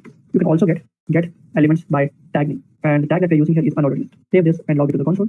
Again, you get an HTML collection, and you get a list like this. These are the properties of the list. This is what it looks like, and this is the same thing. So this is how you can create an HTML collection by using the tag names. If there are multiple lists, you will get all of those here. Now that we know how to get access to those, another way you can do those is if you're familiar with CSS, you can use CSS-like syntax to get access to a particular element. So you can use query selector, run query selector all. Inside query selector, you pass in the query. So I want access to AUL with an ID or list. Save this, go back, refresh, and I get access to this. Similarly, if this was a class, then all I have to do is an unordered list with a class of list. Go back, refresh again, and I get the same access. Right. So this is how you can do that. Now polyselector all is another method that will select all the elements on the list. So if I'm using class and I have two lists with the same class, I go back and refresh. Now I have a node list of two. So I have two lists, both of the same class, and that matches the parameters that I have passed in. So that's how you gain access to a list. Let me just clean this up a little bit so that we can take a look at other features as well. ID is list. So this is how you can gain access to it. Now how you can add items to it is what I'm going to show you. So to add item to a list, all you have to do is firstly you have to gain access to the list. I'll just gain access to the list using document.getElement by ID. Since we only have one list, I'll get access to that. Now I want to add a list item, li to it. To do this, all I have to do is use this. So list item is equals to document.create element. The element name is going to be li, and I add it here. Now list item dot text content is going to be equal to list item 1. Save this, and now I want to add this to the list. So list dot append child, and I want the list item. I had named it correctly. Go back to the code, refresh, and if I take a look at the console, list item is not defined. Okay, this is because save this, go back, refresh, and now I have a list item. Similarly, if I want, I can create 5 list items using a for loop. It's going to be exactly the same thing. All I have to do is for variable I is equal to 0, I is less than 5, I plus plus.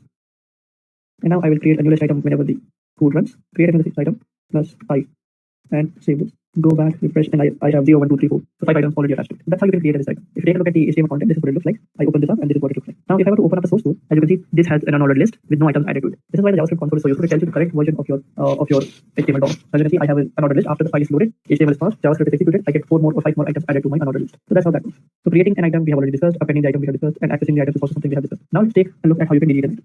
So I'll just create an unordered list 3 times. I'll call them list item 1, 2, 3. If you go back to the code, this is what it looks like. Now if I want access to the codes, all I have to do, so last item is going to be document.get elements. Firstly, let's take a look at items. Get elements by tag name. We get all the list items here. If I were to log into the console, this is what it would look like. Go back, and this is the collection. Now I want access to the last list item, so I can just go. Now I'll get an access to the item, and I want to remove it. Then I can just type item.remove.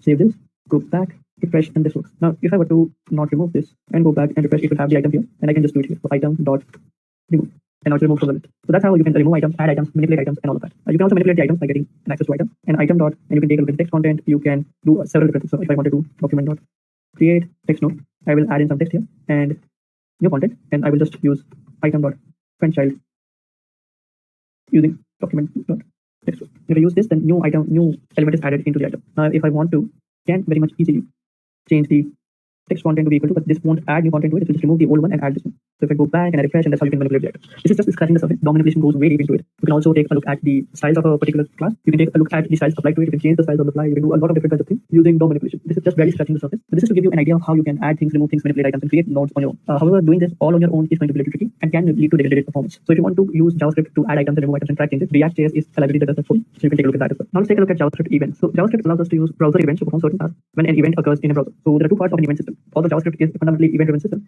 you need to understand how to use these events in order to write code that works when the user performs certain actions. These actions could be when the user submits a form, when the user clicks on a DOM element, when the user is moving the mouse, or whatever the reason might be. So the 2 parts of a JavaScript event system are events and handlers. So let's discuss them one by one. An event is basically a description of what has happened. So an event could be a click event, which basically means some element was clicked on. It could also be a focus event, which means some form field was focused on. It could be a submit event, which means some form was submitted, and so on and so forth. So these are the kinds of events that JavaScript HTML supports, and JavaScript can use these events in order to hook into these events and perform certain bits of code when these kinds of events happen. So for instance, when a user submits a form and you want to send that data to a web server by serializing it, HTML by default doesn't support it, but JavaScript does. So to do this, you need to first implement the default behavior of submitting the form, then getting the data, and sending a request to a web server, then processing the request and redirecting the user. All of that is done using JavaScript. Then comes event handlers. Handlers are functions that take care of the code that needs to be run when an event occurs. So we can assign several event handling functions onto a particular JavaScript event, and then when that event happens, all of these functions will be executed. Now let's take a look at a hands-on to understand how that works. We have the code here, and we have this HTML page. First thing I'd like to do is I'd like to create a button here. The text, click me, and I'll have an ID so that I can get access to it. Button. Save this. Now let's first get access to it using document.get element by ID, and inside the ID I will type in the ID that I have just assigned, which is button. To do this, all I have to do is type in button dot on click. This means that whenever the button is clicked, I'll use this function. Now I can use the function syntax, or I can use the arrow function syntax. It can expect any event, and now it doesn't have to return anything. All it has to do is console log clicked. I can also remove this. Save this. Go back, refresh, open up the console, click here, and as you can see, it is written here. Now, if I were to do it again and go back, refresh, and now if I click again, as you can see, the new handler is being executed. Now, this might be a problem in case you are wondering how. Suppose I want to perform 2 different kinds of functions on the button when the button is clicked. The code that I want to execute is attached into different functions. To do this, I can just use button dot add event listener, and I can pass in the listener. Firstly, I'll type in the path, I'll type in the event, and then the handler. So this event is going to have console.log. Similarly, second. Now if I go back, refresh, click, as you can see both of these get executed. You can also type in the, if I were to do it here, you can also get the event listener here as well. All you can do is you can just add button dot add event listener, pass in the type, let's say I want click, and I'd like to log it to the console, CHIRD, third, and now I click the code. Now you can pass in anonymous function, although one way I would recommend is you create a function which will type in here and will write port. The reason why I would recommend doing this is just going to become apparent in a moment. I'll again take the button, add an event listener. It's going to be called click, and I'm going to add F to it. Right? Now, one thing to notice is that if I click on the button now, all of these are executed. But if I want to unattach this event listener or remove this event listener, remove event listener, and this will take in the type, which is click event, and the target that I want to remove is this function. If I go back now and if I click it, as you can see, first, second, and third are executed. Now, this is something that you can't do in the previous version. So if I had not assigned a variable name here, I would have no idea how to access the fourth event listener and remove it. This also prevents memory leak. So if this button is destroyed from the memory, then the event listener will also be destroyed. So that would be helpful there as well. So with that, we have understood how events work. These are not the only kinds of events. You can take a look at different kinds of events that you can take a look at. For instance, you can look at form submissions, checkbox selections, button clicks, which we have already taken a look at, mouse events, cursor events, touch events for mobile browsers, and many other kinds of events. So this is the general idea of how you can access them, add event listeners, remove event listeners, or if you just want one event listener attached, then you can use the on-click or other kinds of functions as well. Alright, now let's take a look at asynchronous JavaScript. So in case you're not familiar with it, let's take a look at what asynchronous JavaScript means. So JavaScript allows us to write asynchronous code, which is executed in an asynchronous fashion. Asynchronous doesn't necessarily mean that it is parallel, but it does not block the main thread. JavaScript is a single-threaded language. The JavaScript being single-threaded means that you can't create new threads out of JavaScript. So in cases like this, the languages like Java, C++ have the capabilities of creating new threads, and then you can push some long-running tasks on those threads so that the main thread that is playing the user interface and making other things happen can stay responsive and doesn't end up freezing up. But in JavaScript, you don't have this feature. On the other hand, we have something called an asynchronous runtime environment. What happens is when you have a long-running task, what you can do is you can push things out of JavaScript and into your browser's thread pool. So every browser has its own thread pool. You write some code and you say, okay, this code needs to be executed by the browser. It may take a long while, so take a look at the code, run it, and then send back the response. And once you are done, send back the response to me. And how you get the response back is what asynchronous programming is all about. So this is where asynchronous code comes into it. Now, to write asynchronous code, we have three ways of doing that. First is callback. A callback is basically a function that is passed into other function that will call your callback function and will pass in the result or an error if any occurs. So for instance, let's say that I want to perform some complicated computation. So I run this function. That function will move on to run into the browser thread pool, and it will run and perform all the computation. And as a parameter, I will pass in another function, which will be called. And when that function is called, that function will take in the results that the computation provides and will execute it the way I want it to. Okay guys, a quick info: if you're looking for an end-to-end training in JavaScript, Intel provides a full stack web developer course which covers JavaScript and all the JavaScript frameworks you need to know. For more details, check out the description box. So that's a callback. It has certain advantages such as being very easy to understand, not very difficult to read also, but then again, the problem that comes with callbacks is that callbacks are a little complicated. You run into a problem called callback hell, in which you are nesting one callback into another callback into another callback into another callback, and this leads to a really complicated structure and makes your code really difficult to read. To overcome this, promises came along. Promises allow us to write asynchronous code as a series of operations where one operation manipulates the result of the previous operation. So the way it works is that let's say I have some operations that I want to perform. Let's say I want to get the data from a server. So that requires certain things to happen. First, I have to make the request, get the response. After I get the response back from the request, I need to parse the request, extract the information I want out of that request. All of these could take a bit of time. So if I want to compose this into a set of linear steps, I can do it using promises. Now, promises are great, but also they lead to certain problems. So in order to overcome those problems, we also came along with other kinds of things such as async awaits. The problem with promises was that chaining promises one after the other could be a little difficult, and understanding how promises are executed, especially when you have multiple execution paths, is a little difficult. Async await turns the asynchronous code into asynchronous code. So we can write asynchronous code just as we write synchronous code without using promises or callback, with just using the async and await keywords. And that was about it. Our language and our runtime will understand what exactly we're trying to accomplish, and it will take care of all of those things on its own. So with that, let's take a look at how we can perform asynchronous code on our own by taking a look at a hands-on in this. I'll write the code in the file, and then I will open up my console. Just refresh this. Okay, now let's take a look at it. So first thing we'll take a look at is callback. Let's take a look at all of these. First thing we'll take a look at is callback. Then we'll move on to take a look at a promise-based system, and then finally we'll take a look at async await. First, let's take a look at the callbacks. So the best example of callback in JavaScript is the setTimeout function. SetTimeout basically takes in a handler and a timeout. So if I pass in the handler, it will basically be console.log, and the timeout is going to be, let's say, 5,000. Now if I go back to my code, refresh, wait for 5 seconds, 1, 2, 3, 4, 5, and this is how it executes. So basically what happens is this code will get executed. It will wait for 5 seconds, and after 5 seconds, it will run this code, whatever it may be. I've used arrow functions, but you can use any kind of function that you want here. So this is how you can do a callback. Basically, this is the long-running task. Let's say that this was, instead of setting a timeout, let's say that this was a network request. I sent some request to a network or some web API, got back the response, but it took 5 seconds for me to send the request and get back the response. So in cases like this, we can use a callback in which we say, okay, after you have performed the task, call this function, and this function will get the result. Once the result is gotten, all I want is to act on this result. So now I can just console the result or whatever I want to do, and this is how it works. So this is very easy to understand. But the problem here is this. Let's say I have a callback. I say, okay, fetch info. Right? I will get the information here. Let's say that I have to use the timeout here. So fetch information, and I pass in a callback. Callback. Now here, let's say that I get it. The request takes 5 seconds, and after 5 seconds, I will call the callback function and pass in the result. The result is going to be an object with name of John. That's about it. So now if I want to save it, I'll save it. Go back to my code, right? There's unexpected token on line number 18. Let's take a look at that. Oh yeah, I have to use the function keyword. Now it works. Yeah, so fetch info, I will call in, I will take the function, and I will console log. This function will take in a result and will pass in result. So let's wait for 5 seconds, and after 5 seconds, it should print. So it prints John. So suppose this is the response that I was getting back from a web server. That's how I can do it. I can just pass in a function which will get the result passed into it somehow, and then I operate on those results. This works. However, if there were multiple cases of this, so let's say that I get this response, right? Just copy this and come back here. Let's say I get this. After getting the result, I want to call another function and then pass in a callback. So let's say fetch more. I pass in the result, fetch more information about this, and then call this function. Now as you can see, the code is really complicated. Now I have a function nested inside another function and think about how it could go on. So that could be difficult. So in order to overcome this, we use promises. Now here is where I will be using the promise-based API that ships with browsers. Before browsers supported promises, some people came along and created libraries that used promises on their own. So depending on how you wish to use them, you can either use some old school promise-based library and you can take a look at those at your own pace. One of the most famous ones is Q and Bluebird. However, you can also create your own. So what I'll do is I'll make an actual network request. If you're connected to the internet, you can just use this. This is an open API that you can hit and get the response from. So I get the response. Right after I get the response, then what I want to do. So I will get the response and I want to convert this response to JSON. So I do that and then finally I get the data and I wish to console log the data. Save this and I can go back and I refresh and I guess it's an unexpected token at line number 24. Yeah, now it should. And we get the response back. So this is what it looks like. Now this works, but suppose I wanted to make another request here, so I have to, after getting the data, I have to make another request using fetch and get the data and then pass it here. So it can get really complicated. It's not really difficult to think how it can go wrong, but it's really easy to understand right now. Another way is going to be async await. Now to do that, I will create a new function. So what I'll do is call it async. Then I call the function name. The name of the function is going to be fetch user info. Inside it, all I have to do is use the same thing that I had done earlier. The great thing about it is that async await works with promises. So what I'm doing is I'll write it exactly as I would write any other code. So I'm saying, okay, wait for this to finish. Once it's finished, return it into this. So we get the response. Then data is equal to response.json. Now again, I want you to wait for it to convert to JSON. And finally, console log the data.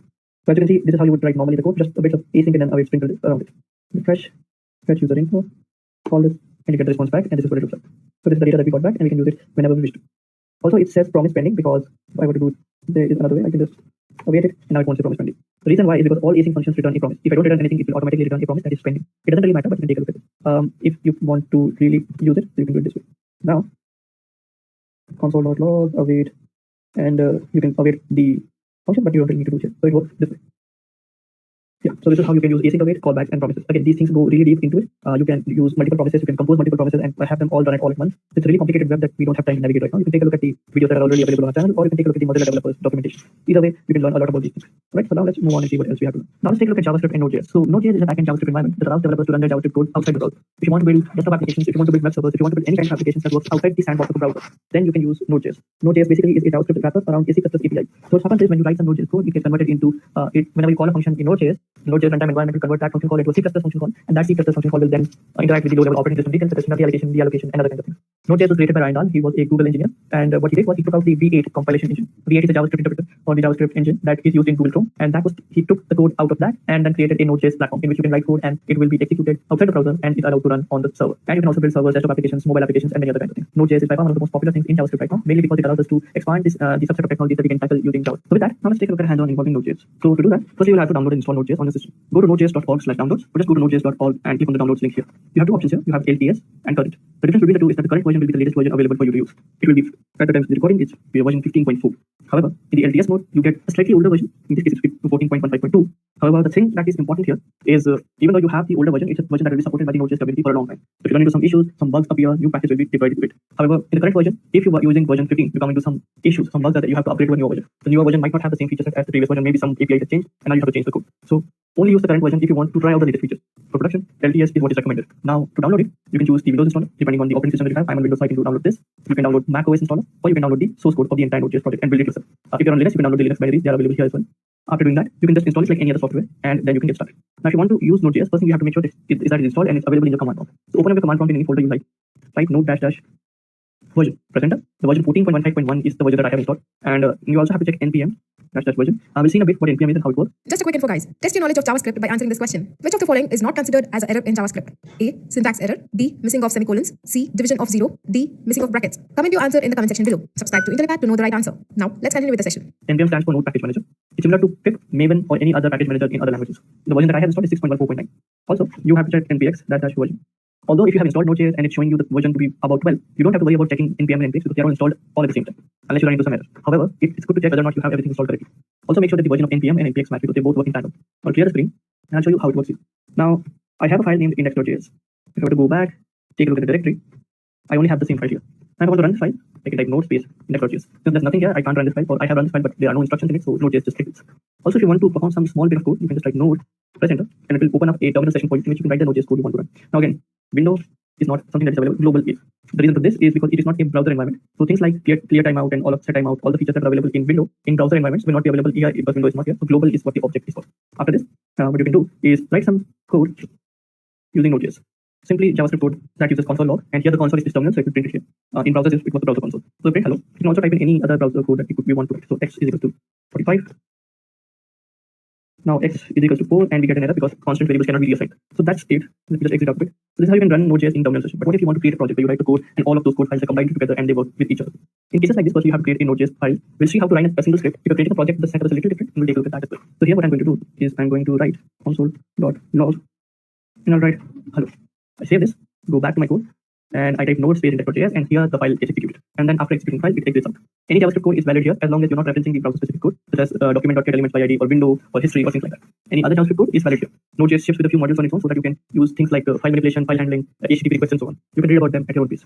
Now, let's say I want to create a project in which multiple files are there, and I want to be able to share this project with other people. To do this, first thing you have to do is you have to initialize an empty Node.js project in a folder. I'm in a folder named Node in my E directory, in my E drive. To initialize the project, I have to write npm init, and it will ask you a series of questions. Now, I don't want to have to answer these questions, so I'll just write --y. Press enter. All of the default values are put for the answers. The questions they would have asked would have been the name of the project, the version, description, and so on. So doing this ends up creating a package.json file. This is what specifies a Node.js project. So any directory that has this file in this format is a Node.js project. So it's a valid Node.js project. Now, the reason why npm is used is so that we can use the code created by other developers. We can import libraries to perform tasks without writing the code for them. Suppose I want to build a web application. For that, I want to import a web framework such as Express.js. If you've ever worked with Node.js, Express.js is quite a popular web framework. Let me show you how you can use it here. To do this, type npm install, and make sure you're in the same project where you have initialized a package directory. If you have not initialized an empty project, then this command might throw an error, might install something, but could lead to some issues. Make sure that you have done that. Now, npm install Express, press enter. This will install a single package, however, multiple packages can be installed. It won't take a lot of time because it's a very small package. After the package gets installed, we open up the same folder, and the structure has changed. Now we have a package-log.json and a node modules folder. The node modules folder contains all the modules that are required for the package that we have installed and the package itself. So the package was called Express.js, right? If you take a look at Express.js, it's here, and all the code in it is available here as well. So if you want to take a look at how it's implemented, you can do so here as well. Now that that's done, let us take a look at how we can use it in our index.js file. So I will just use it here. I'll import Express. In Node.js, you use the required keyword, although the import keyword is also something that is supported nowadays. But you should, just for the sake of clarity, use if they require right class. Now that we have imported Express, I'll create an application of Express here. Here I can pass some configuration options. I don't want to right now, but I can. App.get. If I get anything for this, I will just write request and response.send. Hello. Save this, and now I have to start the file. So app.listen on port 3000, and after you are done listening, type in listening on port 3000. Save this. Go back to our code and type in node space index.js. I press enter. It shows me that it's listening on port 3000. That means that I can go to my folder, localhost folder 3000, press enter, and this is the response that I get. This is a local web server that's running, and now I can create my HTML files, templates, whatever. So this is how it works.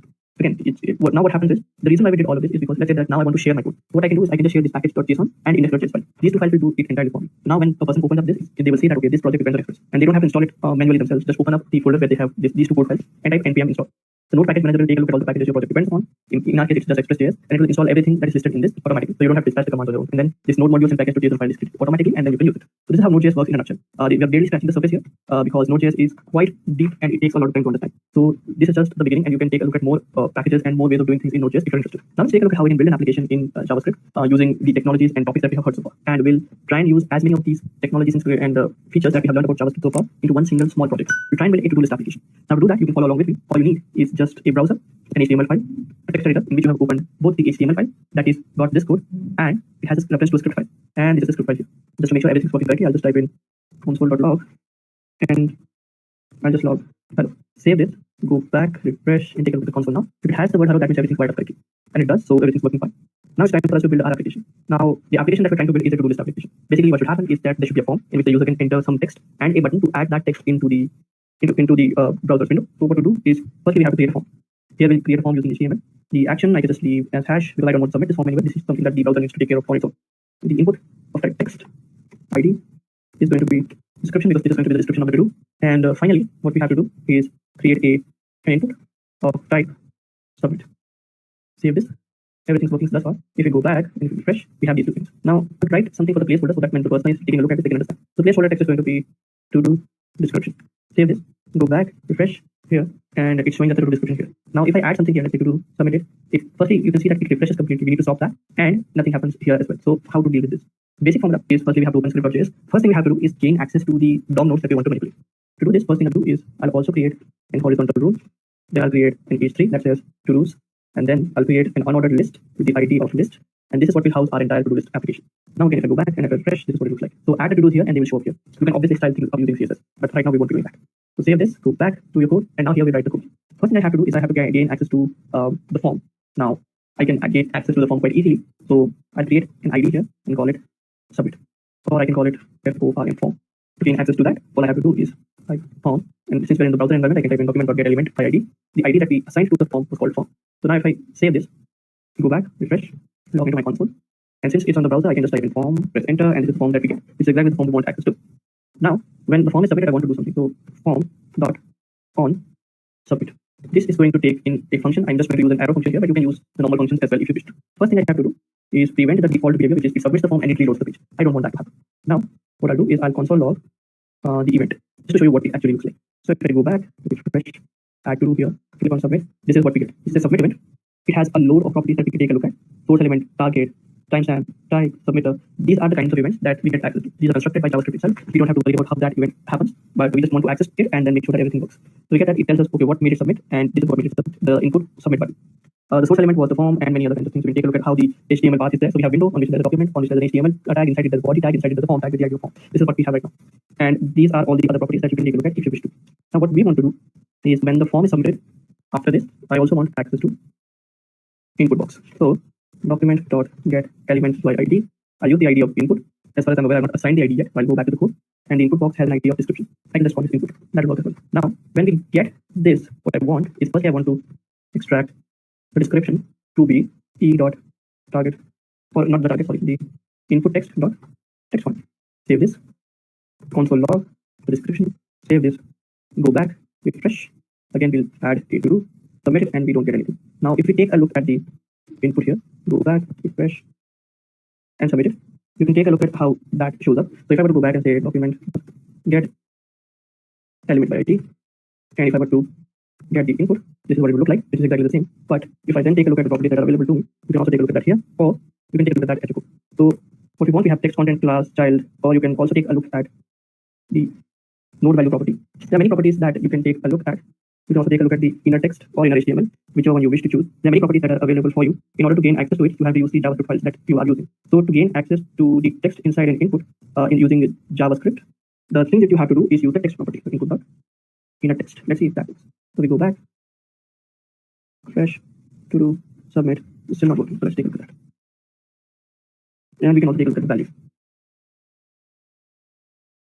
So now we're getting the output that we want. So here all we have to do is just type it here. After we get the value and the description, we want to add this to our list. Again, we can do this here by getting access to the list. Get element by ID. We named it list. Save this. Here's the list that we have. After getting access to the list, we can do it here, but I think we can create a function here as well. So I'll call it add to list. Inside the list, I have to just pass in the description, and that's worked. Now I can create a function named add to list. This will take in a description. Now what it will do is firstly it will create a list item. Document.create element. This is what we learned in our DOM manipulation text. And here we want to append a child, and for that appending we need document.create text node, and that would be of type description. After attaching this, all we have to do is use the list and append children element of the list item. And that's about all we have to do that. So if I go back now, refresh this, submit, and now a new item is added here. So that's how you can do that.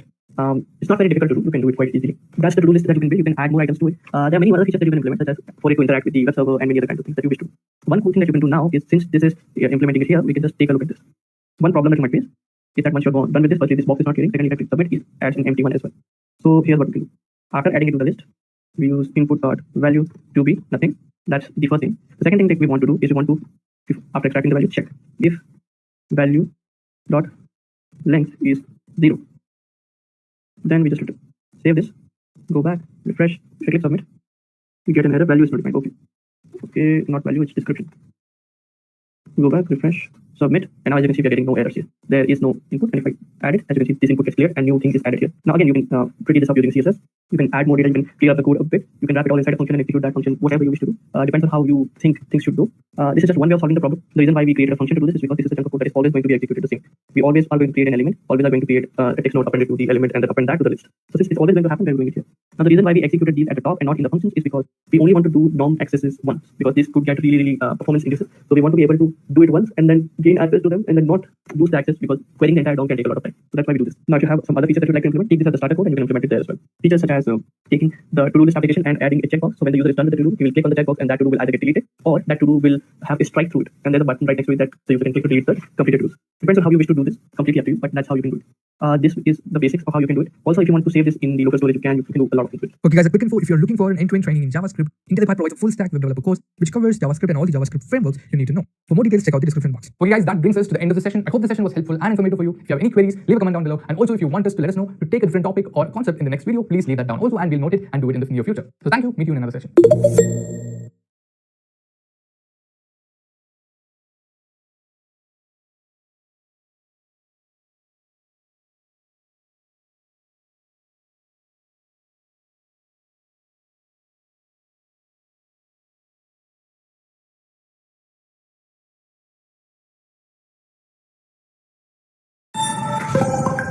Hello everyone, welcome to this brand new extensive session on PHP and MySQL by IntelliPath. Today with this session we are going to touch upon almost all the intricacies of web development, majorly focusing on PHP and MySQL. PHP is the open source programming language that is especially best suited to web development and can be embedded into HTML. Also, it's widely employed across the industry for server-based scripting, whereas MySQL is the database framework that is much faster than other databases in terms of performance and ease of access. But before we begin with a deep dive into these technologies, I would suggest you guys to subscribe to the IntelliPath YouTube channel to come across more such technical updates. First of all, we shall look into the agenda for this session. We will begin this session with an introduction to PHP. Then we will move on to MySQL. Later, we'll talk about HTML and CSS. Here, we will also discuss about how you can embed PHP snippets into HTML. Next, we'll discover JS and jQuery. And finally, we'll create a hands-on implementation using all the frameworks mentioned above. Hey guys, so I'll start with the basics and then we will work our way towards progress. So in this workshop, we'll be learning about HTML5, CSS3, JavaScript, a few libraries like jQuery, and then PHP, MySQL, then CakePHP. Okay, and CakePHP would be a framework on PHP, and it has a lot of things that we can do with PHP manually. So you can think about it like there's a wizard who will give you things that you want if you give him the right command. So we'll start a journey with HTML5. But before we begin, a small round of introduction to know. Let me just pull out my presentations that I've prepared for you. So guys, my name is Vijay Shivkumar. I'll be the trainer for the remainder of this workshop. And this entire workshop is going to be a hands-on series. So we discuss about a topic theoretically for a few minutes so that we conceptually understand what is the outcome, and then we practically do it. There will be examples set up for almost every topic. There are a few conceptual topics. Wherever we have a conceptual topics, I have some slides, and then we discuss about that in the topic. See, what's more important here in this workshop is everybody's ability to understand and cope up with the technology that we are going through. So moving forward, guys, I'm sure you should be comfortable with who your instructor is and what is his background and things like that.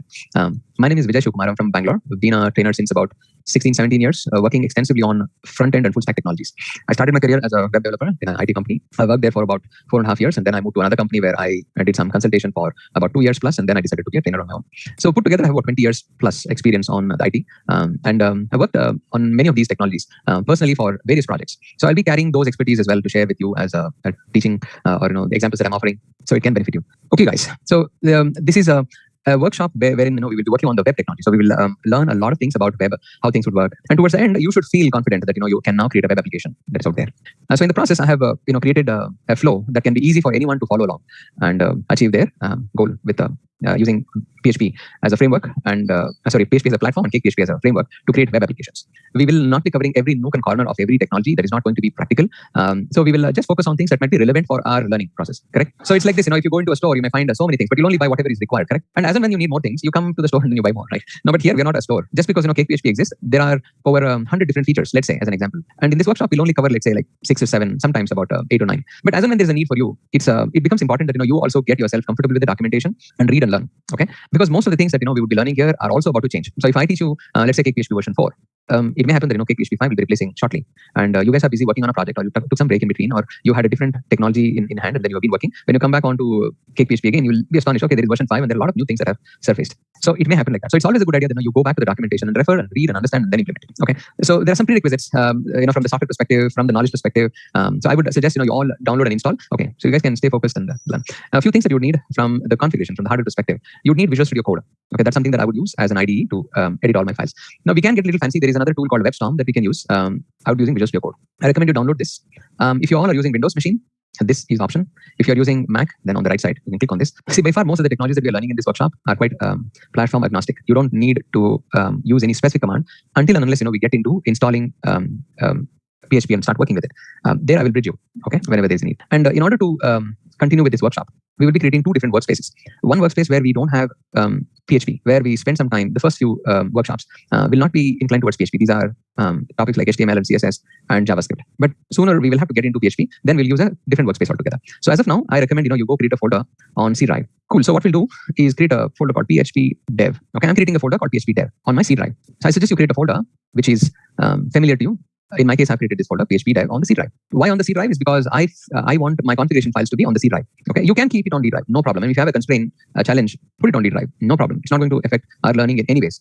Moving forward, when we have the configurations, we need to make sure that the application is installed on the C drive where the operating system can access those files. For these first few exercises, it really doesn't matter. And I would always recommend that now keep your files at a place where your OS can access them. So that is why I prefer C drive. Now, if you have a challenge, if you have a constraint, don't install. Put it on D drive. Okay, so you're done. So we copy this path, and we open Visual Studio Code. And in the Visual Studio Code, go to the File menu. From the File menu, choose Open Folder. And in the Open Folder, navigate to this path, and then select that folder. So your Visual Studio Code will restart with that selected path. All right, so now here, this would be the folder structure for our workshop. I mean, those who are installing it on D, sometimes you may get some errors of configuration. Then, we'll have to discuss about that separately. But if you are following along with the way that I'm showing, you'll exactly get the errors that I'm getting. And then I will show you how you can solve them, and that gets resolved. We would need some tools so that, we can work in this workshop. So I recommend some extensions that you should install. How do I install extensions? On the left side, you click on this last icon, extension, click on it. And then you'll be able to search through the extensions that are already installed on your machine or things that are recommended. I would suggest you install these extensions. I mean, I already have them, so I don't have to install. The first one that I recommend you install is Material Icon theme. This is an optional installation, frankly. I would be using it, and if you find no, Vijay's icons are looking nice, how do I get something similar on my machine? Then you need to install this. It's not going to make any significant difference on your development cycle. However, just by looking at the file name, you will know what files are these. Okay, so this is one of the extensions that I recommend. I'm putting this on a notepad. Okay, so Material Icon theme. So this is the first one that you should be installing. The second one that I would be using extensively is Mithril Emit. Okay, so this Mithril Emit plugin, gives us superpowers when we start working with HTML and CSS, and to some extent some JavaScript as well. I'm using Mithril Emit. I'll share this list on the chat as well, but just pay attention. And then I'm also using this extension called Open in Browser by a developer called Teacher or Tech. Because there are two open in browsers. If you look for open space in space browser, there are two extensions. So you may ask, okay, Vijay, which one? And then I'm also using this PHP IntelliSense. And this is really cool, and it helps us to work with PHP quite easily and effectively. So I'm using this. And there's a few more. I'm using this Prettier. It's a formatter tool. It'll make sure your code is organized nicely. Okay, and it'll look nicer to read as well. I think these are the only ones. Don't bother about PHP Server. We would not be using this in this workshop. But apart from that, these are some of the extensions that I suggest you should install. Let's now go to the next step. So now, after all the installation is done, now a couple of obvious questions is, Vijay, why do we really need all of them? So each one of them has a specific requirement, specific usage. The Material Icon theme will apply an icon to every file that you'll be creating. For example, if I create an HTML5 file, it'll apply HTML icon onto that. If I create a CSS file, it'll apply a CSS icon on that. And later on, we will also be learning about PHP, right? So it'll make sure the icons look like PHP. Just by looking at, if this is a PHP file or an HTML file or a JavaScript file that you can work. I mean, if it's a JSON file, you'll have a different icon, things like that. And then this Mithril Emit will make your HTML and CSS editing a lot faster. Open in Browser allows you to open this application in a browser really quick. See, I'm not associated with any of these tools. Okay, so you're completely free to install it or not install it. Because I've installed it, and you'll feel that Vijay is a little faster when he's typing all the code, so you'll be left out. So I'm asking you to install that is all. And when we start working with PHP, for the first few examples, we would not need any IntelliSense. Once we understand about PHP, once we understand about the syntax and the nature of PHP, it helps if you already have something that can complete the code for us. Now, you don't have to actually type, because the way you will be processing your ideas and you start thinking in PHP would be a lot faster than your hands completing the code. So these IntelliSense will help you complete this code a lot faster. And this Prettier formatter will allow your files to be formatted nicely. So when you look at it, the code will start making sense to you. Okay, so Prettier formatter is available for HTML5, CSS, JavaScript, and things like that, but not for PHP, I guess, because I've not seen PHP. Now, usually I don't use this ID. I'm using something called as IntelliSense ID called WebStorm for PHP editing. So nevertheless, since this is open source and free, I'm suggesting let's use this. Okay, you don't have to make any payment, but WebStorm is a paid tool. You need to make payment. I guess per annum it's about $14 or something like that. Okay, so now coming back to the context. First, we'll start our journey in HTML. Okay, so we'll go create a new file. I mean, there are many ways to do that. You can click on this icon, you can go to the file menu and choose a new file, and then you can also press the shortcut Control-N to do something like that. So we'll go click on this icon as of now, and then it'll ask you what is the name of the file that you want to create. And in order to maintain the sequence of these topics, I'll call this as step 1 hello world.html. Notice that the extension .html is important. If you don't add this extension, the tools that we have installed may not be able to recognize this file and do the auto completion. So since many of you guys are totally beginning fresh, I would spend some time on most of these trivial coding practices, and that will help you scale up really fast. Now, first step is, let's say now you created an HTML file. What is the content? What do you have in HTML file? So usually you'll have an HTML tag, correct? You have an HTML tag, and inside that tag you have the head and the body tag. These are the two tags that you'll have. So if you want to technically understand, the hierarchy here, HTML contains head and the body. Head happens to be the first child of the HTML tag, and body happens to be the second child of the HTML tag. But is this alone good enough? So we have the HTML tag, and inside the HTML tag we have the head and the body. Head is where all the processing information for the body tag will be stored. I mean, we can specify how our body tag should appear, or how it should be styled. How can I access it? And all of that will be in the header tag. And the body tag is what the user actually sees and interacts with. Okay, so all invisible elements are put here. All visible elements are put here. In other words, the script tags, the CSS declaration for the content will be declared in the head tag. basically the processing information will be stored in the head tag. And we can add some configuration instructions inside this head tag as how this document should be treated and things like that. Okay, so now typing this every exercise will become a pain. So we installed emit, correct? And with that emit, we can specify HTML:5, and this will give us the abbreviation for this code. And if you notice, we have all the standards maintained. The doc type declaration is added. Now, why is this line required? Because Vijay, you told that HTML tag should be the root. Yes, of course. But see, before this HTML tag can be understood by the browser, there are many ways to interpret this HTML tag. In fact, we have come a long way since the very first inception of HTML happened. Okay, so HTML also has a lot of versions. The one that we are working is HTML 5.01. Now, but then there is version 1, version 2, version 3, and HTML also got influenced by other technologies like XML in between, and there has been flavors of XHTML version 1 and version 2 and things like that. So you are instructing the browser that how I want you to treat this application, how I want you to treat this page rather. This page will now be treated as HTML5. So the doc type declaration simply tells HTML. So or else the HTML declaration should actually be like this. This is then we have come a long way. Maybe I'll show you this one. So you see this doc type here. Maybe for your benefit, I'll paste it. But trust me, you don't have to learn all of these because initially we started with HTML version 1, and later on, there has been some changes. And HTML 4.01, which was officially announced as a standard, so people can use. And what happened to version 1, 2, 3? Maybe they all lived a very short life, but these versions were predominantly available for a long time. And later on, HTML got converted to XHTML, and we have a few flavors. We'll talk about them. But the summary is this: instead of you're writing this lengthy long code. I mean, trust me, this was an interview question. Many people would be asked this very first line in the interview: what is this? What is the use of doc type declaration? What are the different types of doc type declaration? And that's a pain. I mean, it's so much that you have to remember. Maybe it is small, but trust me, when you have to know about this in different flavors, it becomes really a pain. But that was shortened. HTML5 doc type is just doc type HTML. And again, the doc type declaration here can also be lowercase, uppercase. Browser is smart enough. Earlier, those days people used dial-up connections and browsers were very slow. Now browsers are fast. They can interpret things really fast. So we'll go with the modern approach, HTML5. And the very first line here, the HTML tag, has a lang attribute set to English. Why is this a requirement? Because see, there are a lot of screen readers who would come to your application. People who are visually challenged, people who are trying to interpret the content of this page. They all will come and try to understand your document. And they have to be told that the language that I'm using in this page is English. So we are specifying lang as EN here. So the screen reader which comes to this page will immediately switch to an English language and start reading the content so that the person who is using that application can hear the content. Okay, people who are visually challenged use a software called JAWS, and that can read English, Latin, Spanish, Russian, Japanese, Chinese, Arabic, and things like that. So which language should they be using to read the content? So you are telling in the very beginning that you should be using English. Okay, and then every keystroke. See, I'm using an English standard keyboard. Many people out there would be using a Chinese keyboard and Arabic keyboard to add on to the complexity. They have created different keyboards for different countries and their language preferences, and each keystroke generate an ASCII value. That way, if I prepare a page and send it to you, and if you suppose are using an Arabic keyboard, the ASCII values will be completely different, and your page, the page that is displayed on your screen, will be completely different. Because I'm using English keyboard, alphabet A on my key would be completely different on your device as well. So in order to bring that uniformity, in order to bring that synergy between different keyboard users, we'll have to specify what kind of key strokes will be generated when I press a key using this UTF-8. This is an encoding standard. We'll actually learn about this even in PHP. So I'll leave it there. But for now, you should understand that some basic configurations are all set. And each browser, whether it is a Microsoft Windows browser or a Mac side browsers, they have some constraints. And in order to bridge or manage them, we have some lines. We'll talk about this in CSS as well. But for now, just understand that there are some templates that are already generated for us. And it's quite nice to know that these all are available. We can start using them. And here in the body tag, I will write an H1 tag. And notice here, I had to just type H1 and press tab on the keyboard. And it will auto-complete the code. And if you want to know, I want to write H1 tag and I want to put this message, this is also a load. And then I press tab and it will generate the content along with the tag. This is happening because we have installed this tool called Mithril Emit. Okay, so that generates the HTML code for us. So now that I'm done with this, I want to display this in the browser. How do I display this? I want to look at the output that's being generated out of this file. So what you can do is step number 1, go to this folder where your workspace was generated. No, don't do this. Just watch. I'll show you a shortcut because we installed a tool for it. So this file which is generated here, you can either double click this. In my case, it is configured that Firefox will open this file. Why? Because Firefox is the default browser on my machine. Optionally, you can also right click and open with. Notice there is this command open with, and you can use a browser that matches your flavor. I can use Firefox, Chrome, older Explorer, and a new Microsoft Edge, things like that. So if I prefer to work with Google Chrome, which I do in for the rest of this workshop, let's just use Google Chrome. So if you press on this, you'll get Google Chrome opening this file. If you notice, it is on the C drive, php-dev, step 1-hello world.html. Easy. Now, instead of doing this, I told you that there's a shortcut. You can now right-click this document and choose open in default browser or other browser. Now, these two menu options are available because we installed this extension, open in browser, this one. Okay, so this will allow this menu, or else it won't be available in the Visual Studio Code. So if I now click on other browser and from the dropdown, select Chrome. If you have installed Chrome, okay, don't expect if you don't have Chrome, if you click on it, it'll magically open in Chrome. No, it won't. Chrome should be installed on your machine, and then you can select Chrome. So notice, this also opened the same file. See, this also opened the same file. So guys, keep engaging in this workshop because many times, I wouldn't know if you're even following. So sometimes I would keep my pace like this, maybe slightly slower and not to a faster side. Okay, so this worked, right? And now we will go on some of the concepts of HTML5. So I told you some of them would be theoretical, some of them would be practical. Whenever there's a conceptual explanation, I will use my slides. So HTML5 has introduced some new things. into our world. I think I just skipped some of these slides. I'll just bring from the starting. So what is HTML5? It is a standard of writing HTML content so that your web browsers and mobile devices which are having web browsers can interpret these elements and render them appropriately. The question is, why do you really need it?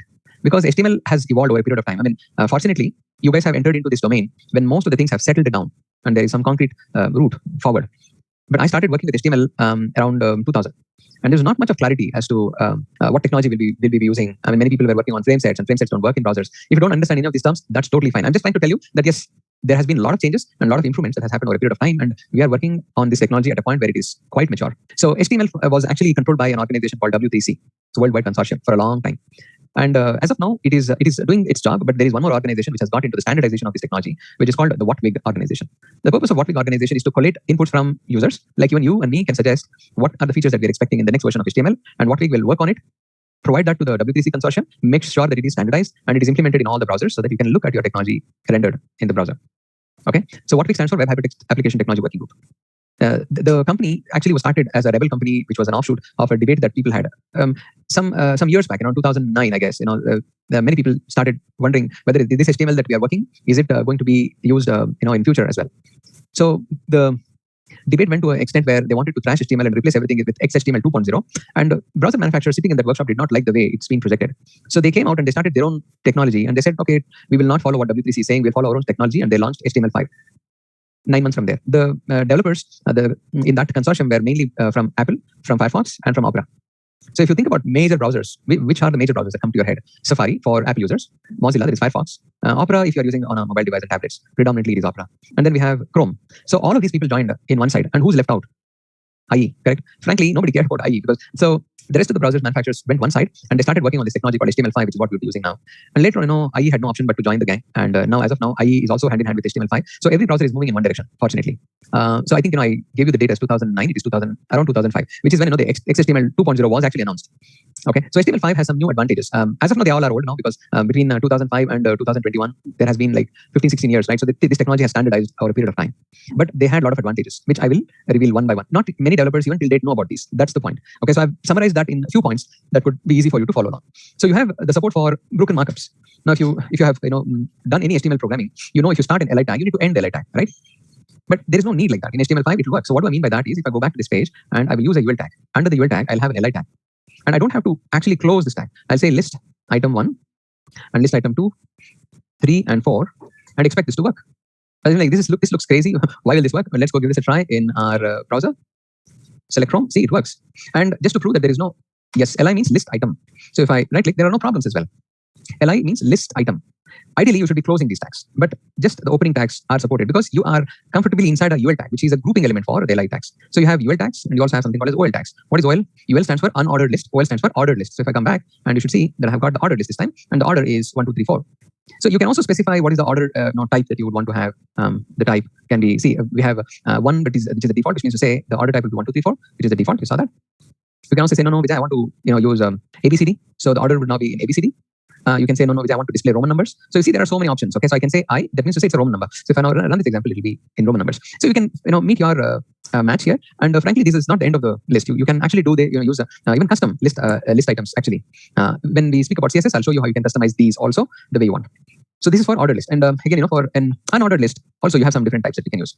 The type here would be by default. Notice here, it would be, it is actually showing all the syntax that we have here, which is wrong. UL, not tab index type. The type will have a value of around dot and things like that. See, as of now, the type or the icon that you see here, this one is called a dot or a disk, if I'm not mistaken. Okay, we can check this in the documentation. I don't use this often. It's not disk. Yes, you're right. But is that type disk? That is, the disk is default. We also have other alternates, right?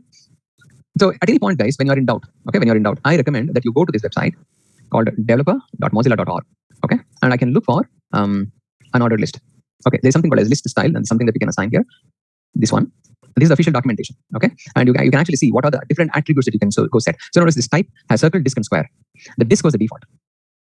The fourth bullet also supports something called as triangle. For the type. Let's go check that out. I've never used all that. Okay, the type is triangle. Oops, did it not copy?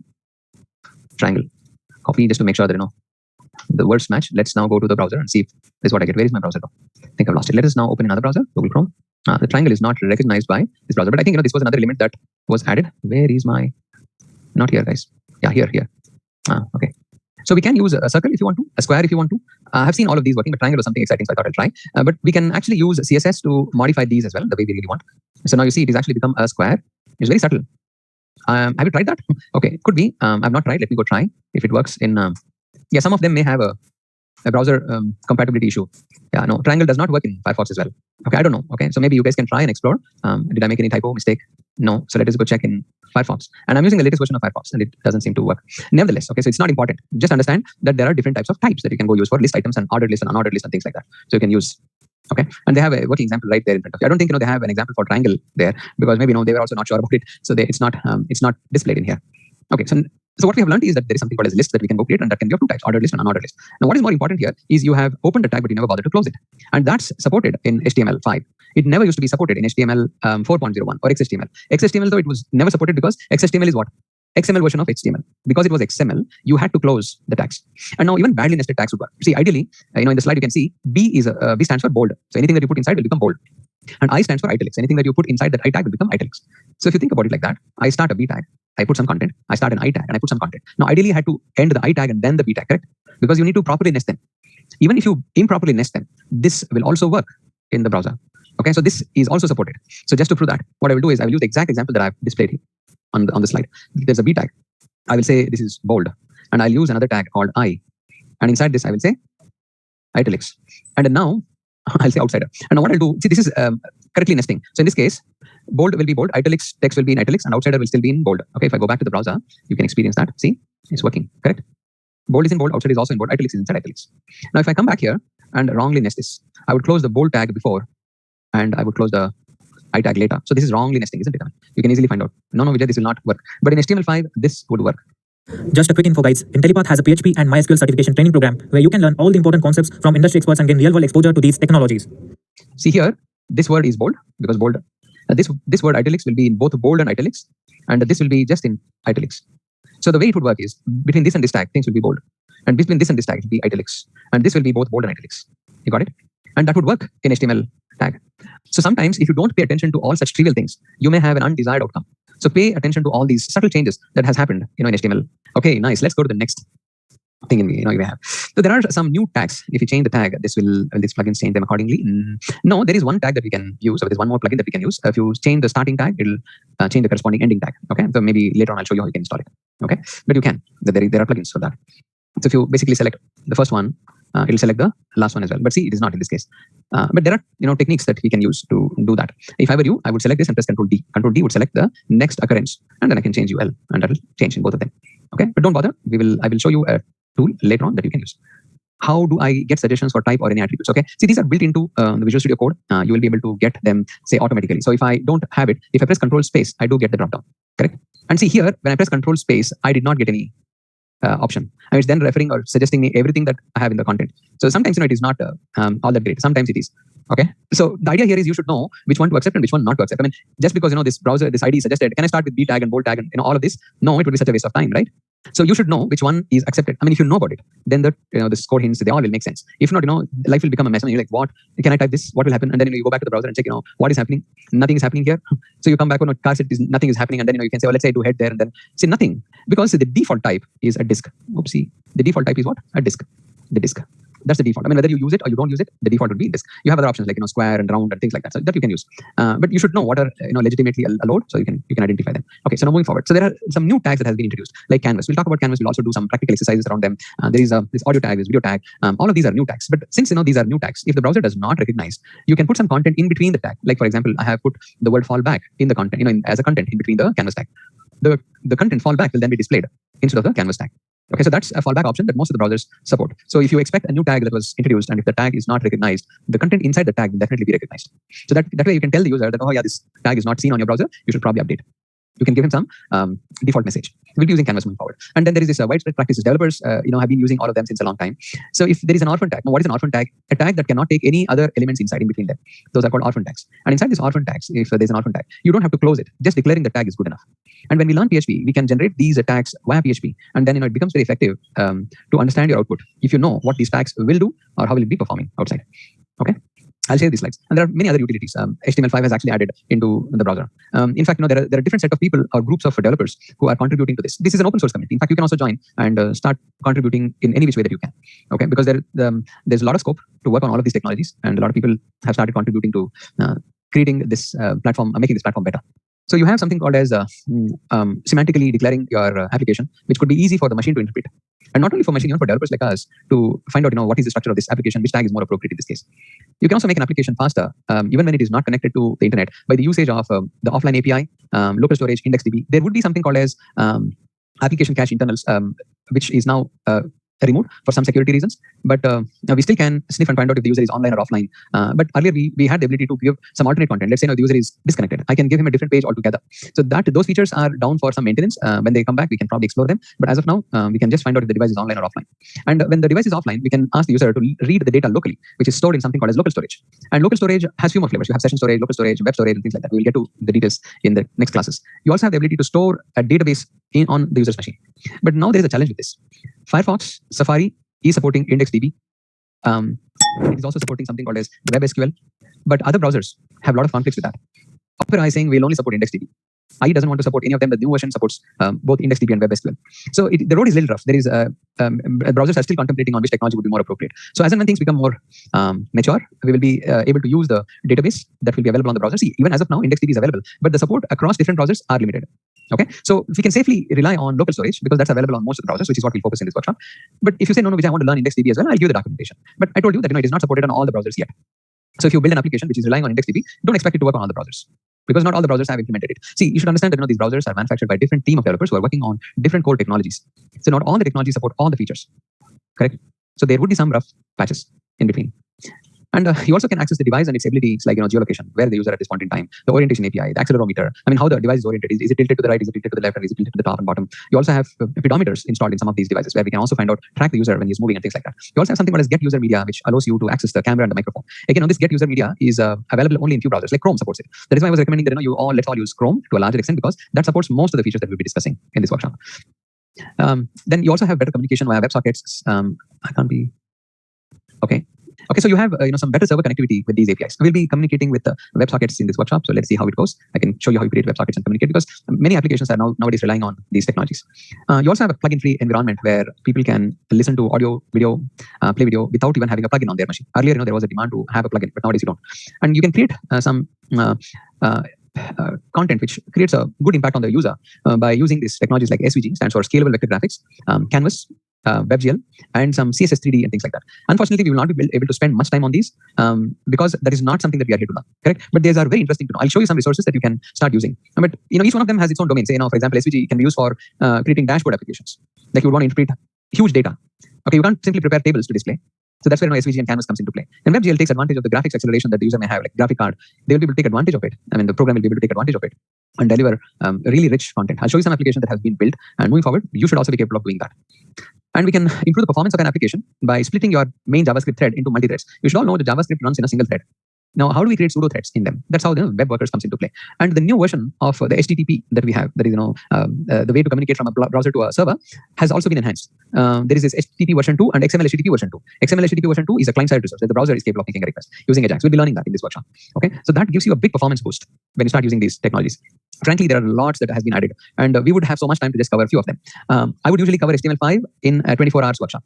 That takes it about 3 complete days, right? So there is a lot to learn. But we'll be focusing only on few things. Why? Because those are relevant for us, for our line of work.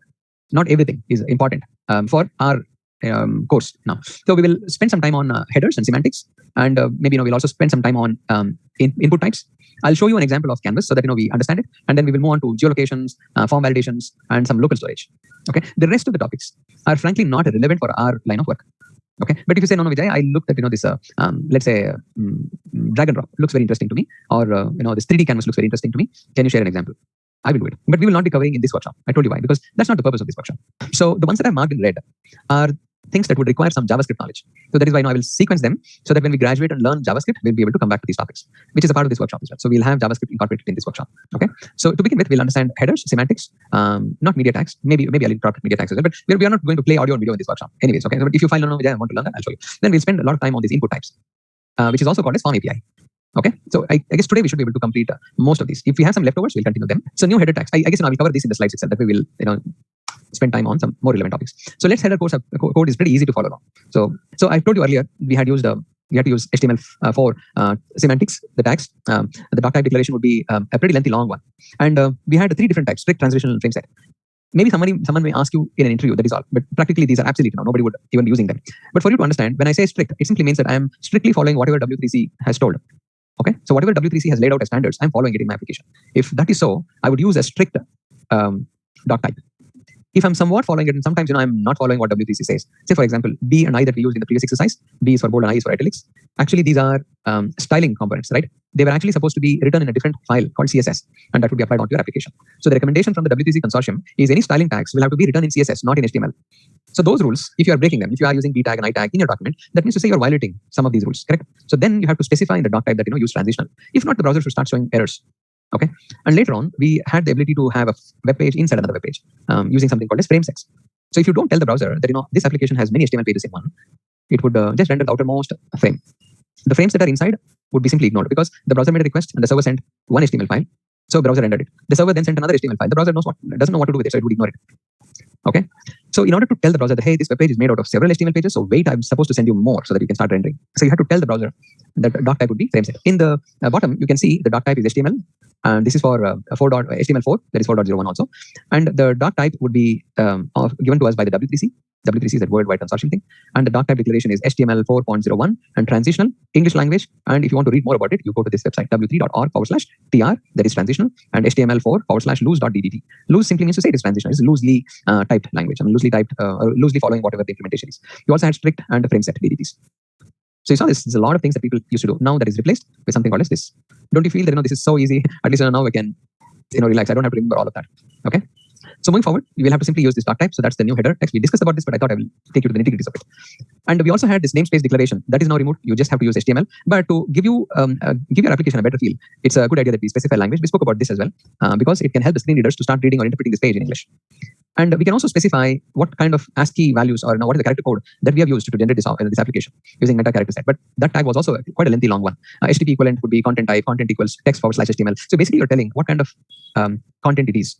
When we create some server interaction, we will again have to do this because from the server side, we can send HTML files, we can send text files, we can send JSON files, we can send XML files, we can send a whole lot of things, right? So we'll have to educate browser as to how things should be treated. So we'll have to specify this on the server side. As of now, the HTML page does not have to carry this information. It simply will have to confirm what kind of Unicode is being used in our page. So you see the ones that are in black is what we should be using going forward. And in order to add scripts, JavaScripts in your document and add styles in your document, the old way was script type equals text/JavaScript. This is the main type that we have to tell the browser. But since there is only one language, should that not be understood by the browser? There's only one that we can send. There can't be many. Earlier, there were many languages that were used on the client side. Now, you also had the ability to render VB code on the browser, C++ for a brief amount of time. So that is all removed now. You only can use JavaScript on the client side. So you don't have to even specify that you are writing JavaScript. Similarly, CSS could also be written in JavaScript earlier. So there was a conflict. Well, should I be using CSS in JavaScript or should I be using a file by name CSS? So now that conflict is also resolved. We'll still be using the CSS on the client side. Okay. If you are working with external CSS file, then you'll have to specify what is the relationship because a document can take more than one CSS file. I'll show you that when we move on to the doc type. So this relationship can be style sheet or can be alternate style sheet as well. As of now, we have to use that, but we'll have to specify where the external CSS file is so that we can provide it to the browser. So these are some header tags. So let's go to the next step. So now we'll switch gears and learn about new semantics. So what is semantics? See, earlier we used to use this tag called div. Basically, div is a division element. You can create a division of content using this div tags. The purpose of this tag is to group similar kind of tags. Let's say now there are about 3 paragraphs. I want to group them. How will you group them? You wrap them into a div tag. So if you keep wrapping your content in div tags, it would create a mess of many div tags and you would not even know for what these div tags are used. So I think we'll go create a problem and then you'll understand the solution and you'll appreciate the solution. I'll now go create a new file, which I recommend you all do. This is going to be called as step 2, semantics.html. And we'll use our HTML:5 snippet. So let's say here in this application, we'll go create some header, some footer, and that is heading and then footer content, and then we'll create some 2 or 3 paragraphs to display on the page. Okay. And I'm using divs to do all of them. So this div will be to create some headings. So I'll use an h1 tag. Welcome to my application. So this is the heading. Okay. And let us say I also want to do some navigation in my document. I'll use a UL tag, and inside the UL, I'll use some LIs. And this LI tag would be nested in an anchor tag. A anchor tag will have an href. That is a location where it should take the user when the user clicks on this button. I'll have about 5 of them. I'll give each one of them a number. This is 1, This is 2, this is 3, this is 4, and this is 5. So this is for navigation. And then the main part of the application comes into play. So I'm using a div tag, and inside the div tag, I want to wrap some content. Now, how do I put some content? I'll use a div tag, and I'll put some content. The lorem ipsum is there some placeholder, dummy text. I would want to have about 3 of them, 4 of them. Who cares? 7, 3, 4 is fine. And then finally, I have a footer. Footer will also have a div tag, and inside the div tag, I would put some ampersand copy, say copyrights. Copyrights reserved by my application. A is for an anchor tag. Basically, it will create a link from this page to an external file. Okay. So now, if I run this page in the browser, this is how my application looks. Not all that elegant, but yeah, somewhere we can start, right? So for all you who are waiting, I will give this file, this page. I doubt if it would be accommodated by the. No, it does not take it. It does not take it. So what I'll do, guys, is I'll put it onto a page that you can access. This website called Pastefin. Give me a minute. I'll create a login. I'll paste this entire page. This will expire in about an hour. Okay, so please copy it before the expiry time. So all you need to do is click copy paste the link in the browser, and when the application shows you like this, click on the raw, and you'll be able to copy the content.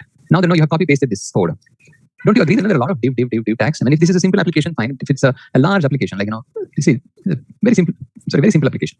If this had a lot of other content, it would become very difficult for us to know what is this div tag doing, correct? And what is the purpose of this div tag? What is the purpose of this div tag? Okay, it becomes very difficult, right? So in order to, maybe this can also be like this. Maybe I have a few more content. Maybe I'll just wrap it into 2, and then I want to group all of them into one div tag.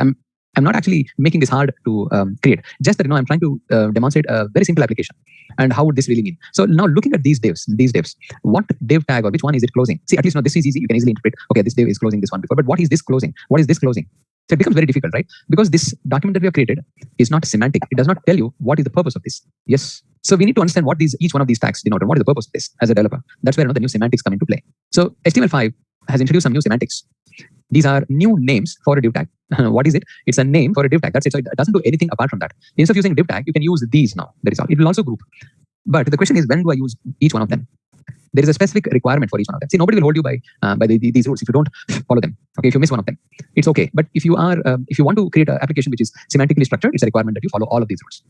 So what we have here is header. Now, what do you think header will do? It will come on top of the page. Sometimes it can also come on top of some content, correct? That is where the heading comes. So the easiest way to think about all of this is to relate this to a newspaper. I'm sure all of you have seen a newspaper, right? Yeah, so you'll have a heading. Now, what will the heading say? Some very important content that you would want to display. And then you have a footer. Where will the footer come? Somewhere in the bottom. Header and footer is something that you can easily understand. Now, if you have many headings, you can group them in one H group. There will be scenarios like this. Like, for example, a company name is heading. Company will also have some taglines, which is also a heading. So you have a requirement to group them. How do you group them? You group them under something called as an H group tag. Easy. Is that simple? Header is on the top of the document or top of the content. Footer is in the bottom of the document. H group is to group all the heading tags. There is this tag called a nav. Whenever there is a navigation that is happening from one page to another page, you can use the nav tag to navigate from one document to another document. Easy and simple. And now you have something called as a main tag. The main tag responsibility is to group the main content of your application. I'll show you this pictorially. That becomes easy for you to understand. Now, what is the main tag? Something that excludes the navigation and the header and the footer. That's the main content. Then you have several sections. So in the newspaper, you have several sections, right? The sports section, the finance section, the entertainment section, and each section will have a lot of articles written in it, correct? Under the sports section, you'll have a lot of articles. Under the economy section, there will be a lot of articles. Under political section, there will be a lot of articles, correct? So now you understand what is section and what is an article. Section is a group of articles put together. Is that easy to get? Okay. So now we are clear with header, H group, nav, main, section, and article.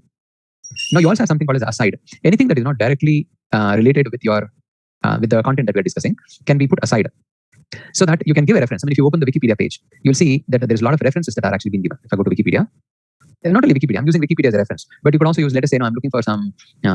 See, if you click on this, you do have this main content, okay? But you also have some references. Sometimes it may come in the bottom. See, these are all references, correct? These are references that we have, notes and references. Sometimes these come in the right side or the left side as well, somewhere in the right side or the left side as well. See, on the left side, we also have some navigation, which are not directly connected with the content that we're talking about. Okay, anything that may not be directly connected to your document, but that is like an also information, read more information, they come in the aside tag. Usually, these aside will be either on the right side or on the left side or somewhere in the bottom as well. Aside would be something on the left side or the right side. I mean, that's the general convention that many people have. But you can also put it in the bottom. Nobody will come and question, why are you putting it aside? That's because this is an aside tag. I put it in the bottom because I don't want this to clutter the main flow of the content. So that's an aside tag. Okay, on the right side, you see something called as figure and figure caption and time and mark. Okay, now what is the figure tag? You know that there are images that we can use, right? Image can be created using an IMG tag. We basically create an IMG tag and then you have an image in front of you. And if you have a requirement to group these images together, I want to group all of these images in under one section. Let's say these are related information. This is before the trip, in the trip, and coming back from the trip. That's sequence, right? So you have, let's say now we all are planning to go for a trip. Before the trip, in the trip, and after the trip. So there's a sequence. Or maybe in the trip also, you went to some place. Let's say now we all went to Jammu. And we had a friend, right, who's from Jammu here. Let's say Smriti, she took us to her state and city, and she started showing us various places. So we make a sequence of them, and then we want to group them together. How do we group them? How do we group these images together? There were no grouping tags for images. That is why there was a requirement. They created a tag called figure. And when you have a figure tag, you can also group them under a caption and add a caption to it. So you group them under a figure tag and you apply a figure caption to it. Is that clear? So you have figure and figure caption tag. And now in order to denote time in your application, you want to display time somewhere. See, by default, if you are displaying time, the screen reader would read it as 3:09 p.m. Correct? Or if it wants to read the time now, it would read it as 11:56 a.m. That would not sound like a time. Correct? Instead, if you mark it or wrap it inside a time, it will then read it out as a time. It will read it as time now is 11:47 a.m. Okay, so you see there is a difference for the screen reader. For people like you and me, it may not make any difference, but screen readers will definitely get the benefit of using the time tag. And whenever you have to denote time, it's a good idea just to wrap it inside a time tag so that it becomes relevant for everybody. And whenever you have a requirement to highlight some tag, highlight something in your application, you use the mark tag. So it's like taking the marker and mark some content. Okay, so I'll show you how you can use all of these tags in one example, the example that we are doing now. So in fact, in my slides, you do have explanation for each one of them. Header will be on the top of the page or the content if required. H group will be used in group to group H1 to H6 tags. Nav tags will be used to group all the navigation, which is navigating outside the application. And section tag will be to declare a group of contents. Article tag is to group contents. And then we have the aside tag. I think I have a pictorial representation of this. I'll probably show you this. It's better. I'll just make some small changes. Okay, href is just denoting the link. Nav tag is used to actually do the or group all those tags that has href in it. Okay, I'll explain. It becomes easy. Give me a minute. So I was asked what is the difference between nav tag and href. See, href is an attribute of an anchor tag. So you go back here. See, there is an anchor tag, correct? Anchor tag is an attribute. What is an attribute? It is a property of a tag, correct? Is that clear? So you write it inside the tag. That's an attribute. Just a quick info, guys. IntelliPath has a PHP and MySQL certification training program where you can learn all the important concepts from industry experts and gain real-world exposure to these technologies. That is href. And you group such tags together under one nav tag. Yes. Nav tag indicates that there are many links inside this page which can take you to different pages. So now coming to this application that I've already shared, let us all do this together so you understand things. Yeah. So we have a header tag, a nav tag, a main tag, header tag, section tag, article, and everything. So if you notice, the main tag groups the main content of your page. It does not include a side tag, a header tag, a nav tag, and footer tag. It is not bothered about it. Okay. So this is the structure that we'll have to follow and apply. So I have actually created this example, keeping in mind that sooner or later we'll be using something like this. So I'm adding one more tag here. Welcome to my application. And the best for to learn HTML 5.01. Okay. So we have H1 tag, and let us say this is an H5 tag, just for the sake of it. Okay. H1 to H6 are different levels of headings that we can have in the document. So go back. This is how it should look. Welcome to my application, and so on and so forth. Now I want to group them together, and we'll actually do that now. Okay. So what will this tag be, guys? Now that you have learned about these, which tag will this be? Header, correct? Because we have two headings here, and then we're trying to group it. You wouldn't be wrong when you say that. But more specifically, this is going to be a header, correct? So I will now replace this with a header tag. And just because we have a requirement now, I will group this into an H group tag, so that we actually use all the things that we have done. Okay, inside the header, we have an H group tag. Is this more sensible now? Now looking at this, we know that there are no div tags, but the output would still look the same. There's no change whatsoever. We did not make any change, correct? So H group is used to group heading tags. Header is on the top of the document. Easy. Now coming down, what tag will this be, guys? Footer. Excellent. So this is going to be a footer tag. So inside I have another div tag. I think that's okay. We'll just leave it as it is. This one. So you can nest divs inside footers, no problem. I mean, usually I'll show you some of the web pages that I've done, and then I'll show you the footers can also have headings inside. Okay. So this was one of the recent websites that I created using WordPress engine. WordPress is also built on PHP. So scroll way down here. You see this is the footer. This entire thing is a footer. And footers also have headings inside them. There's a heading here, correct? The heading here, and some links and buttons and things like that. So you can add as many as you really want. And now this is a navigation that we are trying to navigate from this page to another page. What tag would this be, guys? So this would be a nav tag. So the idea here is you all are understanding what is the purpose of each one of them. That's the main key ingredient here. And then now this small tag here, which is describing something. What can this be? And section should be a group of articles, correct? Article would be the right tag. So we'll replace this with article tag. Now, which all will be article, all of these divs, this, and this will be articles. These articles can be grouped under what tag? Section tag, correct? Yes, you're right. So I'll group this into a section tag. So this is one section. Let's say this is a sports section, and we have another section here. Okay. So I will repeat the same process. These are articles, and this is a section tag. So several sections can also be grouped up, in fact. But in the presentation, you can see sections can be grouped under what? The main tag. So in one document, there can only be one main tag that groups the main part of your application. I mean, if you come to this page, and you're able to see this, if I take this off, your page has nothing to display, nothing meaning to display, correct? Someone comes to your web page so that they can read the main content of the application. So we'll replace this with a main tag. Easy. So this is how you will go apply semantics in your application. So let's jump to the next topic. We'll skip this, not required. We'll skip this as well.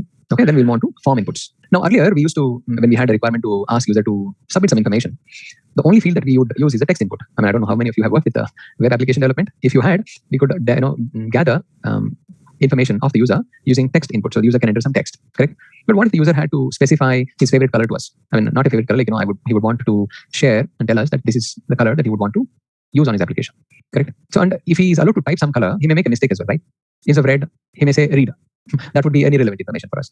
Instead of black, he may say block. I mean, maybe while typing, he made a mistake. Okay, so that would be an inappropriate data for us. Now, how do we protect? That was one requirement. So validation. That is, you validate the input before the user can type. So you have some new inputs that are available here. Not only just color I'm talking about. Let us say the user will have to select a range of values. So now you have some new inputs. I recommend that you start using them if you have to build some application going forward. So we can search. We can use the search, color, range, time, date and week and month and number, email, telephone number, URL. So these are some inputs. You see, there are tons of them, right? Not tons of them, lots of them, right?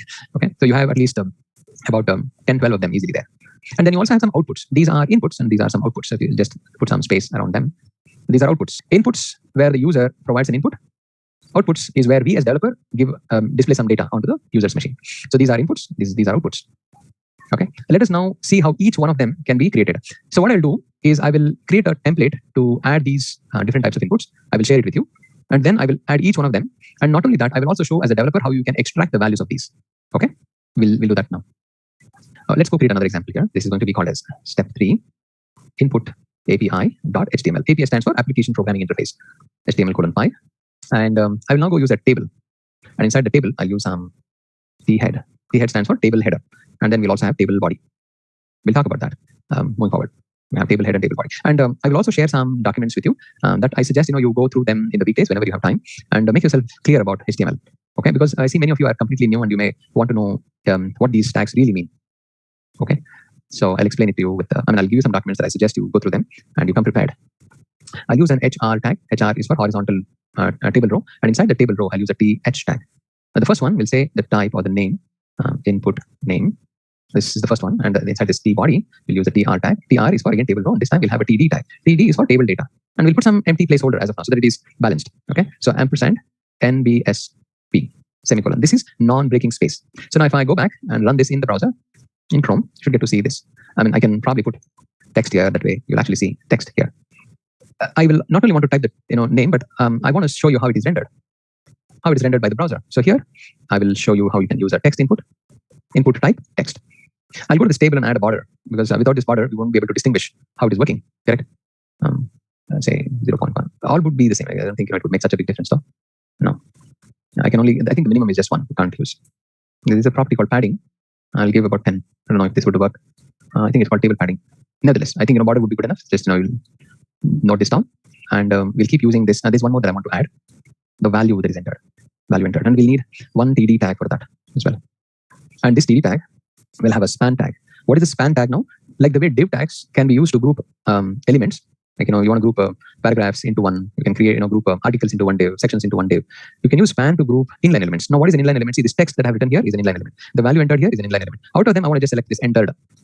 Okay, how do I do that? Let's say now we have this text called value is. Let us say this is a placeholder. I want to select only this text placeholder and then change its appearance. I want to select only this. How do I do that? That is where you use a span tag to select it. Is that clear? But as of now, we don't know what to do with that. So maybe if I were to show you, I'll use a style block. We'll be doing all of this shortly. So if there is a span tag, I want you to select it and apply a background color of yellow. Let us say. So I'll run this example and it should apply. So I'm selecting only this text. That is why the span is used. Okay. For now, I don't need that. But it was just for you to understand. Don't bother. We'll be doing a lot of things with the span, with the div in the CSS workshop as well. So just to get you started. Here I have a span tag. Okay, and it is saying placeholder. So I'll give you this file. I frankly don't like the border that's being applied. So let's get rid of that. But you know how it looks like. So we have input text and then how it is rendered by the browser, value entered.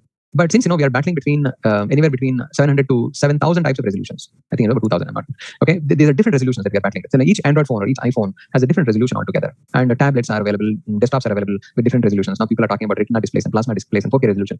So all of these devices will have problems rendering these tables.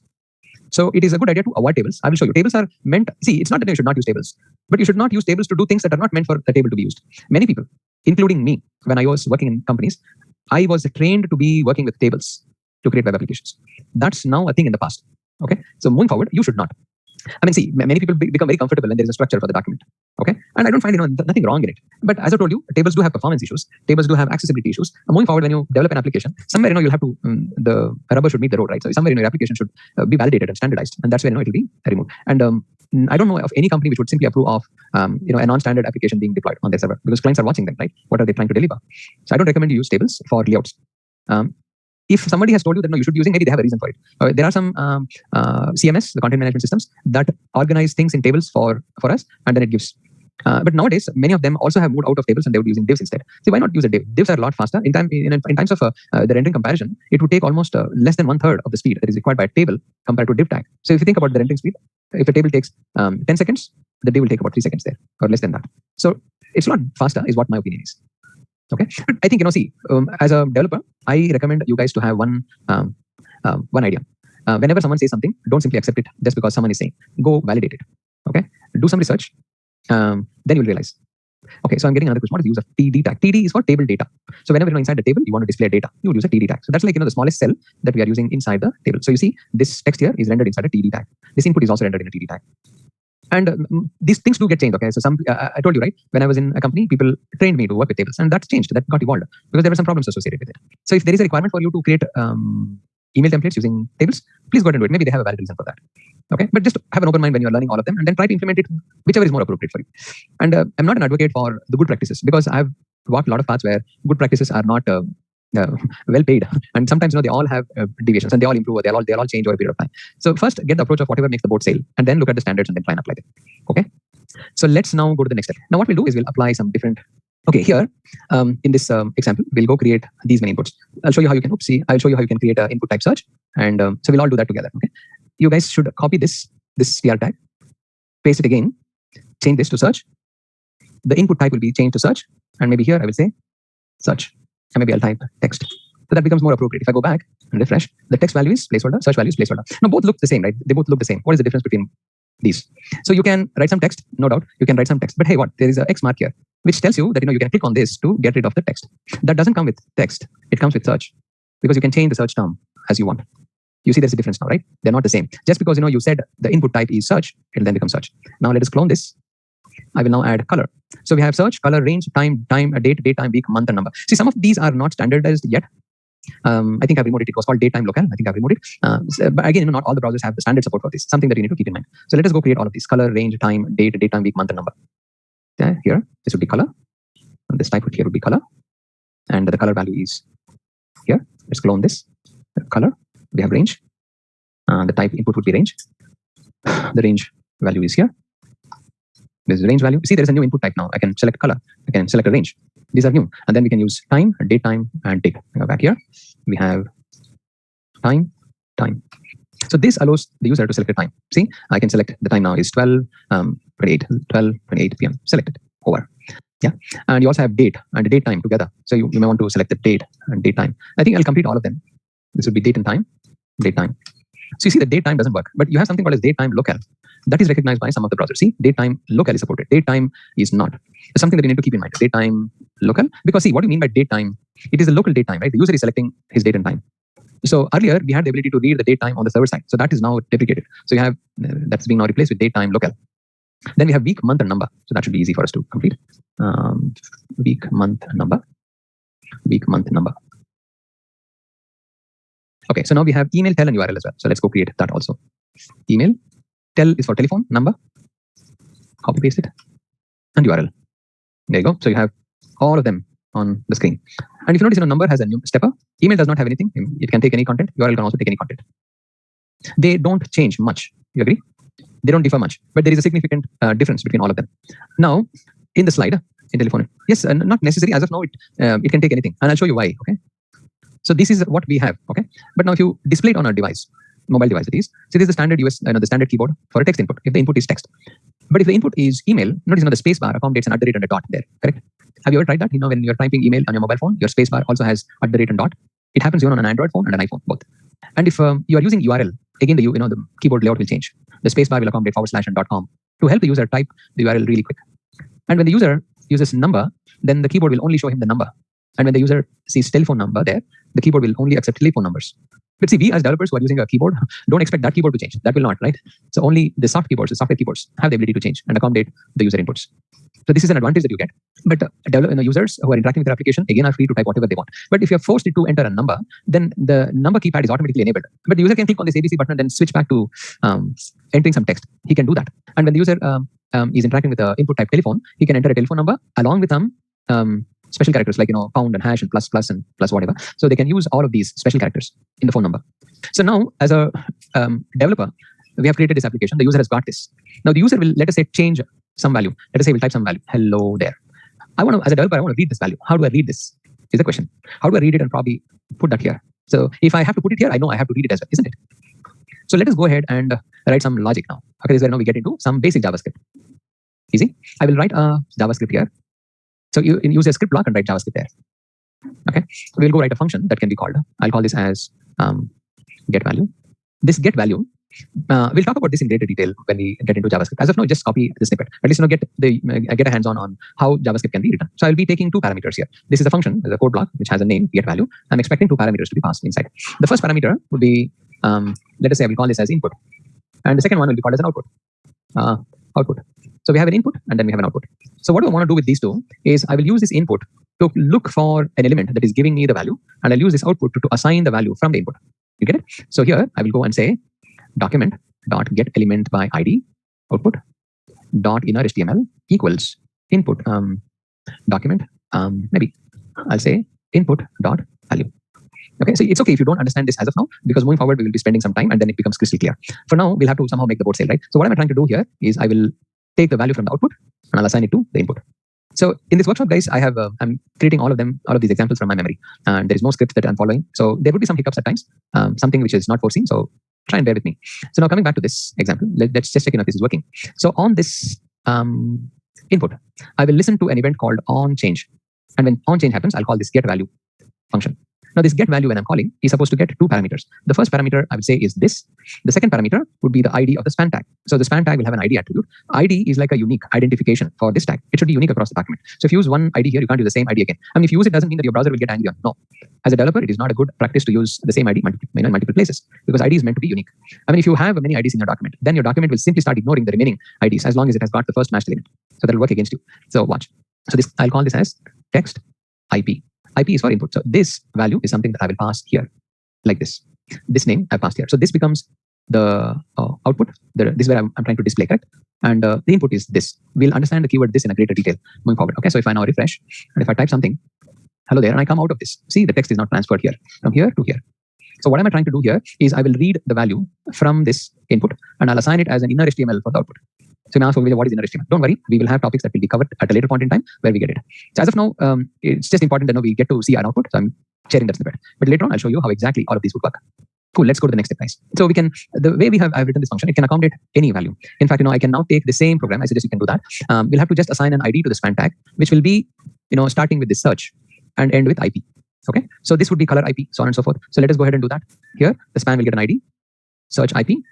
So I got search and IP there. And on this input, we'll go use that onChange event, and we'll say get value, and we'll pass the keyword this, and then in quotes, I'll pass search IP. So if I now go back, refresh, if I type something in the search, if I say football is here. If I go back, cricket would be displayed here. Easy. So you can now try with all of these. Like for example, go to the span tag and assign an ID as color IP, and I go to this input and type onChange get value, and pass the keyword this, and in quotes, I pass color IP. That would also display the color now. So if I click on this and select some color, okay, select the color. You can also use this color picker to pick any color from the document. So if I come out of it, it gives me the hex value of the color. Okay, frankly, I can use this to do something. So I can now work with all of them. Cricket. I'm not a big fan of cricket. I hate it. Nonetheless, I'm using it as an example. Hello there, and it. Okay, so here I can select this range, and then I can get the value here. So in order to do that, go to the span, and I use an ID and say range IP, and I frankly I can copy this. It looks like I will be doing this for a lot of them. So this would be a range IP. So go back, refresh. So when I'm changing, see, I'm able to get. And what we understand about this range is the minimum is 0 and the maximum is 100. And we can set any value in between. Easy. Similarly, we'll go ahead and add this on all of these inputs. Input, onChange. This would be time IP. And this would have an ID called time IP. This is date IP. This will have an ID as datetime IP. It should have been datetime dash local, but in JavaScript we can't use the minus symbol because this would be treated as minus. Okay, so I'm escaping that. I'm just using datetime here, and this is datetime IP. I forgot that datetime IP, and that should work. So this and this should match, isn't it? So now let's go ahead and this would be a week. Oops, month IP. I had made a mistake. Just realized that there was a mistake in the date. Okay, check. It becomes quite monotonous, right? Like all of them. I think we have one or two more. We can complete that. That way, we'll have a full working example. Save, go back and relaunch. Everything should work now. So if you select a date and time, that would be applied. You can select that would be applied, and you not only select the date, but you can also select the time that would be applied, and we can select a week. It tells you the week of the year that's taken. We can select the month that's taken. We can also change the number. There is a problem. Month and number, the conflict. Let's say month and number. Yeah, so this should be month and this should be number IP, correct? Copy paste problem. So month and number, that is fixed. I don't think anything else has that problem. Let's go back, check, refresh. I can select the week. I can select the month, working. I can select the number, that's working, and add an email. I'm putting my email address. That should accept. Telephone number, some number. This is not my number. I've said 9876551. Okay, that works. I can put the URL http://www.google.com. That should work. Okay.